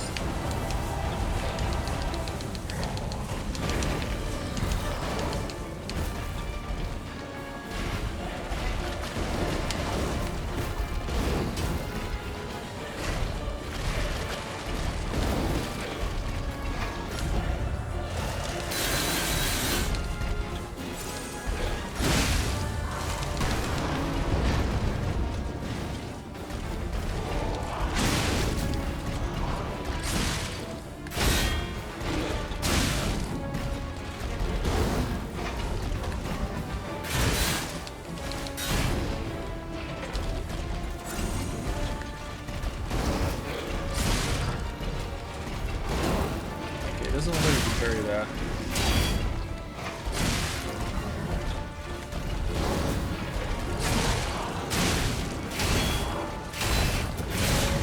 Oh, oof, oof. All right, damage is scaled pretty high for New Game Plus, I gotta say.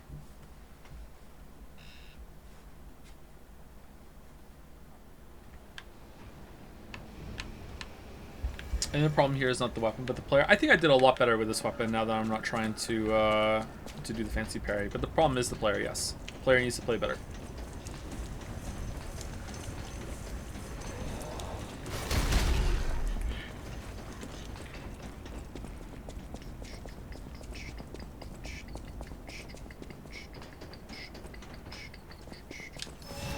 Okay, let's see.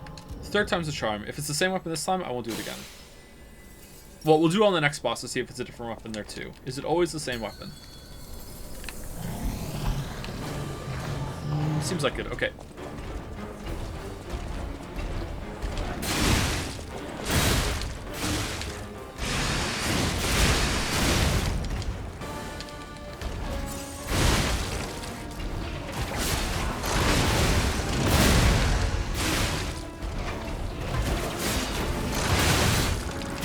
Damn. My free damage.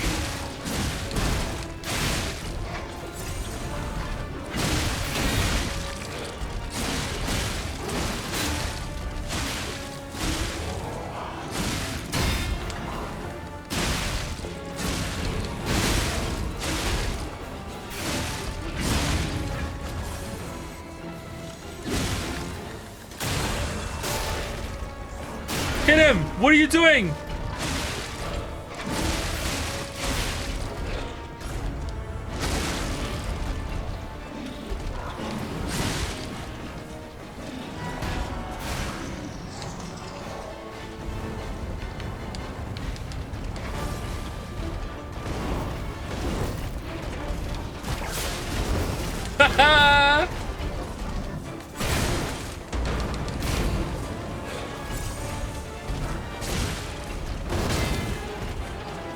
That was a parry, right?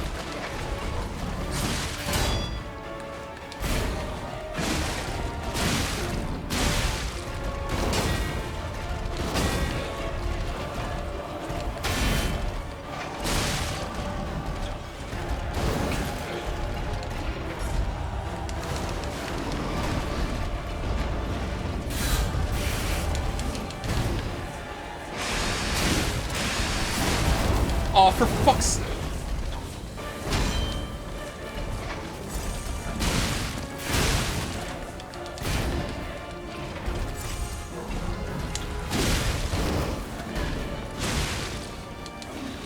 Oh, you know what? I probably could have killed him there.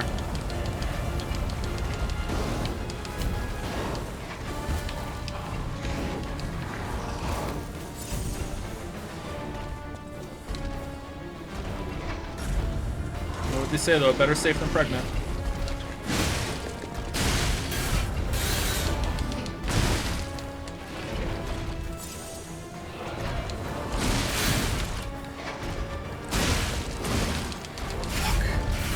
No, no, no, no!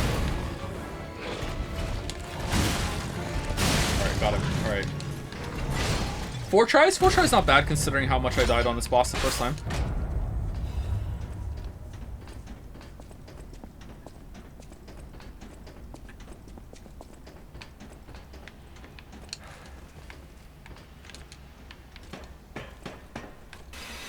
Not a real kill you expected. Yeah, it's true.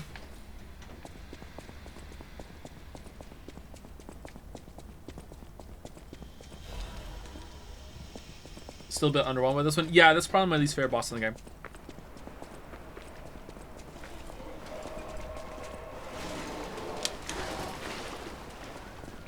Not only does he not have that many moves, some of his moves are really annoying.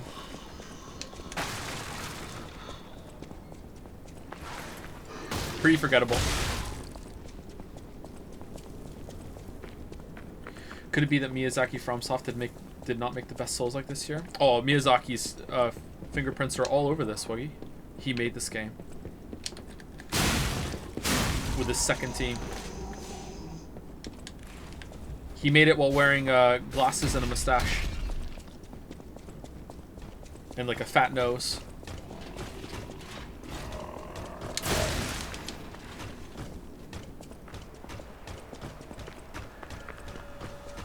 Shit.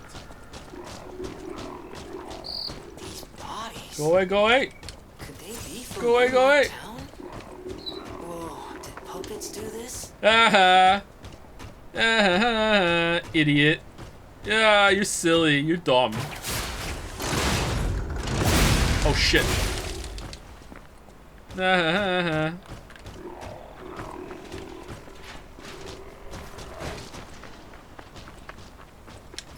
Yeah.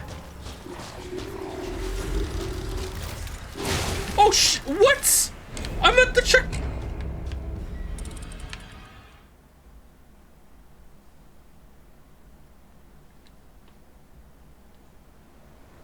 Does this guy drop a quartz?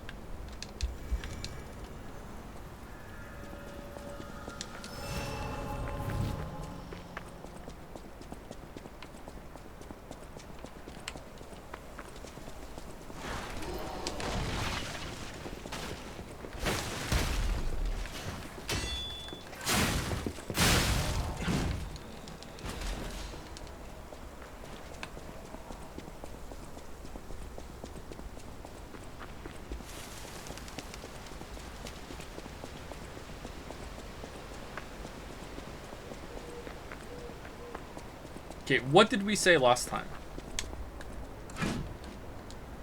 Do you want to go up? The cathedral. Are you?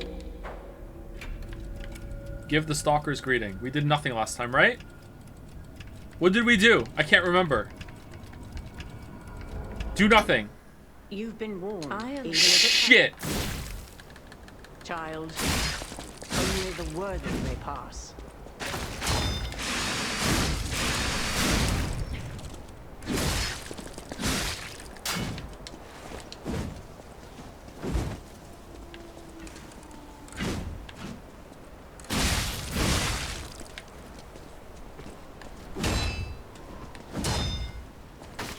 You'll soon find out.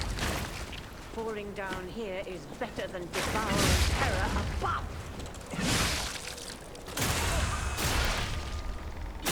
What happens if you run out of time?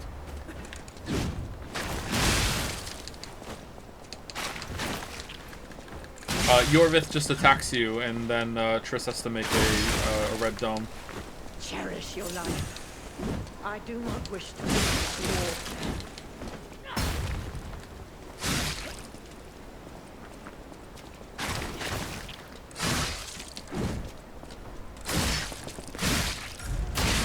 war. Owned. Damn, the improvement, huh? The improvement. Holy shit.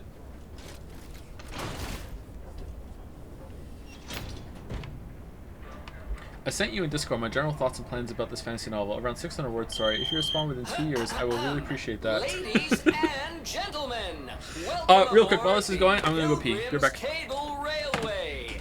Because this takes like a minute, Those of you so who it's joined us efficient. in Moonlight Town, we hope your preparations for the pilgrim's journey are well underway. Fascinating town, Moonlight, just fascinating. Back in the day, the only way to reach the cathedral was using a rope and pulley. So, thanks for building it on a cliff, Saint Frangelico. I kid. Frangelica, wonderful saint, wonderful. Anyway, next stop, the Bridge of Atonement. While you atone there, don't miss a magnificent view of beautiful Krot. It's been my pleasure, friends, and enjoy the rest of your journey. I've been your captain on this ride, Gemini! Well, not bad, huh? Oh, I really am good at this. When in doubt, let Gemini be your guide. You look annoyed. What'd I do? I'm sure it's fine. Let's get a move on, pal.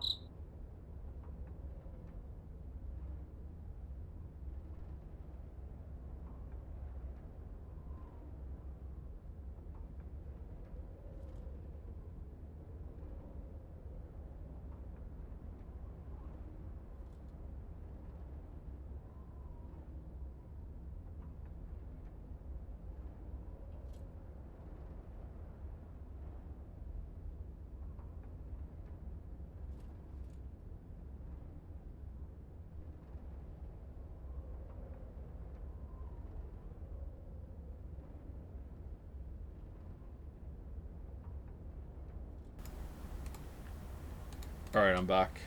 The terrible twos have kicked off majorly with Mila, by the way. Oh man. What a monster. Miliavelli for sure. Thank you to Singularity312 for the resub. Thank you Faux Ryan for the resub. Thank you Xander Kish for the new sub. Welcome, welcome. Thank you Pi or Yanus for the resub. And Paulo2 Gaming for the resub as well. Thank you very much. Thank you again, Singularity312, because you're the first person I said thank you in that set, so maybe you didn't hear it when I first did my set. You Silver Sword? What Silver Sword? I recognize dead puppets, that's to be expected, but what is that?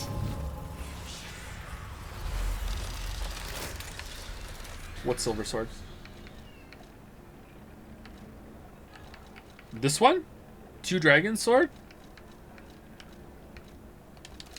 I mean, I don't want to. I've already been using it too much. Silver Sword for Monster... Oh, for Monster Kid! Oh, you were making a joke about me killing my child. Okay, sorry. I didn't get that.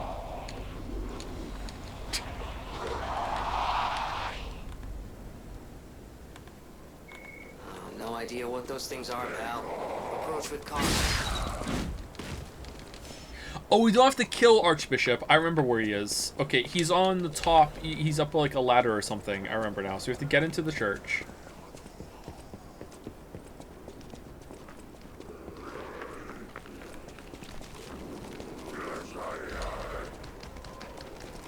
This falls, doesn't it? Yep.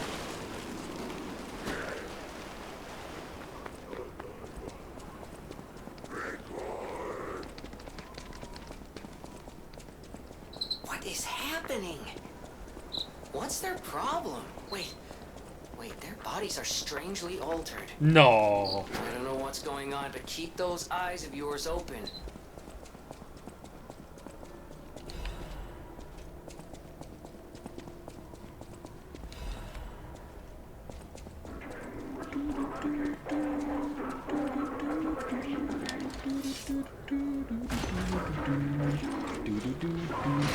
Can we save the lady this time? Oh yeah, can we? Can we get the thing for her and go back? I don't think so. Oh, well, that requires killing the boss. I don't know if we're gonna kill the boss.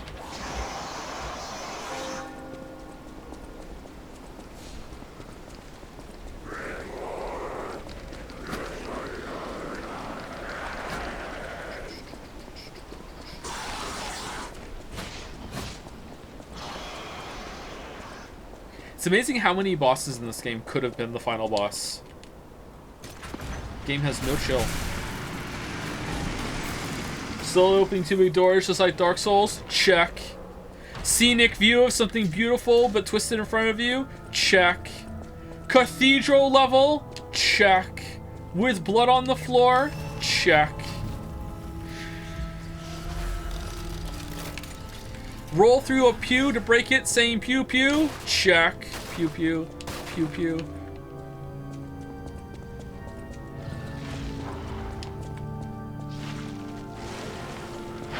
Oh, hey, dude.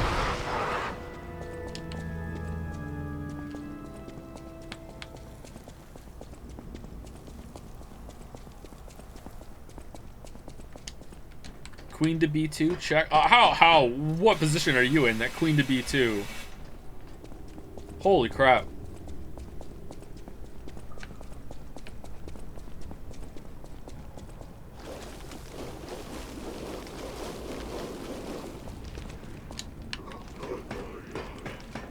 Finn has expressed an interest in learning chess again. Last time I tried to teach the boys chess, they would just move whatever piece they wanted to whatever square they wanted, and then they would just laugh at me when I said this against the rules.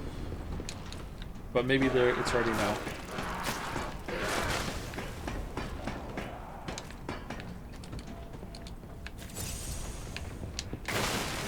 No!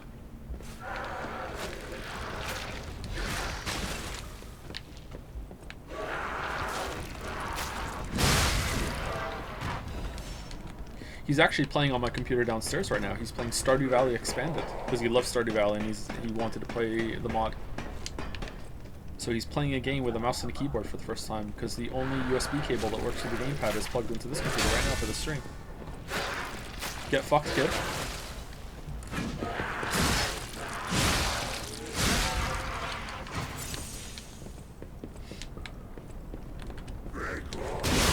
You should add the middle name Chad to all your kids. So he would be Finn Chad Anderson.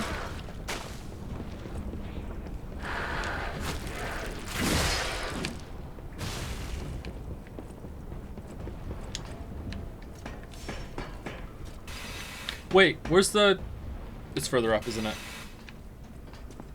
Hey Joe, do you do anything to keep your hands healthy? No, and I need to start, I think. I slept on my thumb the other day, and I was in agony. I almost canceled the stream. My thumb was hurting so bad. Oh, for fuck's sake.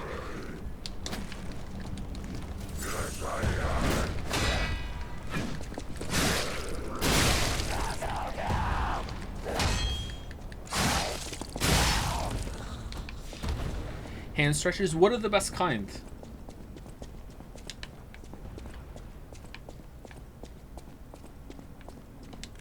I slept on my thumb the other day. It was terrible. One of the worst experiences of my life. I gave it a thumbs down all day.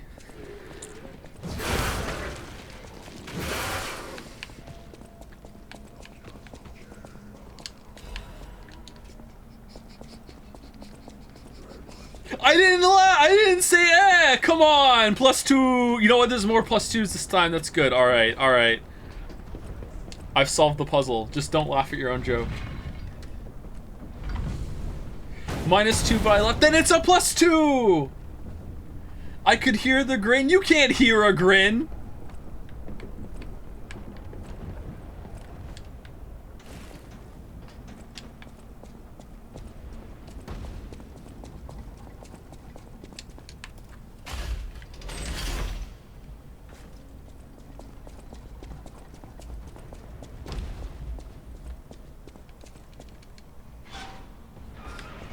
I can feel it with my liver. I feel it with my toes.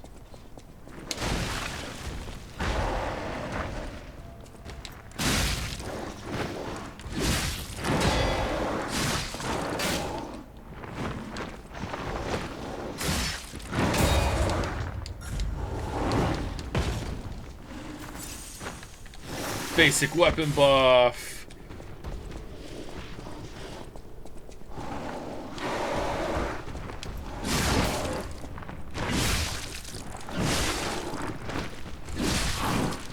What? Oh, God damn it, Pinocchio!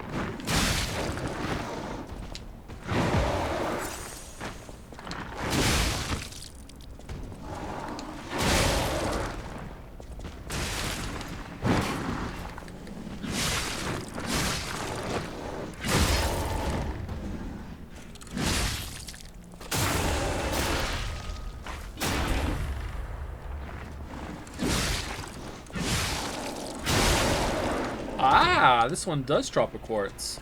And the door opens too. Okay, interesting. What about the boxes you get you can take back to the store? Does it, like, refresh their stock?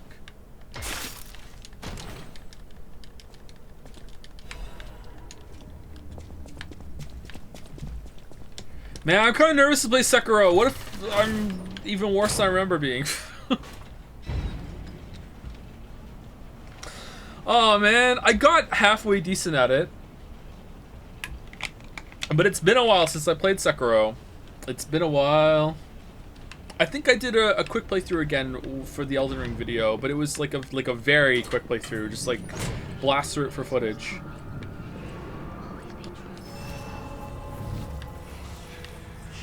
Surely chat won't believe you at all. They will. They will. People don't watch you for top level gameplay. Yeah, thanks so much, Battleoos.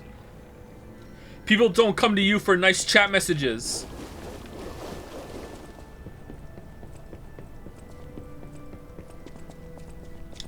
The first boss rush is moderately easy. You can start with that.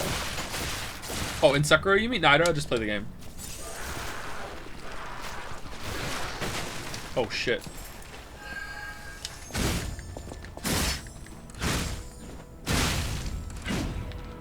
Calculated, I wanted to get the butterfly. Calculate, what's in here?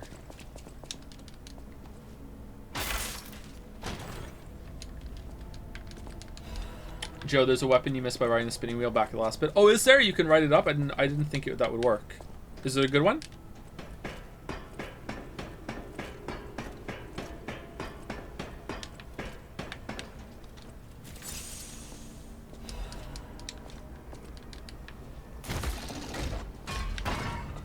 It's amazing, says Wuggy. Wuggy is still on his cursed shatter arc. I'm here for it.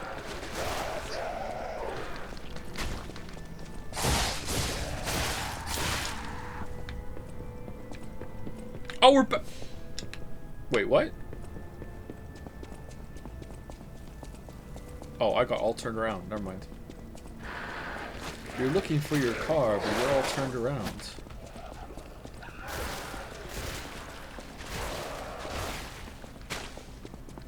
My God, there's blood everywhere.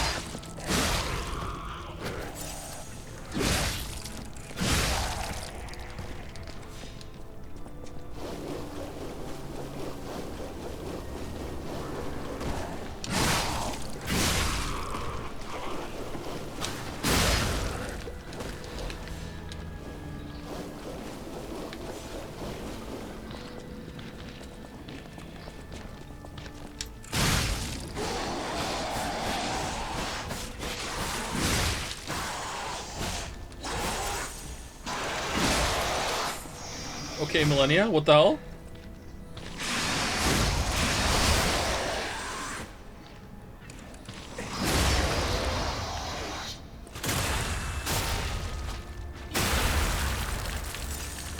God, the game has so much enemy variety. It's over there. This is where the guy is, right?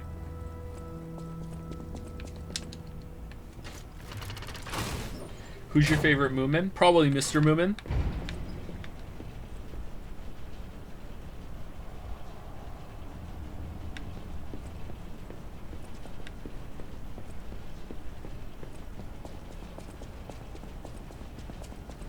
Damn it! I can't find a way out. Monsters everywhere. I need to grab my share and leave. Oh, sure, I don't need to know. I'm looking. Do you know them? I have a lot of search. Since you're so help. All right, here we go. Here we go. First of all, we can get this weapon, right? But hold on. It is. Oh wait, hold on. What's the immunity to all attribute status ailments? Oh, what? Holy shit!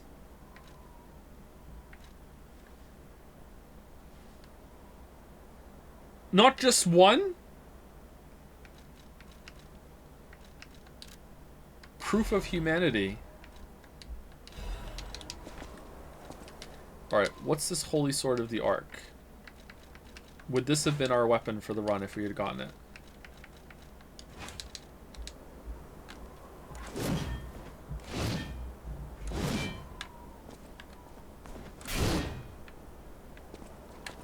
Okay, pretty good.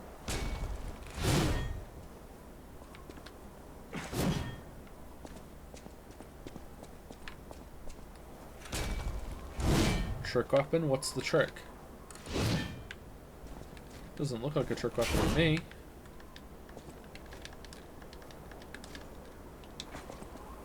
Fable Arts? I don't have any juice. Alright, what's this one?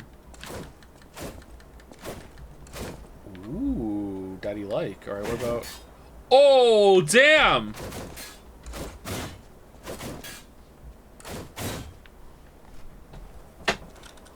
Is this a trick weapon too? Hey, Lily.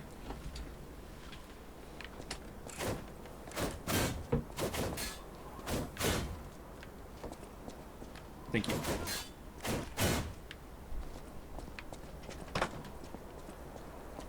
Okay, let's go back to the hotel and see what we can do.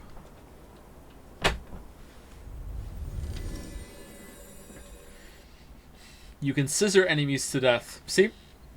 Classic Wuggy. Thoughts on Led Zeppelin? I don't know a lot of Led Zeppelin songs, but what I have heard has usually been pretty good. They meander a little bit too. Pink Floyd does as well.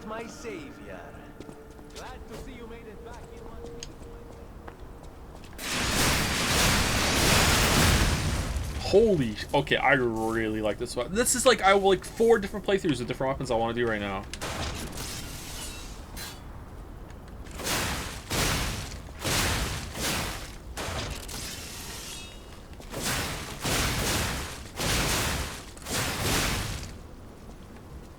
What's this buff do? Extra damage? That is so cool. And someone said this is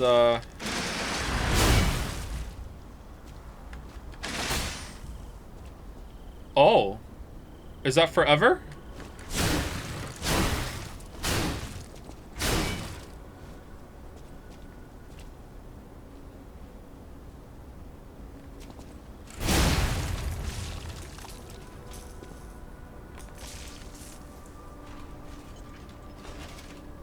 That looks weird.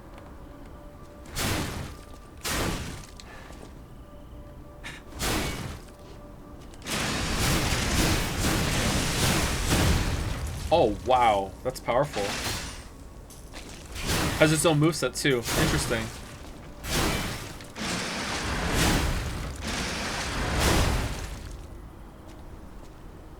Too bad it's a heavy weapon, though, and has shit range.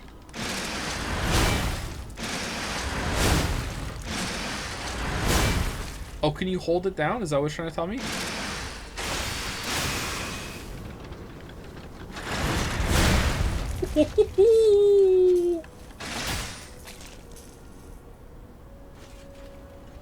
Check. What's the bad thing that you said about the game before you said check?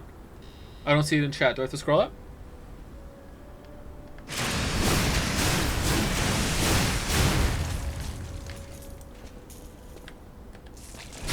Oh, the range on this. Look how far away I am. I'm hitting him. Holy shit.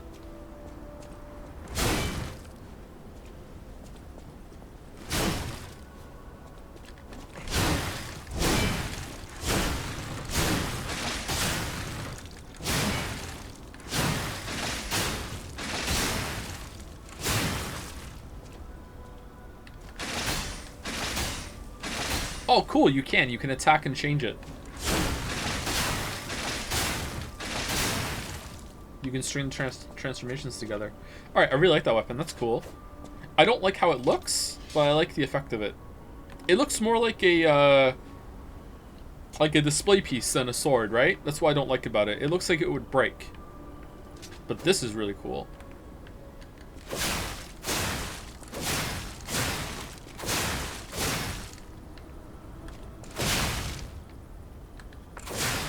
Does this have a crit chance? Oh my god. Chat, it does. It has 30 crit rate. You know how I feel about crit rate.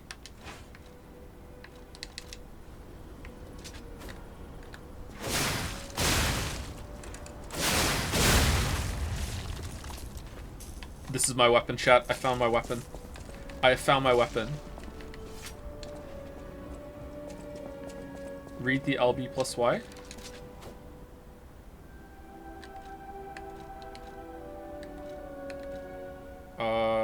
How?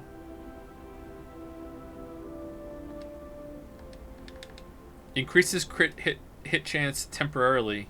Ooh. Ooh, to what?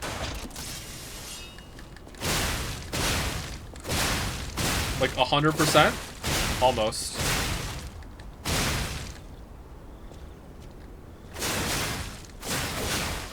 That's cool. That's cool. I like it. I like it a lot. Neat. All right.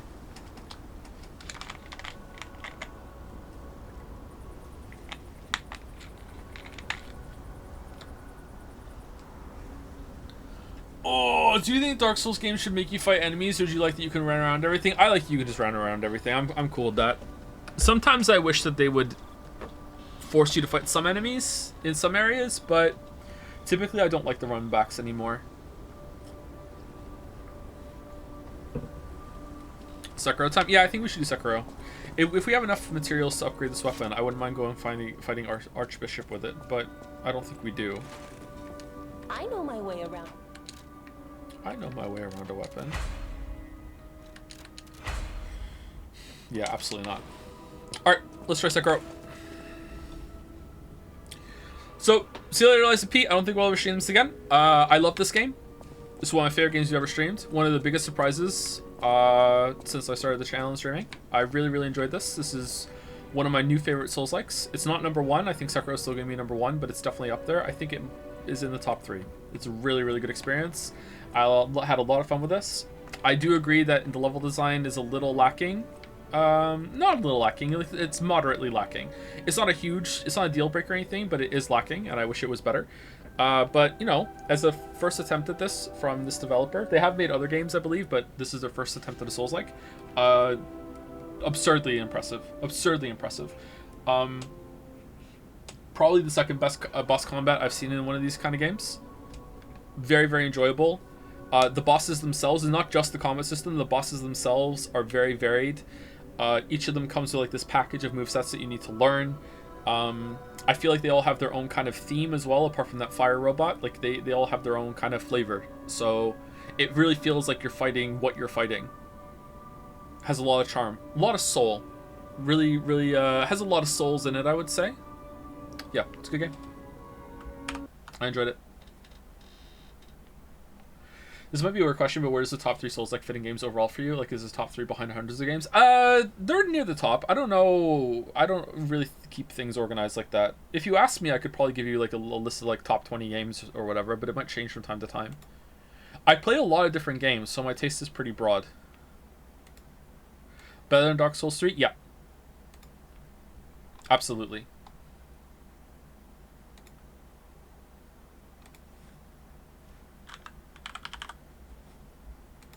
Alright, let me change it to Sekiro before someone gets mad at me.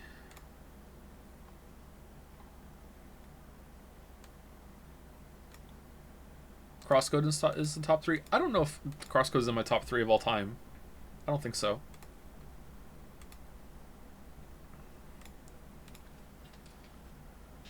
How long are we streaming Sekiro for? I don't know, we'll see. An hour?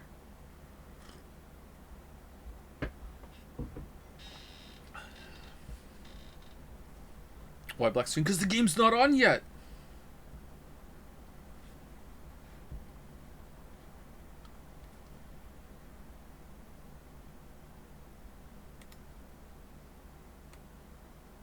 Are we going to try the boss rush or not? No, we're just going to play the game normally. Okay, D3D proxy window or just actually Sekiro? What do you want, OBS? Okay, you want that one apparently. Okay.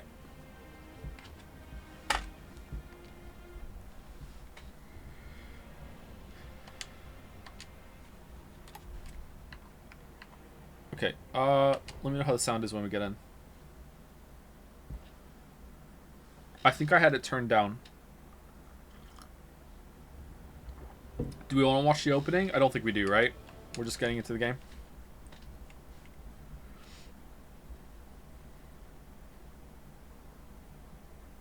Have you already read reviews of Sekiro? No.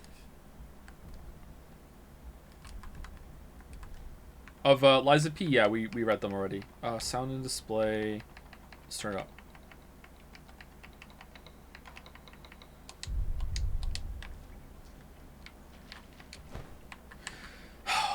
Fucking hell, yeah. Okay, yep, okay, yep. This does not bode well.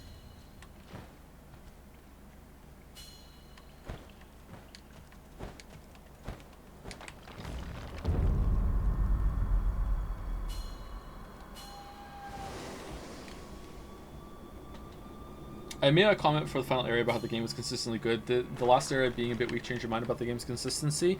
I mean, like, it has to, right? Like, if the last area is a bit weak, then, you know, it's not as consistent as it could be. But I don't think it's that bad of a mark against the game. The final areas of those games are kind of hard to get right. Not only is he unarmed, There's a lot of repeated enemies there, and it just felt kind of like a victory lap. but a coward. I think it would be better if it wasn't in the game, maybe. I'm not sure. Liza P Cream stream? I'm not sure. It was a Cream game. I don't know. Not sure if it was a Cream stream. Okay, you can just run and jump, right? No, you have to. You have to wall jump, don't you?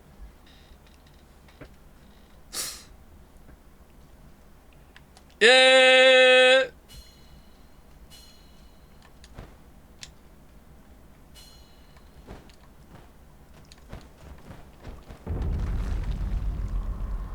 I think I see why there wasn't a Sekiro video. See, you blew your load there, chatter. We didn't even in combat yet, and you said it.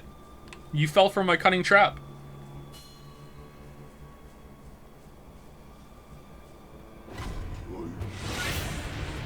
Oh no. Well, this sucks. This does not usually happen. I hope we're gonna be okay. You can, like, jump off the wall here, and then you can hang on. There you go, see? I knew you could do it.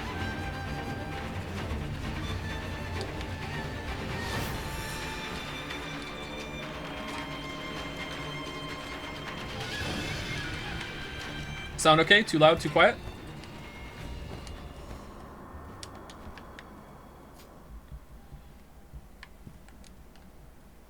Japanese dub, please? Nope. Loyal wolf. It is used. Now what do you know? No, right there, Lord. I want you to see I.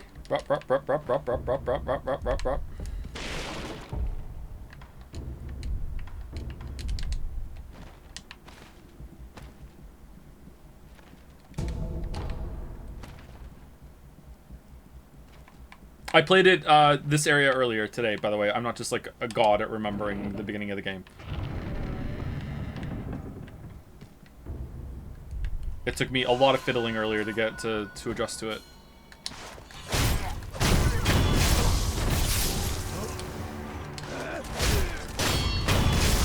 So this is where I died. I went down here and I was like, okay, time to learn how to parry again, right? Ran past this guy, walked up to this guy, and was like, here I go, I'm gonna parry. I know how to do that, and just ate shit. Alright, we're not eating shit this time, but I fucked up. Oh no!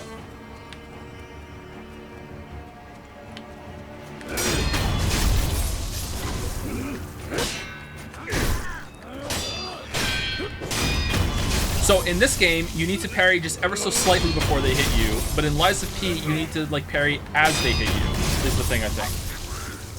So it's a little bit of an adjustment period going from the different games.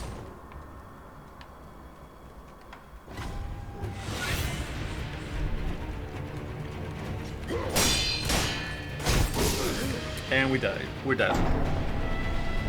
Is it Reddit to use the healing pellets early on?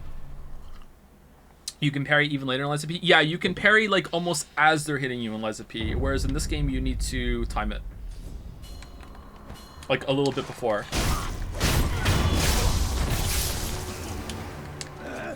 Sekiro's parry is easier to do. I think Sekiro's parry is easier to do, however, it's more punishing if you fuck it up.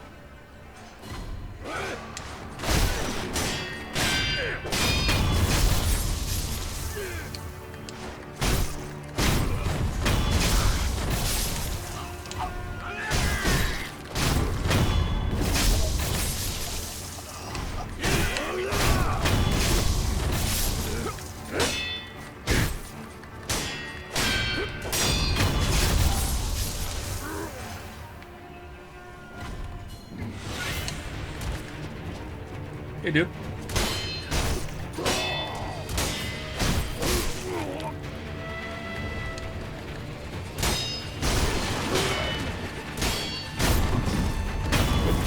I one-shot this guy when I played before. Fucking hell.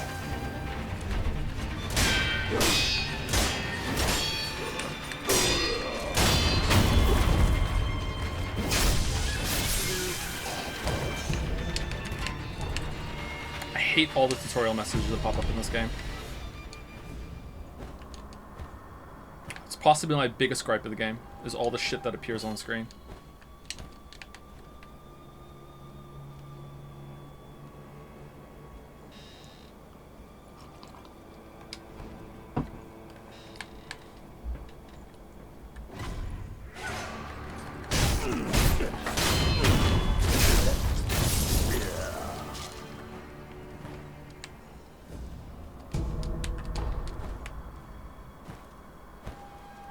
I'm going pellets, chat. I'm going pellets. I might kill him if we use pellets. Because my gameplay has been so stellar so far, right? Here we go. I'm using the pellets. Do, do, do, do, do, do, do.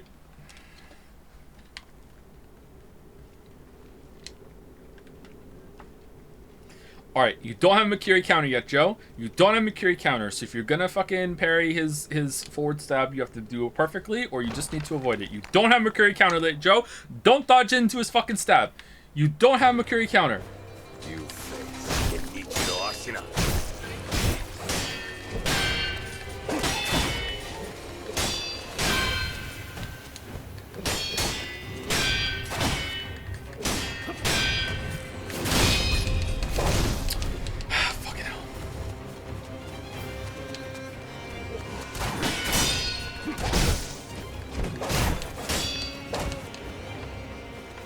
Use a pellet. Use a pellet.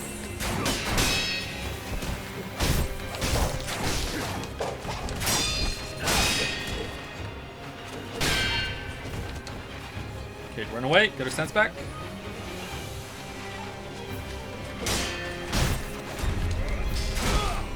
Whoops. Should have jumped straight up. Okay.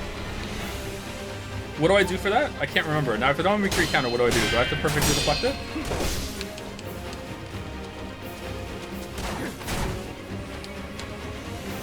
I'm pressing square X to fucking, like, use the pellets right now, like a numpty. Eat the pellet, eat the pellet, eat the pellet, eat the pellet, eat the pellet, eat the pellet, eat the pellet. Alright, here we go.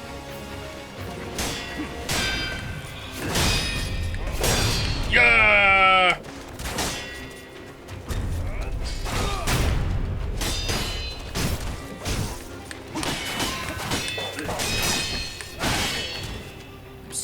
I'm so fucking bad.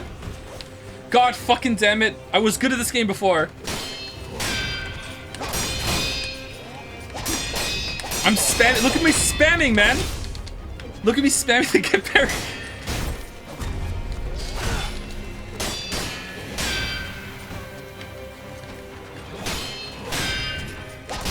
Alright, we got one death blow. Alright, cool. We got one. Alright, that's good. At least we got one. That's respectable.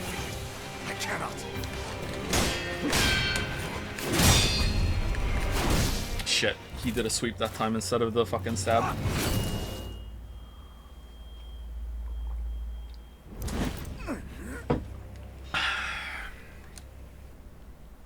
So if you beat him, someone distracts you and then he cuts off your arm. There's a slightly different cutscene. What you call you're quite other. There's one to skip to. Rogue mod? I mean, technically I got past the fight chat. Are you sure it's a Rouge of mod?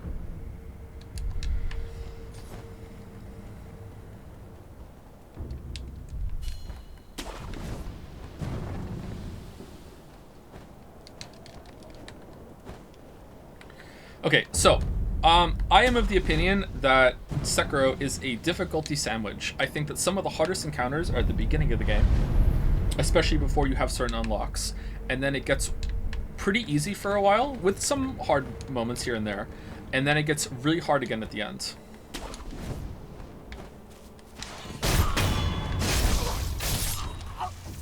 I think Chained Ogre is pretty trolly and kind of sucks as a fight. There are a couple of general fights around here that are pretty tough. Butterfly, depending on when you do her, is actually a pretty hard fight.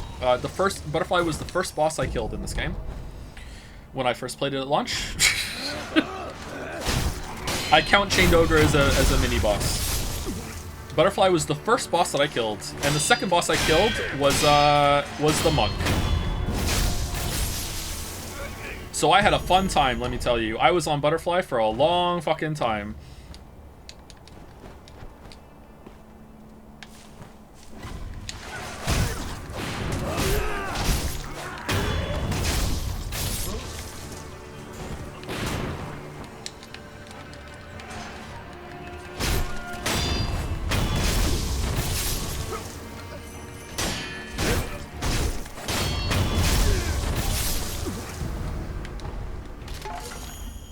It also meant that I didn't have to really properly learn Gyobu, because when I fought Gyobu the first time, I had the weapon upgrade and a health upgrade from doing the memory part first.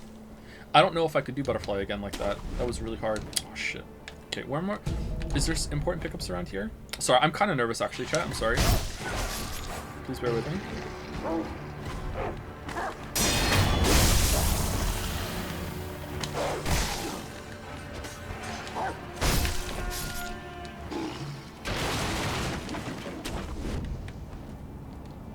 What the fuck are those?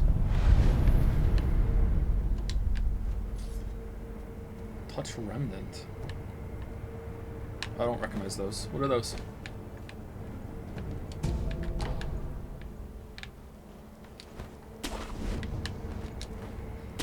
It's pretty satisfying to kill trash mobs in this game. Yeah, I agree. Yeah, and the movement is just so good in this game too. Okay, can you get a stealth kill against this guy? I can't remember.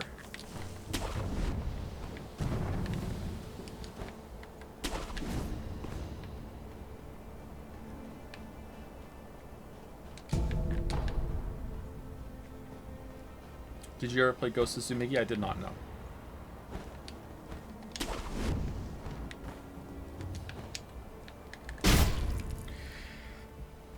Whoops!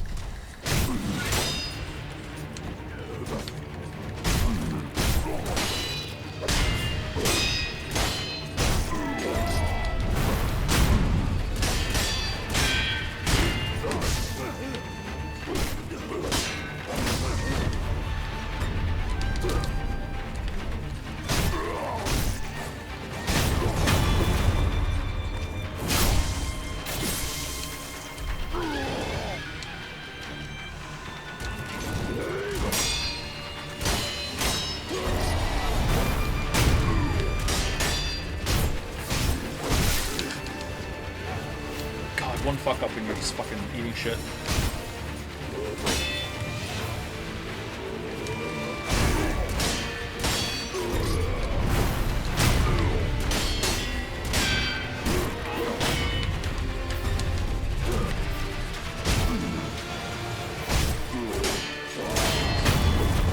Phew, alright.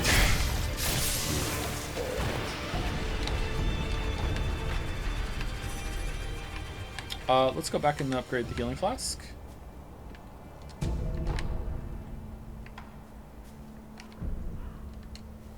Go see Emma.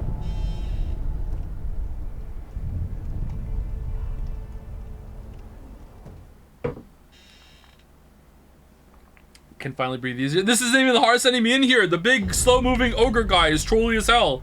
Usually I die to him every single playthrough. I never. Who are you? My name is. Sometimes I die to the drunkard in front of Butterfly than I do Butterfly. Not how the goal that I am. You made. Yeah, but I'm the medicine. Yeah. Is this a good? Yeah, let her now. Such a. If it's a that's what. Nice. Please, Goodbye. Most overrated butterfly color? Yellow.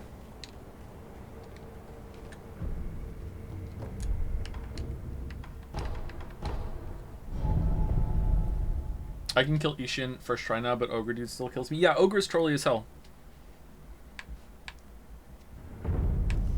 There are certain fights in this game that if you try to deflect, you're just gonna get fucked. But the game wants you to deflect a lot, so you have to like feel that out.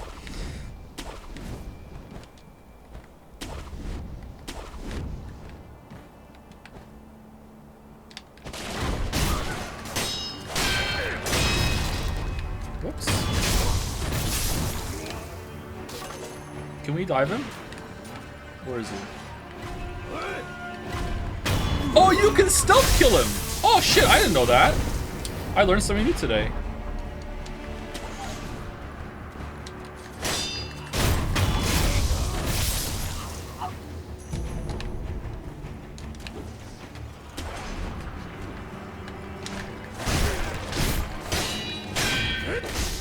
Whoops.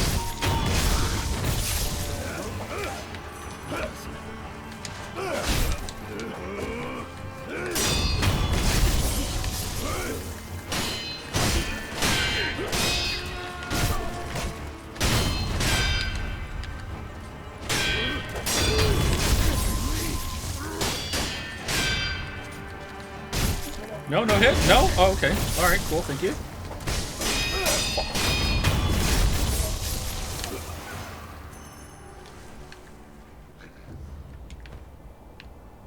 Where's the gun guy?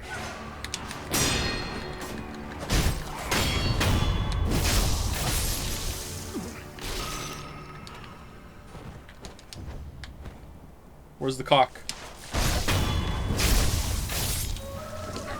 Oh shit! There's two here? Has there always been two here? Oh fuck, rumbled.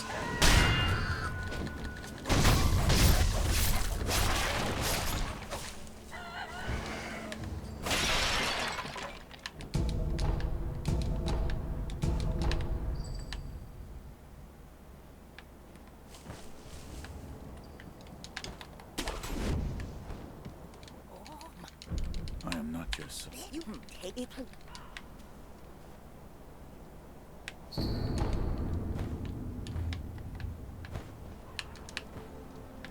What's that? Oh yeah.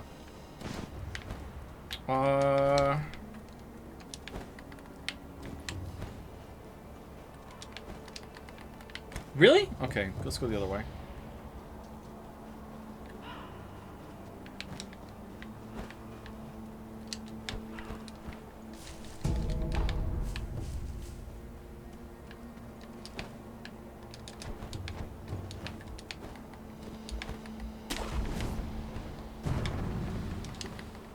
Love the movement in this game. Oh, I love this game, chat. I love this game.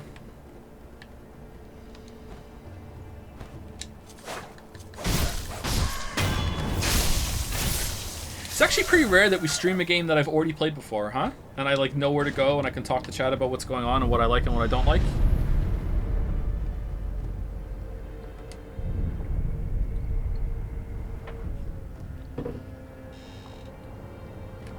Did you do no Kuro Charm Demon Bell? I mean, like, you already know the answer to that question. Why are you asking?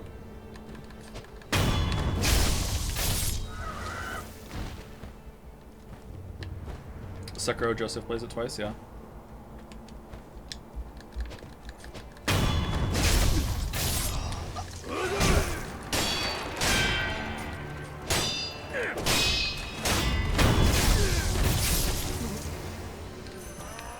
Okay, we don't have a Makiri counter. Pardon me.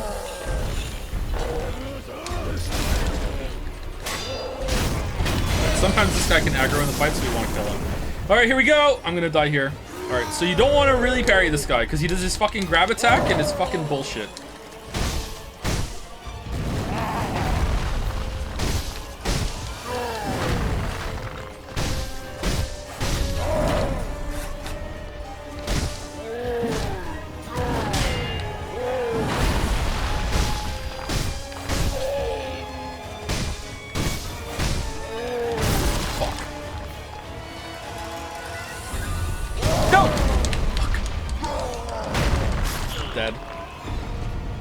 Dead.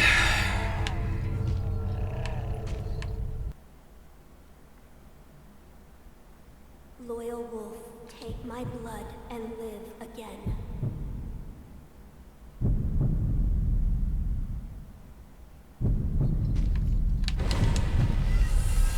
He's just gonna throw me again.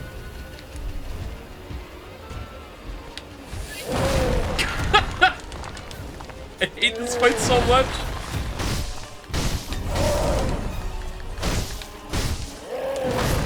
Dead. I hate this fight so much.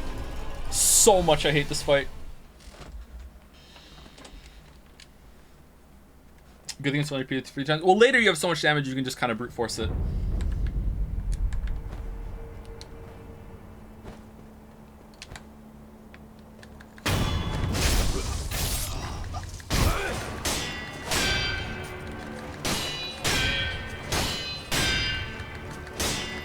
Hit me! Hit me! God damn it. This room, the next room after it, and the part with Spearman Steve are like some of the hardest areas in the whole entire game. The first time you meet a Spearman Steve, you might not have a Makiri counter, so that's even harder. But like even if you do, like that whole section with Spearman Steve is just fucking insane. Like those 3 of the hardest areas in the game are right at the start.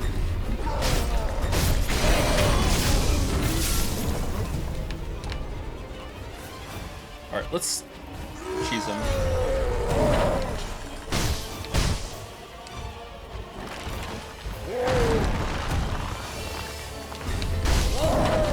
What? Alright, that was bullshit.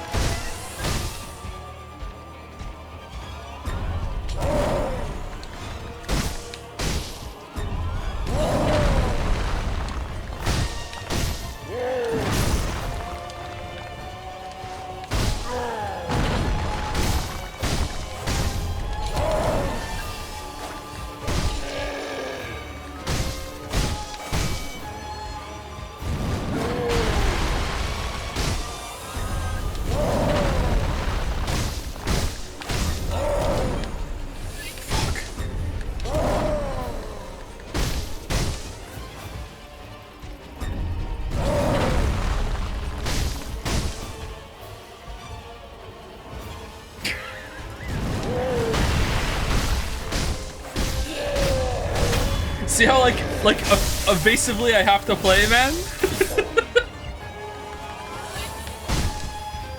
It's the first mini boss.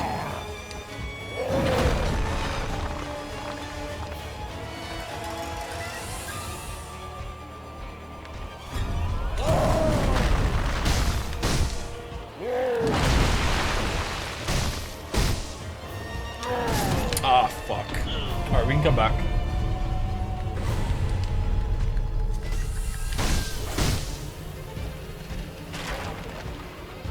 Come on, do an attack. Do an attack.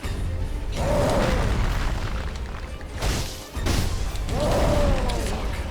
I dodged the side. Alright. For a game all about parrying, you have to dodge everything this guy does, which is great, especially after 1 hour trying to drill parrying to dead. Yeah, I don't like this boss at all. Can you jump the grab? I don't think you can. Can you? I've never tried. Can you jump it?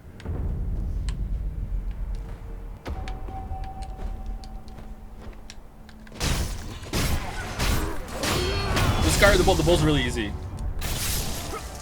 Or at least the last time I killed the bull, I had easy time with him.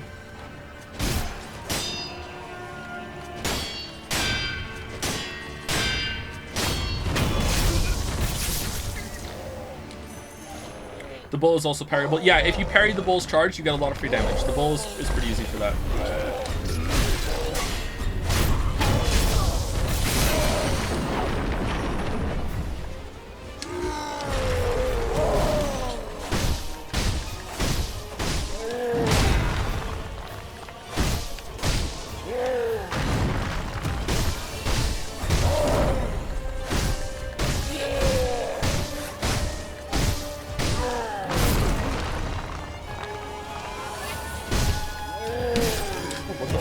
Camera, what are you doing?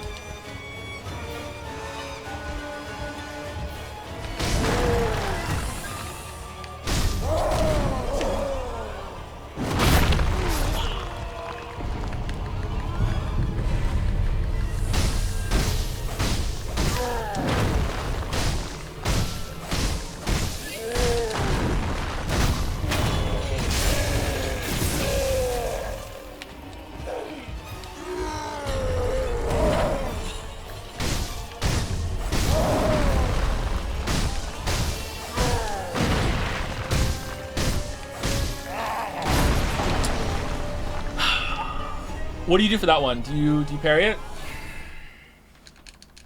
I'm so happy because of that grab. See, this is what I was afraid of. This is embarrassing. It's the first mini boss. I hate this boss. I hate this boss so much.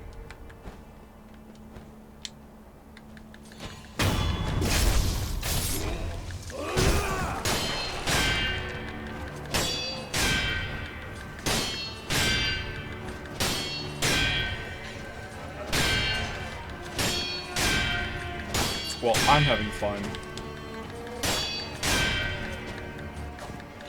I'm coming. I'm coming.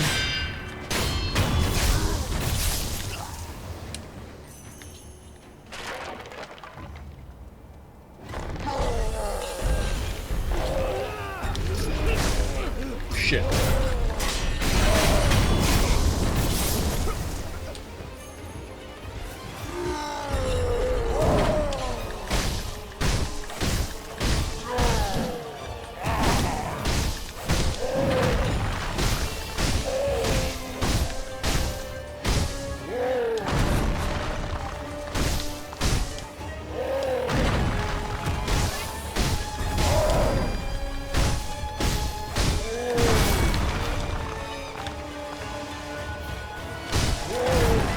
What? Whoa.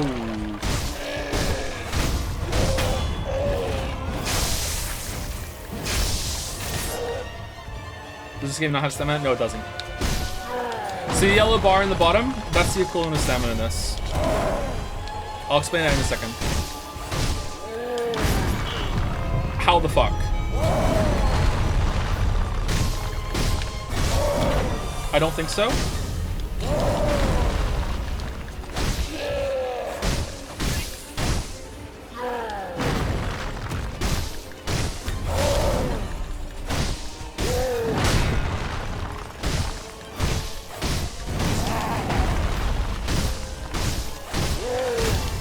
Yay! Alright, we got him.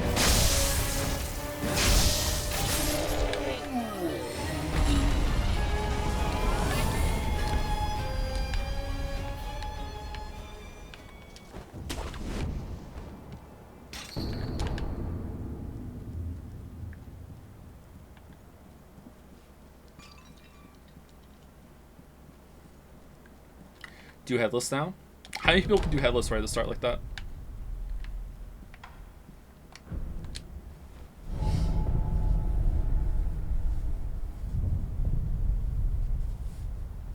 So, Sekiro doesn't have a stamina system, so you can run and jump and dodge and attack as much as you possibly want. However, it does have, I don't know what they call it on the player, like your stagger meter. In the bottom left, in the bottom of the screen, you'll see a yellow bar fills up the same way it does for enemies. So every single time that you fail to deflect a perfectly deflected attack, actually, you know what, even if you do perfectly deflected attack, you get your poise knocked down a little bit.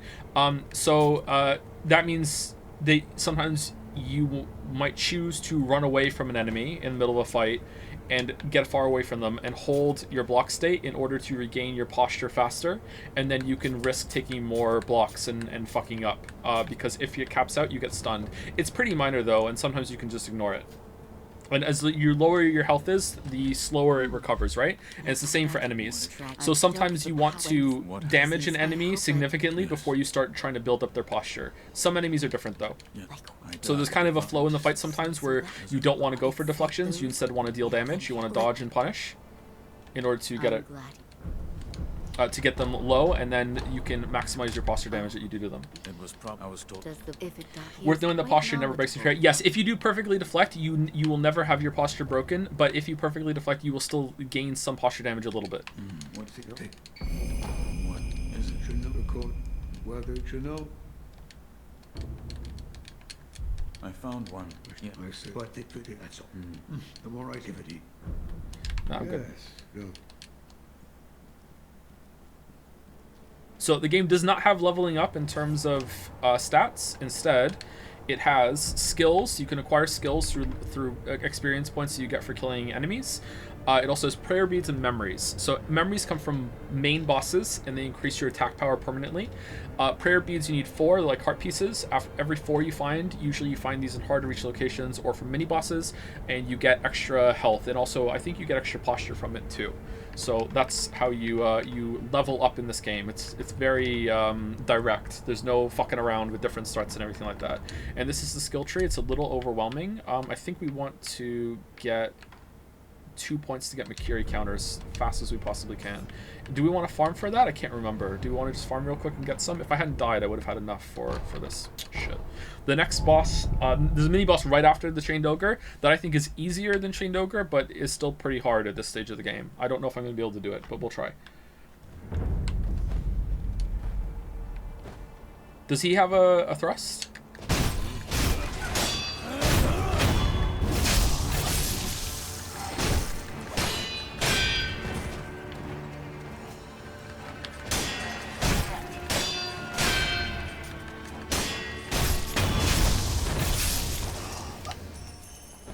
Do you want to buy anything from this guy down here, chat? I can't remember. Does he sell anything good? What? No. Time paradox.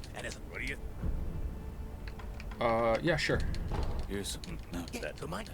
Blah blah blah blah blah blah blah blah blah blah blah blah blah blah blah blah blah.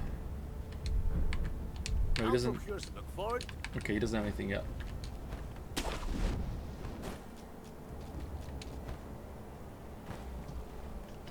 What's a good start of Souls like? I just spent 5 hours not being the first mini boss in Lies of P. Dark Souls 1 is a pretty good place to start, I think.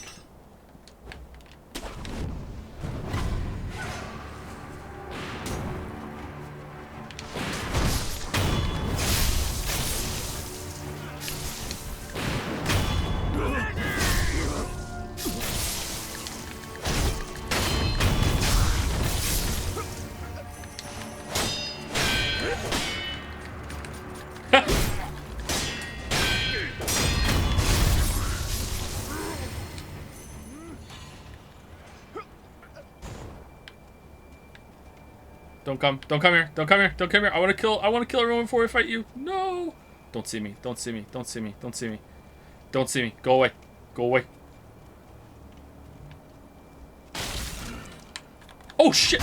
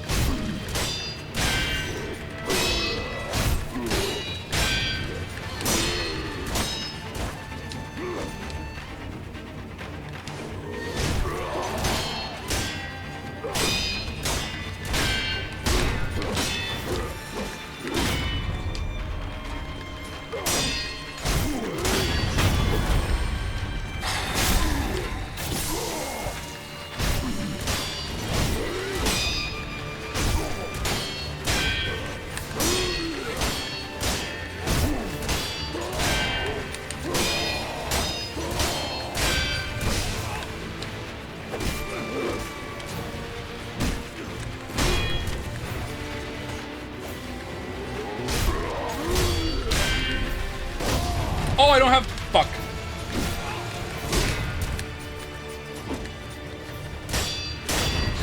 Alright, we got him.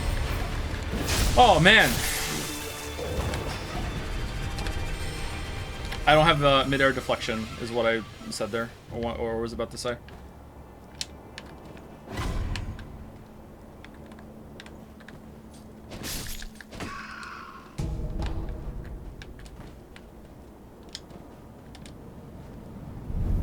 Okay, we have Mikiri counter now, that's good. So, if you ever play this game, Mikiri counter is, I would say, like, you have to get this. You can't beat the game without this. Or if you do, it's a challenge run. You have to get Mikiri counter. It's a core part of the game. And then after that, if you want some help, I believe that the best thing you can get possibly is up here. So go up here first, and then go here, and it's one of these two, isn't it? That is, you get a little healing every single time you killing blow an enemy.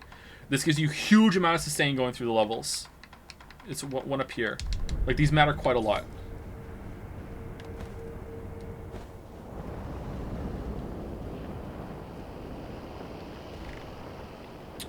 Oh, I didn't heal. Oh, I have healing.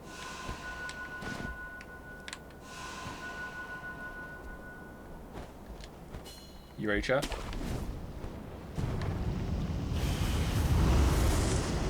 Hey, dude.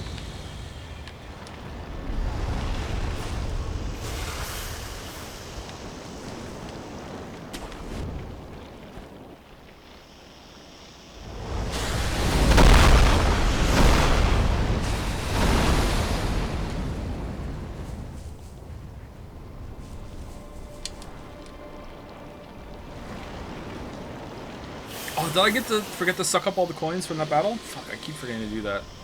That's another one of my criticisms of Sekiro. I don't think you should have to do that. I think it should just happen.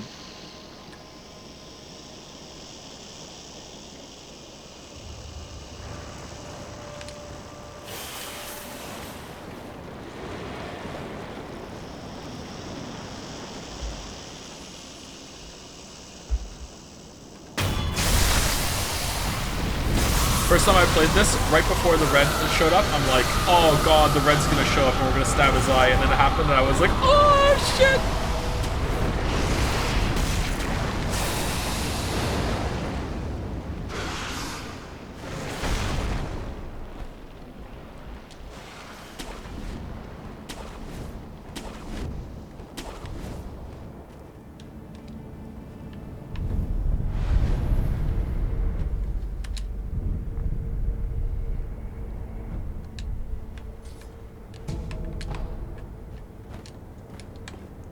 I can't believe they locked an essential move like a Mikiri counter behind a skill tree. Oh, damn, chatter! Oh, good point. Yeah. That's even more essential than the dodge roll on the floor and shit. Oh, no. Oh, no.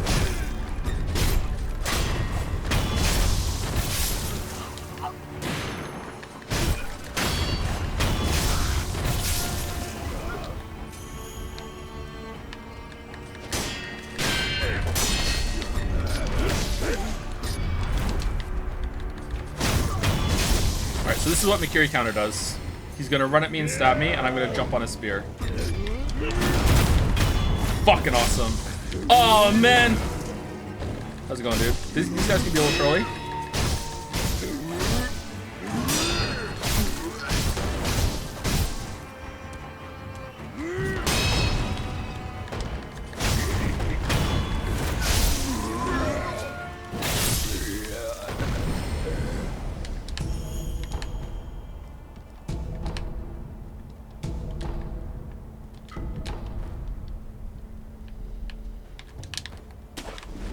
Now, if you don't know this game, or you've never played this game, you're about to think that chat is about to go absolutely crazy. But don't worry. I feel bad about killing this guy.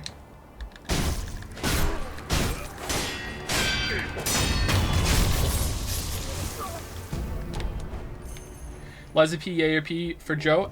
Big yay. Very, very good.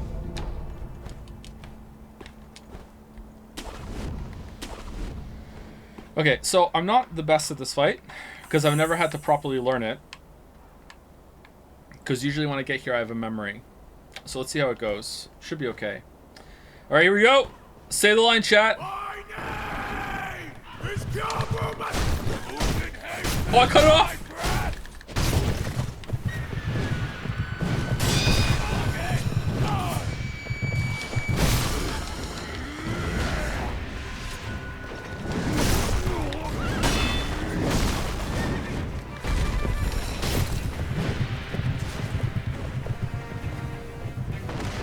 Well, this isn't going well.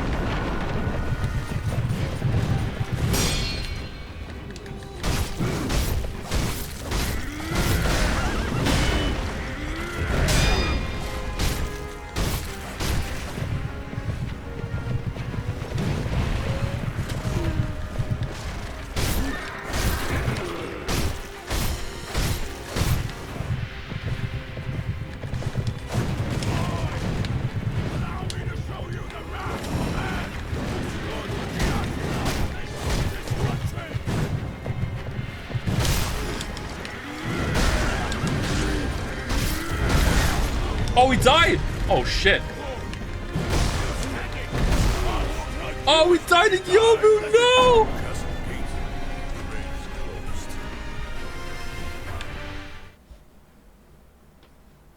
5 hits in a row. Shameful, I know. Shameful.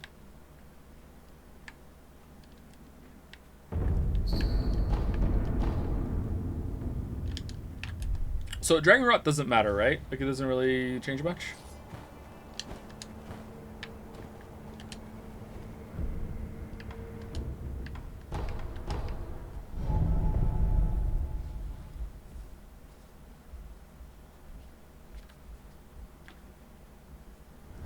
So you can say Gyo, but you can't say Nya? I mean, I hear him say his name. I thought I say Nagas right now. Don't I?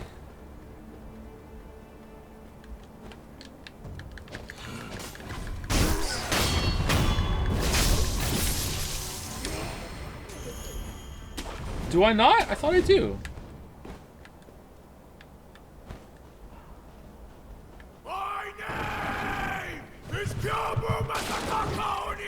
I died on purpose so we could say it again. There you go.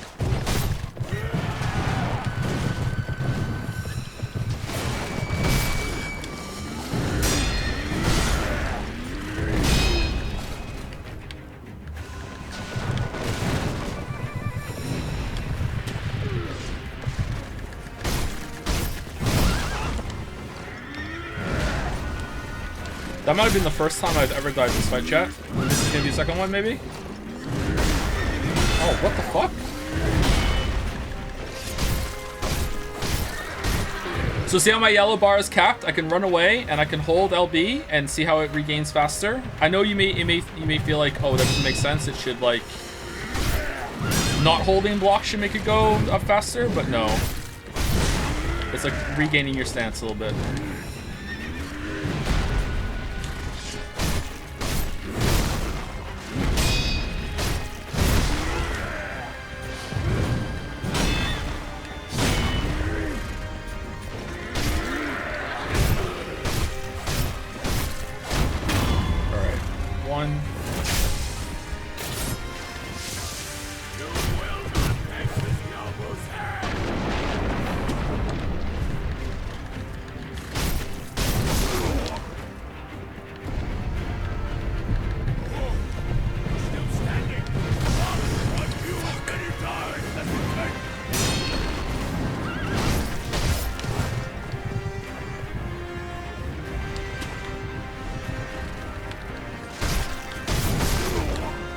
Dead again! Holy shit! I need zero one more time. Oh, I died for you. It's fine. I read it before I read it out loud. I'm trying to burst them down too fast. I need to respect them more and deflect them.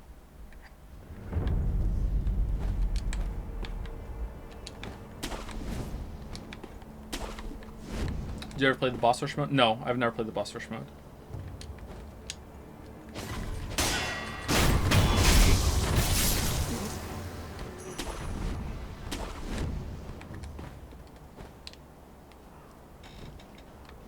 The reason why I'm fighting him this way is because usually I just burst him down.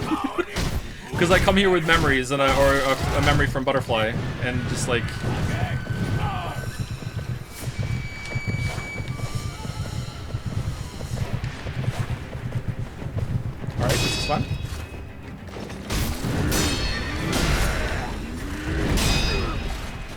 There we go. Nope.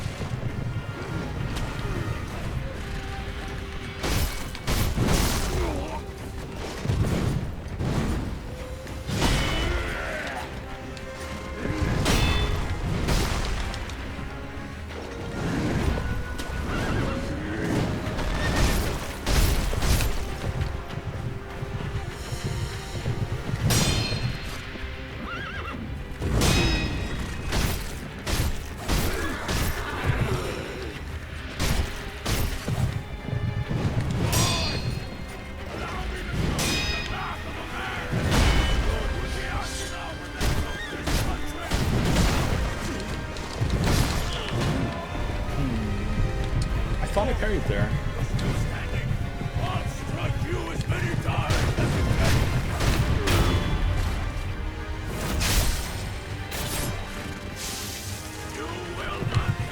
You see the speedrun in this game? They usually they jump up on the roof somehow and make him run off the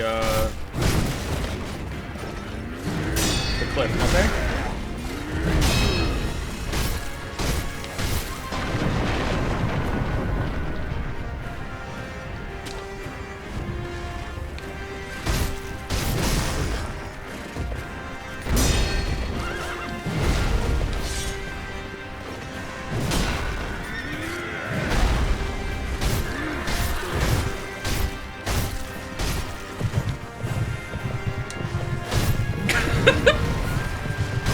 Yo, but what are you doing?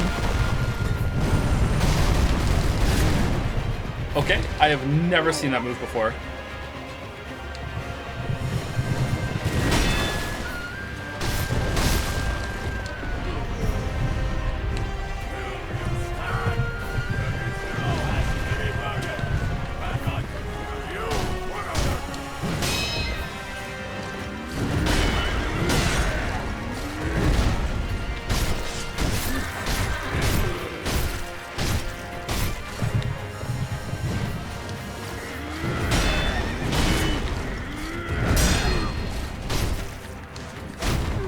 Got him. Did they change his AI a little bit in some patches? I've never seen him look so derpy before running into walls.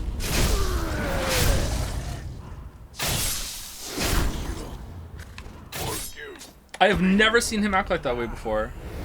His attacks are fine. I'm not saying that he was acting different. That's why I died. No. Like, I was fucking playing like shit. I've never seen him run into walls like that before, ever. So we killed the boss, so now we have a memory. So we can go over here and we can upgrade our sword. And this actually matters quite a bit.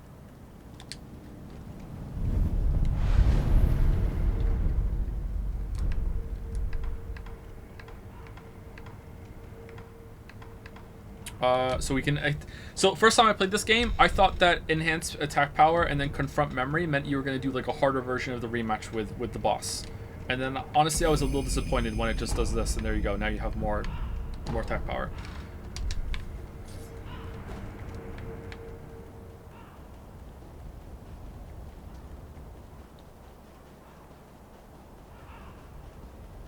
I haven't said thank you to people in a while. Hold on one second.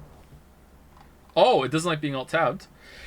Thank you, Orange Orangutan, for the resub. Thank you very much. Did I say thank you to Paulo2 Gaming after Pyre Yanis? I think I did, but just in case, thank you, Paulo2 Gaming. Thank you, Orange Orangutan again. Thank you, Bad Fetus, for the resub. Thank you, Dalmek, for the bits. A farewell to Chat and Joe. Alas, I must become a VOD boy. Sailor Dalmek. Thank you very much. Thank you, Doubt Degree, for the resub. Thank you, Jackie O, for the resub.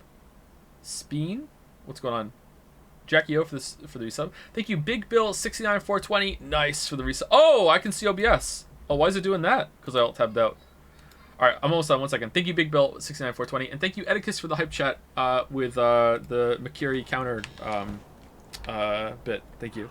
It's very true.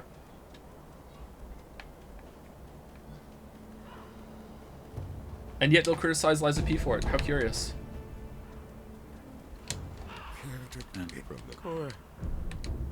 Okay, this guy has something. A pellet? It's a gourd seed. Okay, can you sell the cash for the same amount that it's worth? 500? You can, right?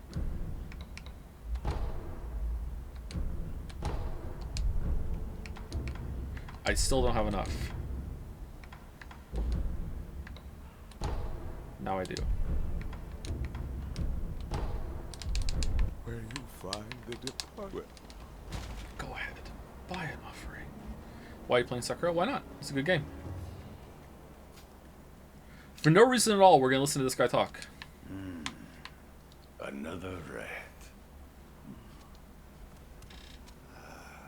But those eyes. A starving wolf. Before I kill you, tell me your name. Tell me your name! No name to give. You shinobi are all the same. You die nameless, with no one to mourn you. However, your left arm, a prosthetic shinobi arm, it reminds me of... That's it. A one-armed wolf. I like it. Which means Sekiro. That is what I shall name you. Who are you? I am the Tengu of Ashina. Come, Sekiro. Care to hunt some rats with me? What? Rats have snuck into Ashina. Scurrying about the name of it. What'll it... Very well. That you'll... What is this? Come, you. Oh, you can open this? What?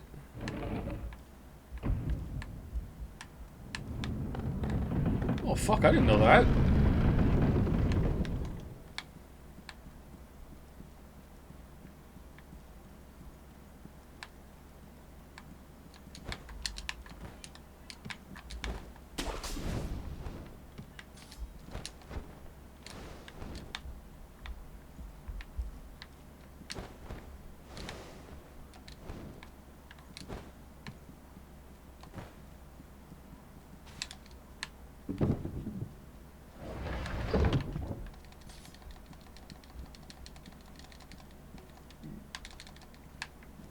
Really? Okay. Alright, so now we can get some more health. I believe. Right? I think we have one more. I think we have... I think that's 4? No?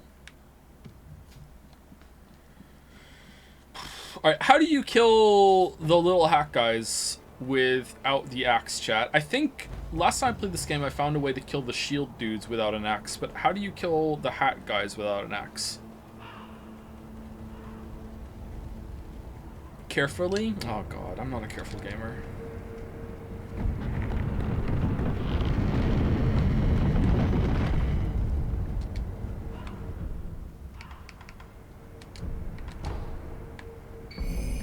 Okay, so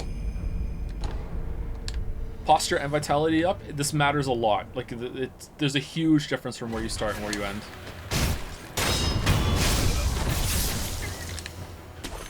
You can still beat the game without doing it. Lots of people have, but, well, I don't know if lots of people have.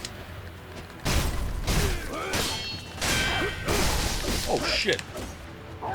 Oh, I didn't rest. Oh, no. 1 second. Excuse me. I'm in the wrong area. Yeah, let's just kill him. We'll die.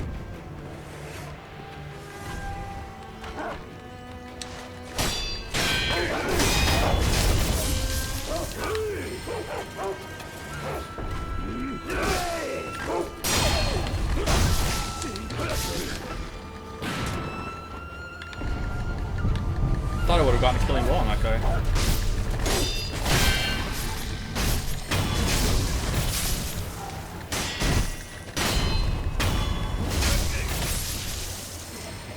Best worst boss in this game? The worst boss, if you're counting mini bosses, like unironically Chained Ogre at the beginning. I think that boss is stupid.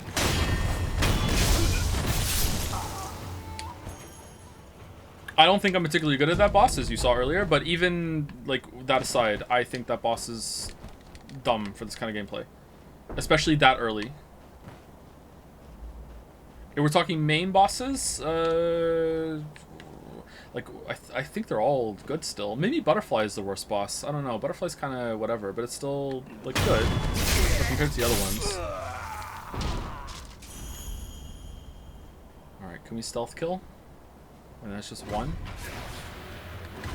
Oh, fuck. Alright, well, you know what? You know what? Ishin, you can do it yourself, alright? I fucking hate fighting these.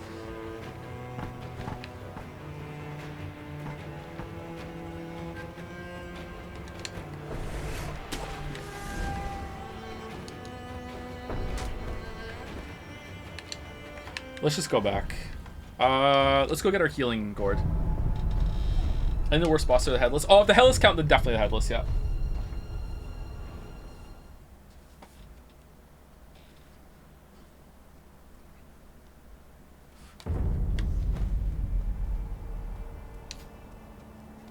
Have you seen all that the tower repeated the king from I am. Goodbye. So yeah, I'm barely into this, and I can already tell you that I'm having more fun than I think with Liza P's combat. But Liza P's combat's still pretty good. Or pretty good is underselling it. It's very good, but I think I prefer this combat system to Liza P's. And also the movement system and getting around is really good in this. I love just running around like crazy. Question mark? What do you mean?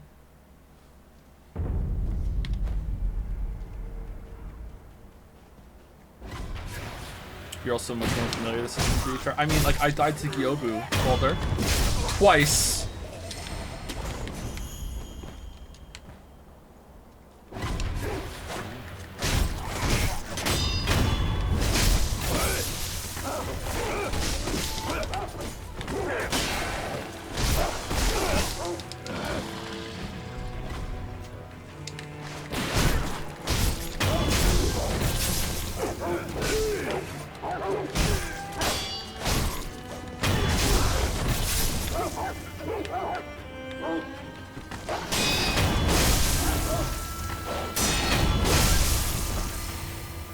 Let's use some pellets. Do they stack?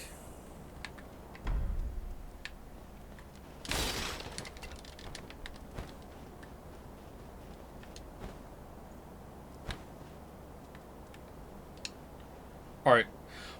Stealth in this game sometimes is about speed less than sneaking, right? You just run up and just fucking like stab him, right? Like it's... Yeah, there we go. Okay.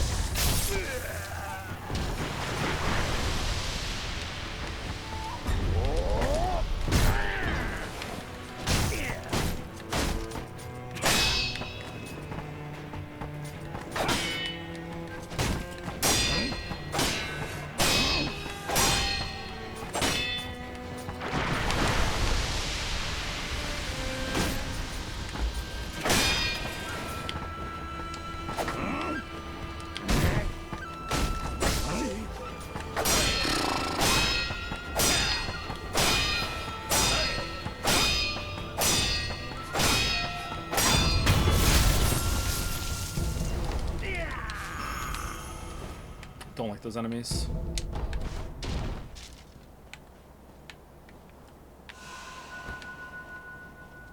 It's really hard to see when they're even attacking you because their hats block it.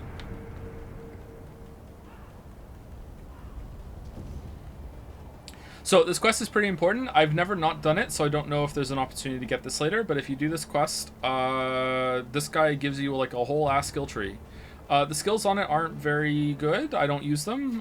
Maybe there's one later on that I'm forgetting, but it's mostly about the holding your sword up in the air and doing a big fucking attack, right? So normally I don't use them. Joe, why am I being Joe.dotted? There's some good passives on it. Are there? I forget what the passives are.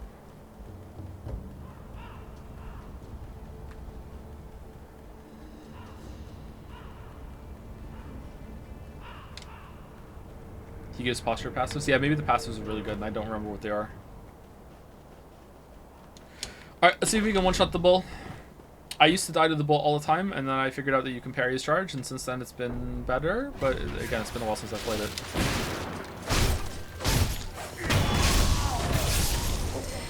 Alright, can we get a stealth kill on one of these big guys here, so it's not a Ornstein and Smo? Or Smo and Smo.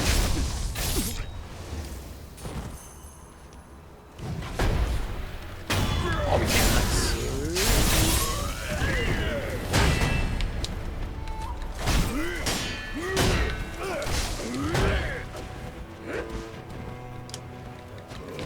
Oh, shit.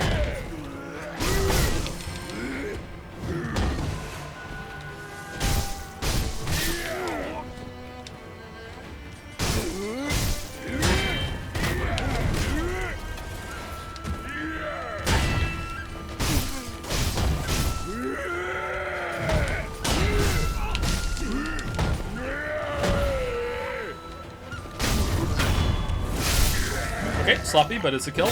We take those. Mr. Anderson, what happens when the bar and the bong gets filled up? Do you die, or is your pose broken? Your pose is broken, yes. It's actually not that punishing. There are plenty of bosses that it'll only happen at the end of the boss combo, and then the boss will just stare at you while you get a chance to get your posture back. It's very, very common that you will like fuck up as the combo goes on. At least it's common for me.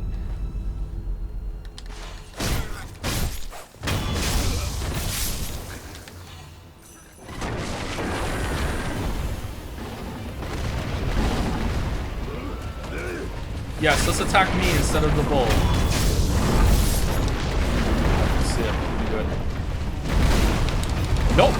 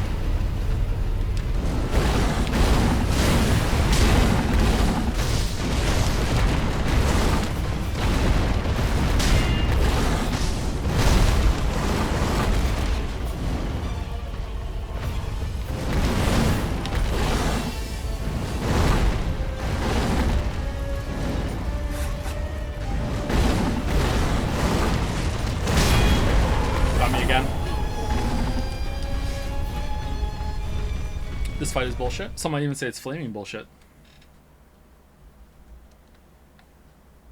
Sometimes he does the charge move where he rears down more often, and you can get more deflects on him sooner. And the deflects really build up because if you deflect that, you get some free damage on him.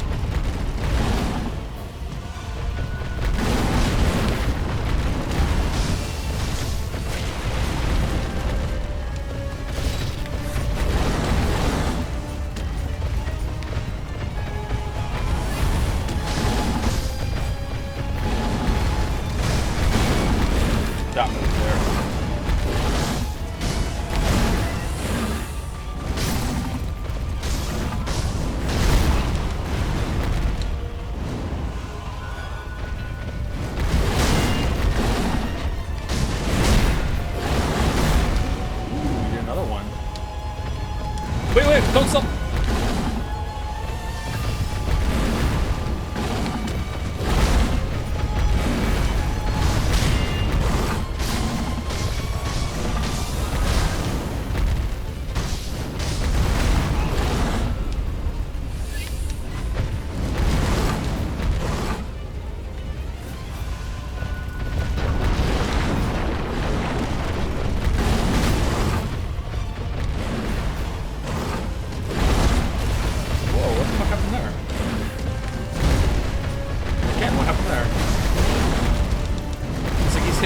Hitting me? It's like the buck's not working.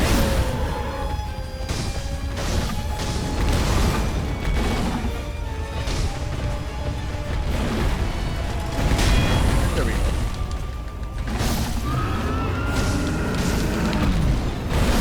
Oh, he's not dead! Fuck!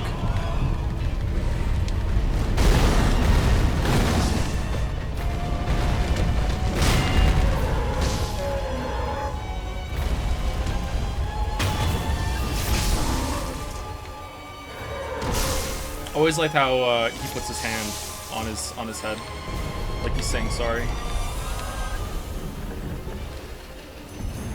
Sounds like he's calmed down.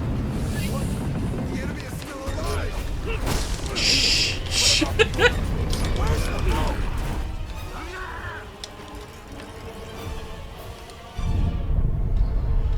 Maybe because you're just replaying over stream, but do you use revives on normal replays? It seems like something you would not normally use. I absolutely use the revives. Yep, the revives are a core part of the system. One of the reasons why attack damage is so high in this game is because of the revives. Saying heavy. For what? Oh, there's I don't remember what this person does.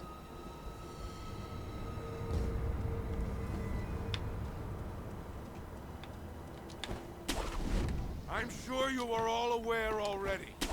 This coming battle will determine the fate of all Ashina. We go now!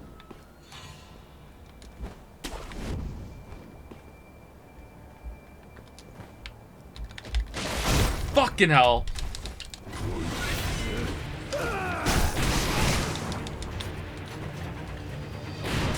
Okay, you know what? You know what? You know what? Round 2. No!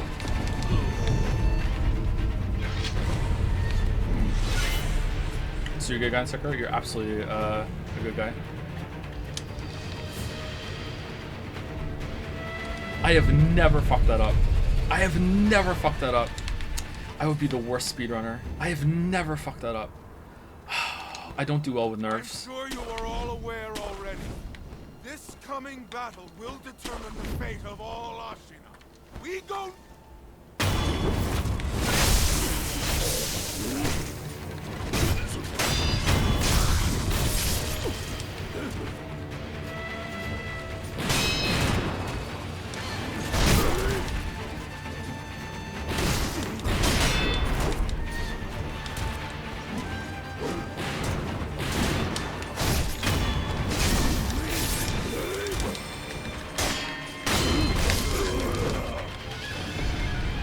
Usually I'm better at killing these guys too.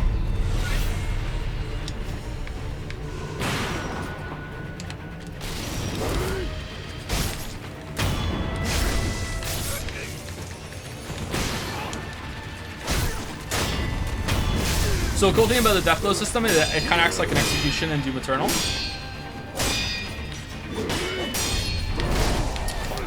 In that you, it's like a little pause on the fight.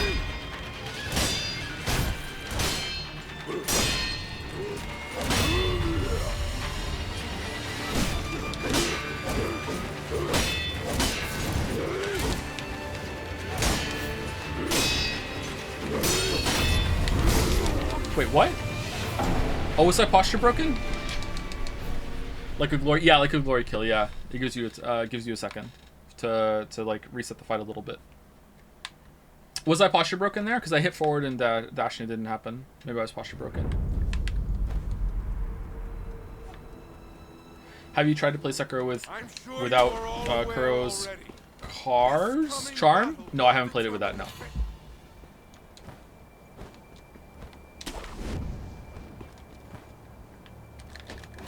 Oh, you moved!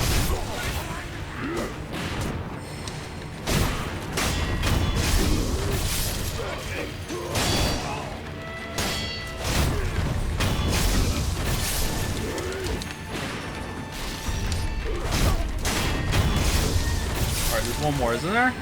Where is he? Fuck.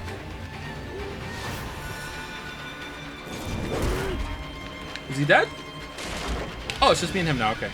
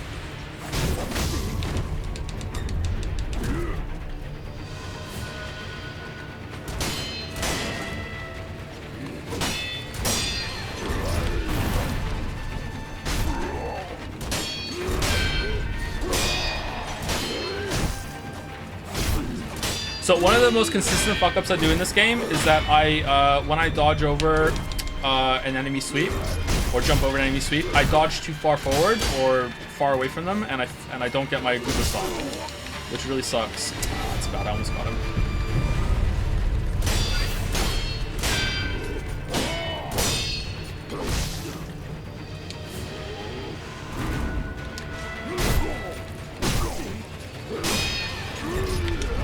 Fuck.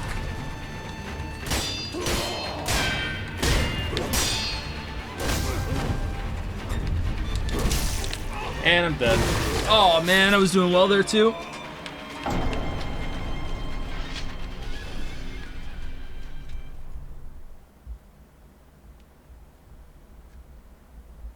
Why is the other revive crossed out? Because if you get a killing blow on an enemy, including a boss, if you take one away their killing blows, you get it back. You can earn one back. I'm sure you are all aware already. This coming battle will determine the fate of all Ashina. Have you played or heard of Sifu? I've heard of it. I haven't played it.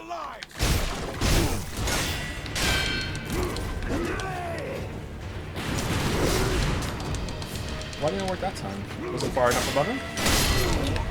Oh my god.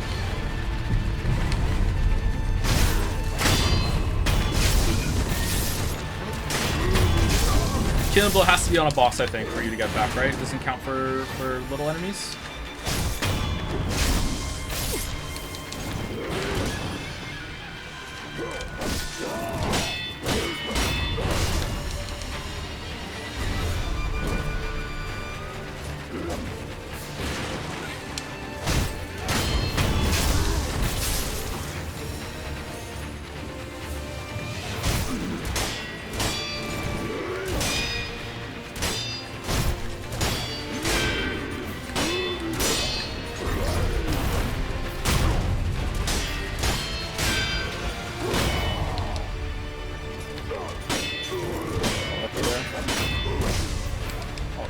There.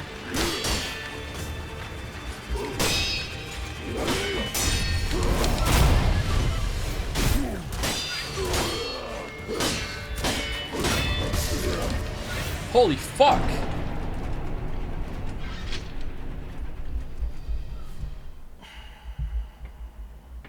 How was Life of Pete? Really good. Have you played Shadow Mortar, Shadow War? I have not, no. Hello chat, just got here. Why is Joe playing Sekiro? Because he felt like embarrassing himself today. Had to make the even the stakes after killing that boss first try yesterday. Okay, he moved. Oh, he sees me.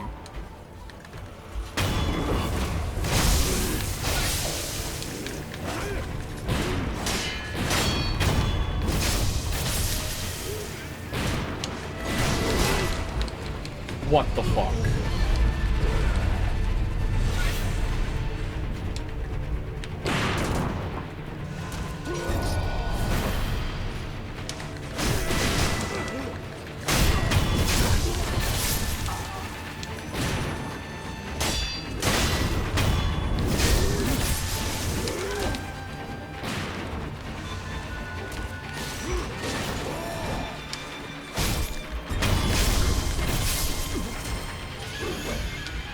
Alright, we already got Killing Ball on him.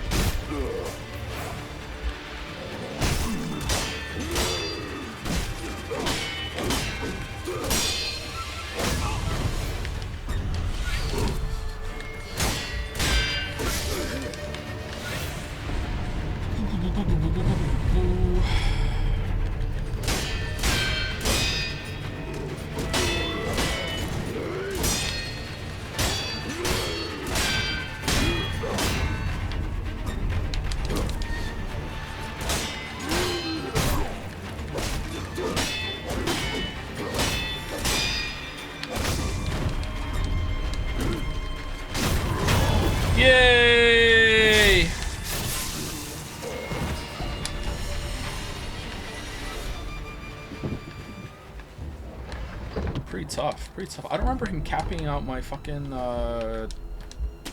my posture that quickly before. Holy crap. It's like one fucked up deflect and I'm like eating shit already. Alright, where to now? Oh shit. Do you want to go into... We probably want to go get the axe, right? Do we want to go to the Nightmare Realm, or...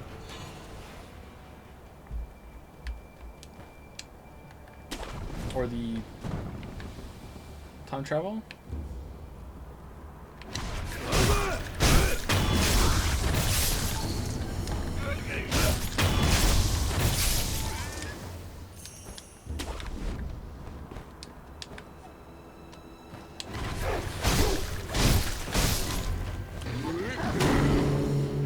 I'd like some healing for this guy.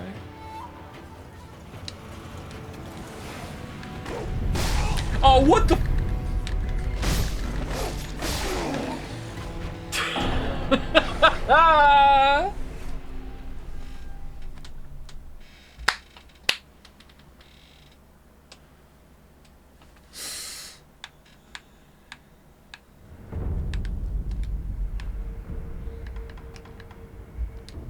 Alright, how many skills do we have? How many skill points? Where are they?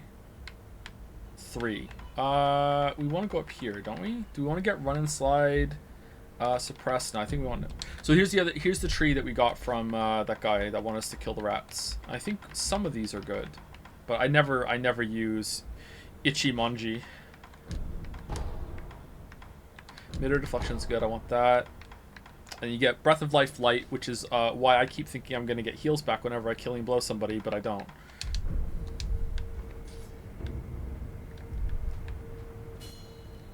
Fair to where we go ahead. Buy an offering. Okay, you have a prayer bead. Can I sell everything to you? Because I'm not gonna use any of this shit. Divine grass, yeah, sell it. Sell the sugar, sell the sugar, sell the wealth. What does this do? Is that important, chat? I can't remember. I don't remember ever using any of these. Oh, whatever, let's sell them. We don't have enough money? Still don't have enough money. Where you find it, wherever. Wealth gives you a coin bonus? Oh, does it? Okay, heavy coin burst. Is that enough? That might be 500, isn't it?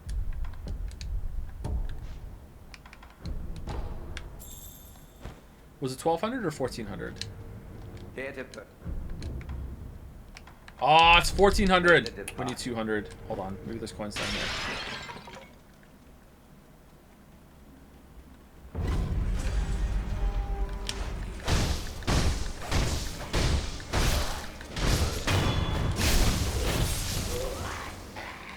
Nope, the dead have no coins.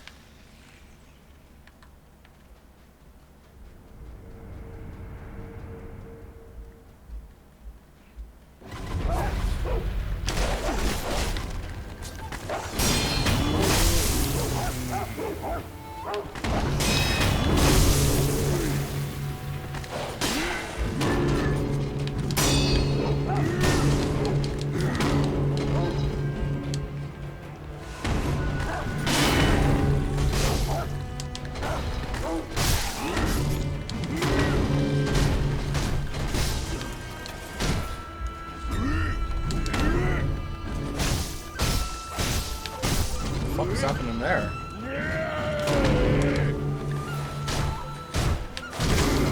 What? Oh, he has armor in his front. I never noticed that before.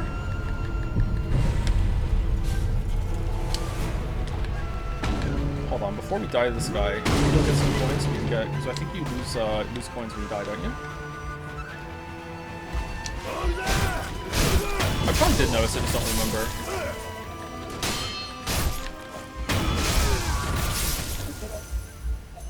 That is not enough coins. Let's go farming around because I want to get that that bead. You can rip the armor off with the spear. That's cool. Okay, is that enough? This is 100, isn't it? No, we need 50 more.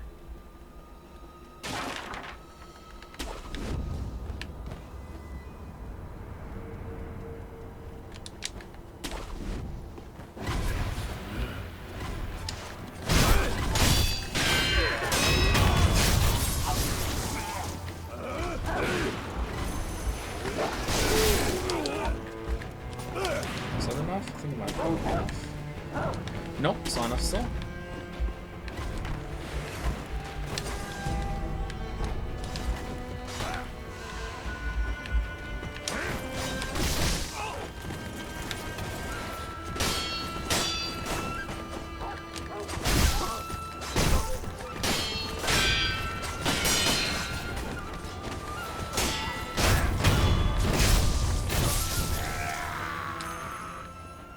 There we go, that's enough.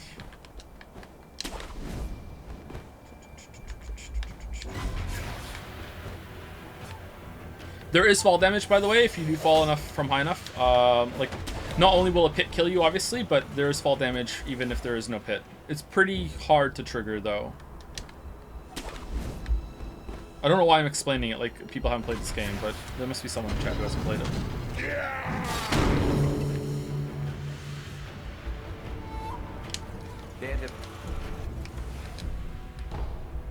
What does the mask fragment do? I can't remember what that does. Do you need that for like a secret or something? How many do we have? I think we have 2 beats now, right? Alright, let's see if I can kill this guy.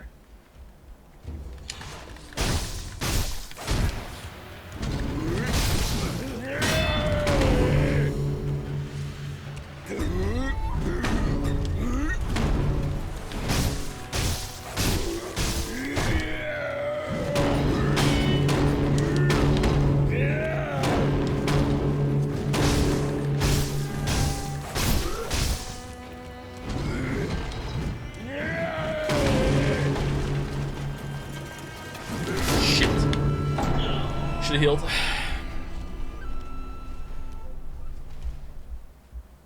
Are these just normal humans, but big, or supernatural stuff? There's some supernatural stuff in this. I'm not sure if this guy's supernatural, if he's just big.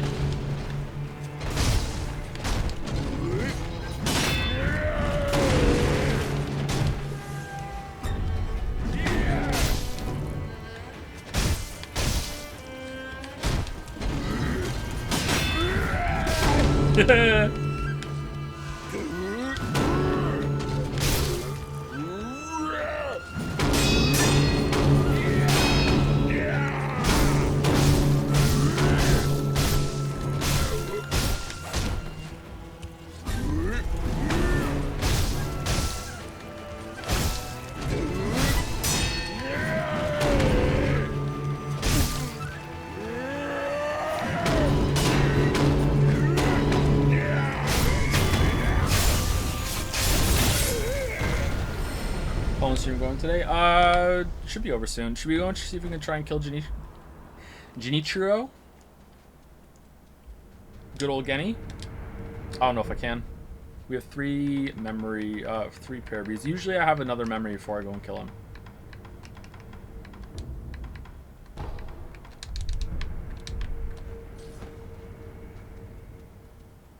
Maybe I can get him. We'll get another prayer bead on the way too. Did you kill the 7 spears guy? No, we didn't go in that area yet.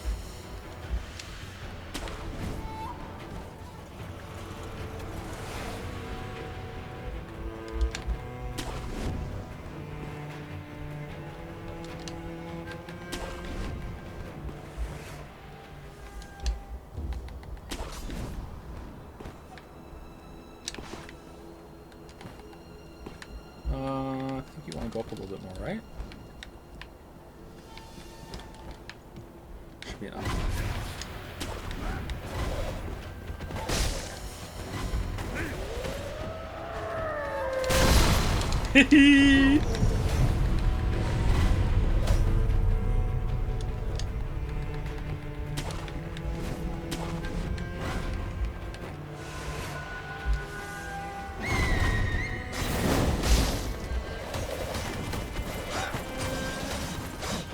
Oh shit!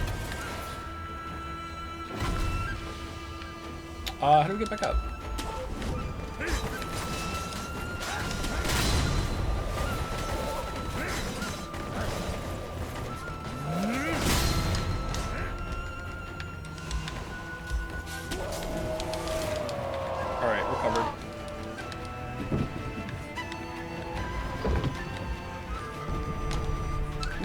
seed.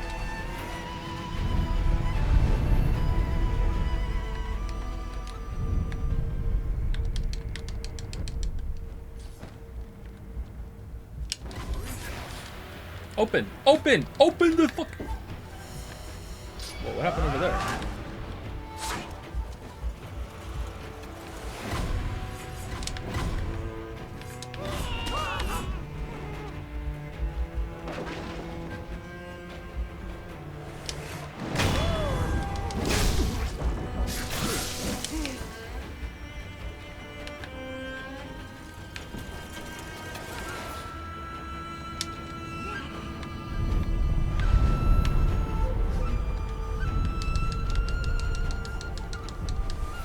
Would you ever do a challenge run such as New Game plus 7 Charmless Demon Bell? I mean, I'm struggling to do the base game right now, so probably not.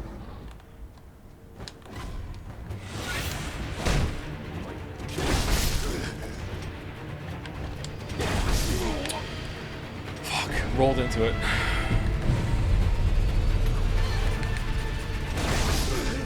Wow. Wow.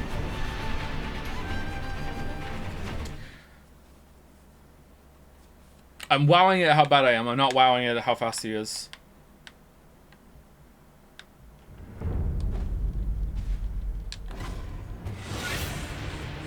Yeah.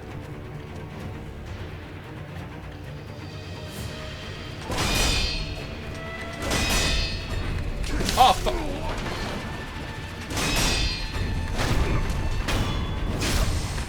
He does more than that. I forgot.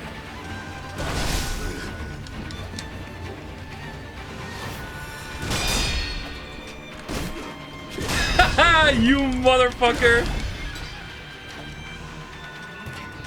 I don't think I've ever seen him do that punch.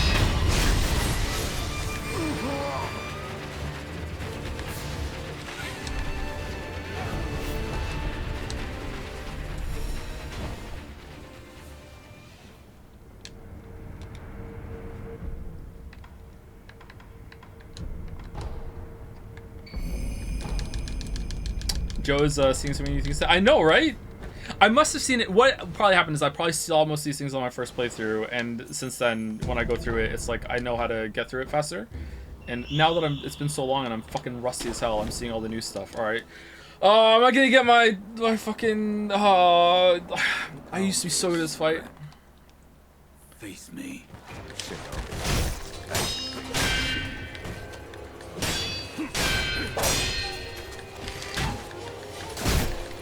Alright, don't put him in the door. That's cheating.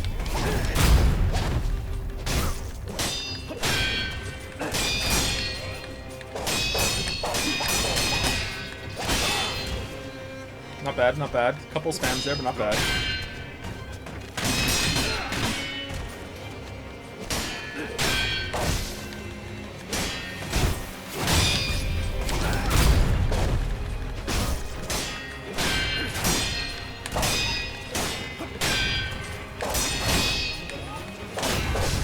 Shit.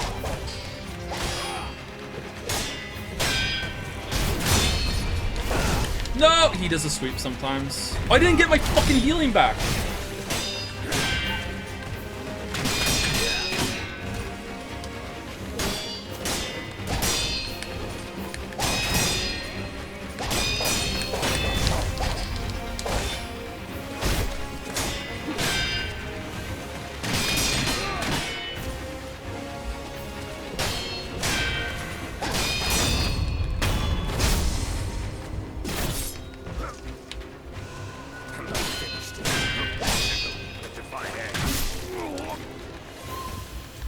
I would fucking be done the fight by now. There it is.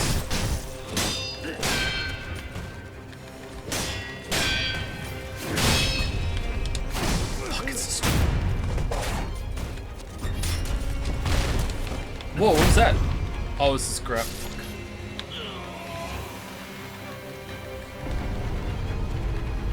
Does he know?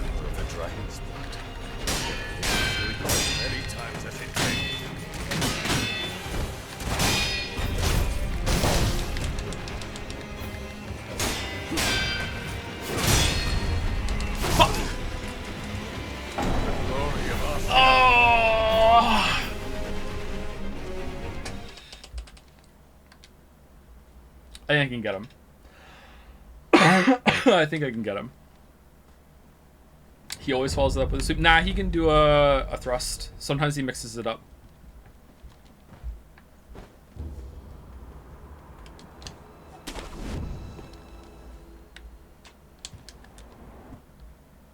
Face me.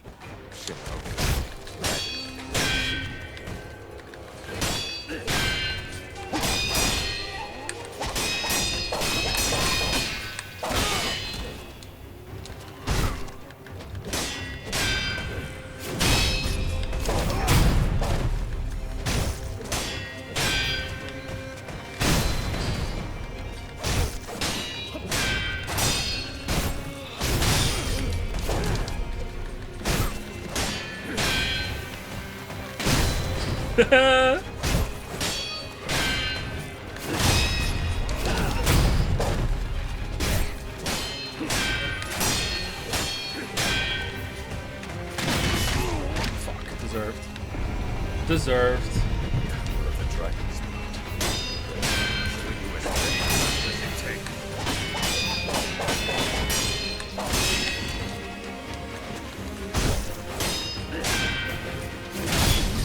What? What? Was I? No. Fuck. Okay, fuck. Alright, one more try and I have to stop. We're over time.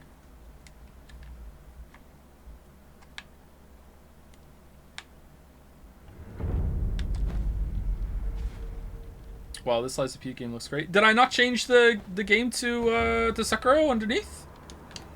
I can't change the title, chat, can I? Maybe I can. Face me.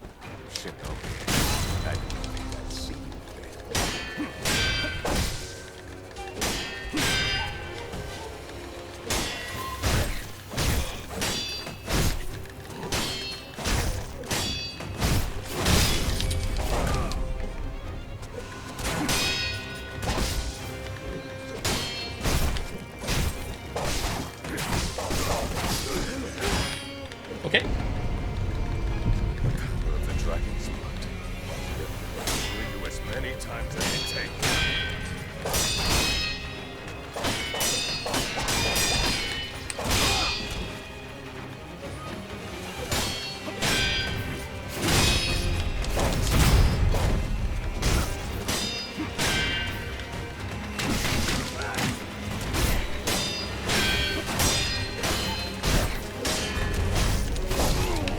Oh my god, I'm terrible, chat. I'm fucking terrible. I'm terrible. You know what's even worse is that I'm terrible and I know I'm terrible now because I know what I was before. Like when you're new, you're like, oh, okay, I'm learning. But now I'm fucking terrible.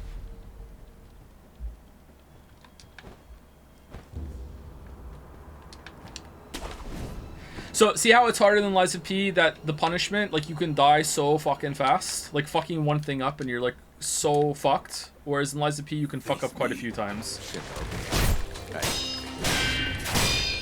But it's also faster on, all the movements you can do. All the inputs you can do, rather. What?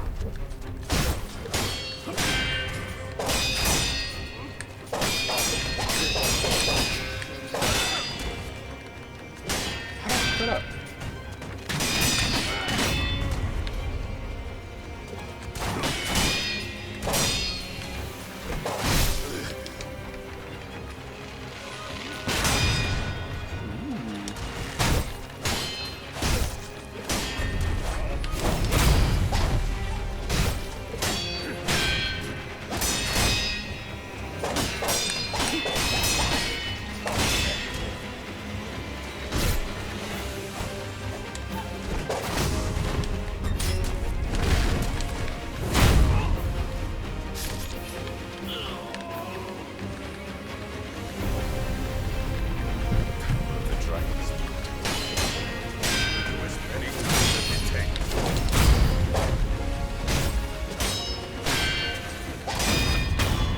Alright.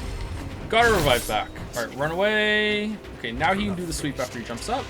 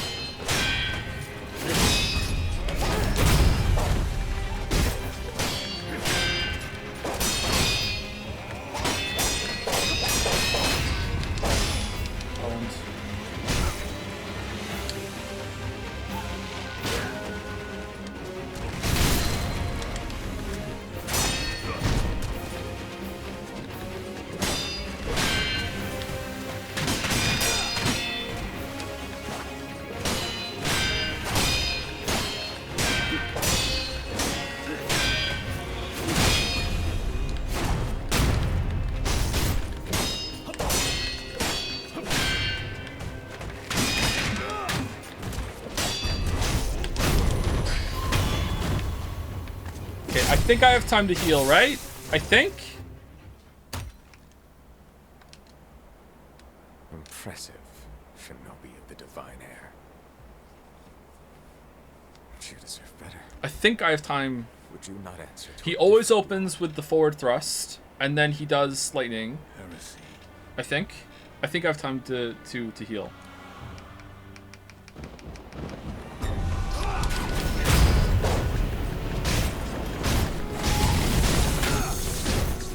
Oh, I missed it.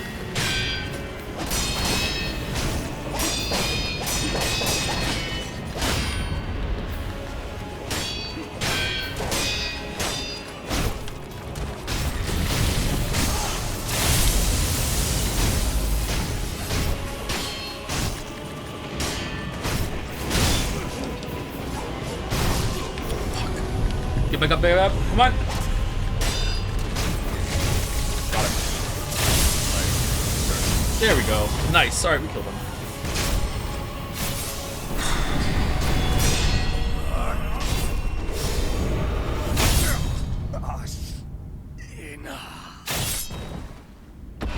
I'm not the boss anymore. I am not the boss anymore.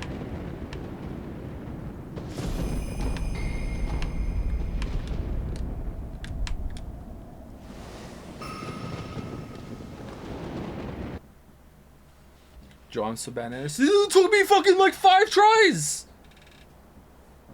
Do you know how many times I've killed this fucking boss? You were victorious. Anyway, I'm way over time. But you know what? That kid Neil has been hell all day. So what's your conclusion on P versus Sekiro on parry? Is P parry broken? It's not broken, not at all.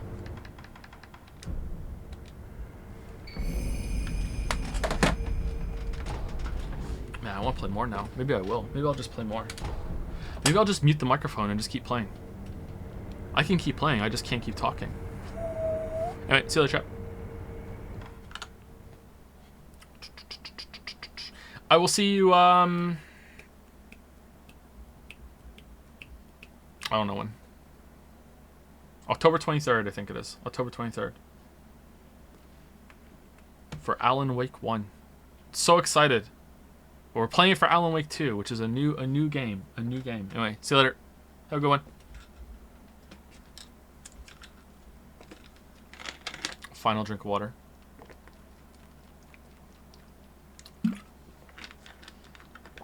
See you later, chat.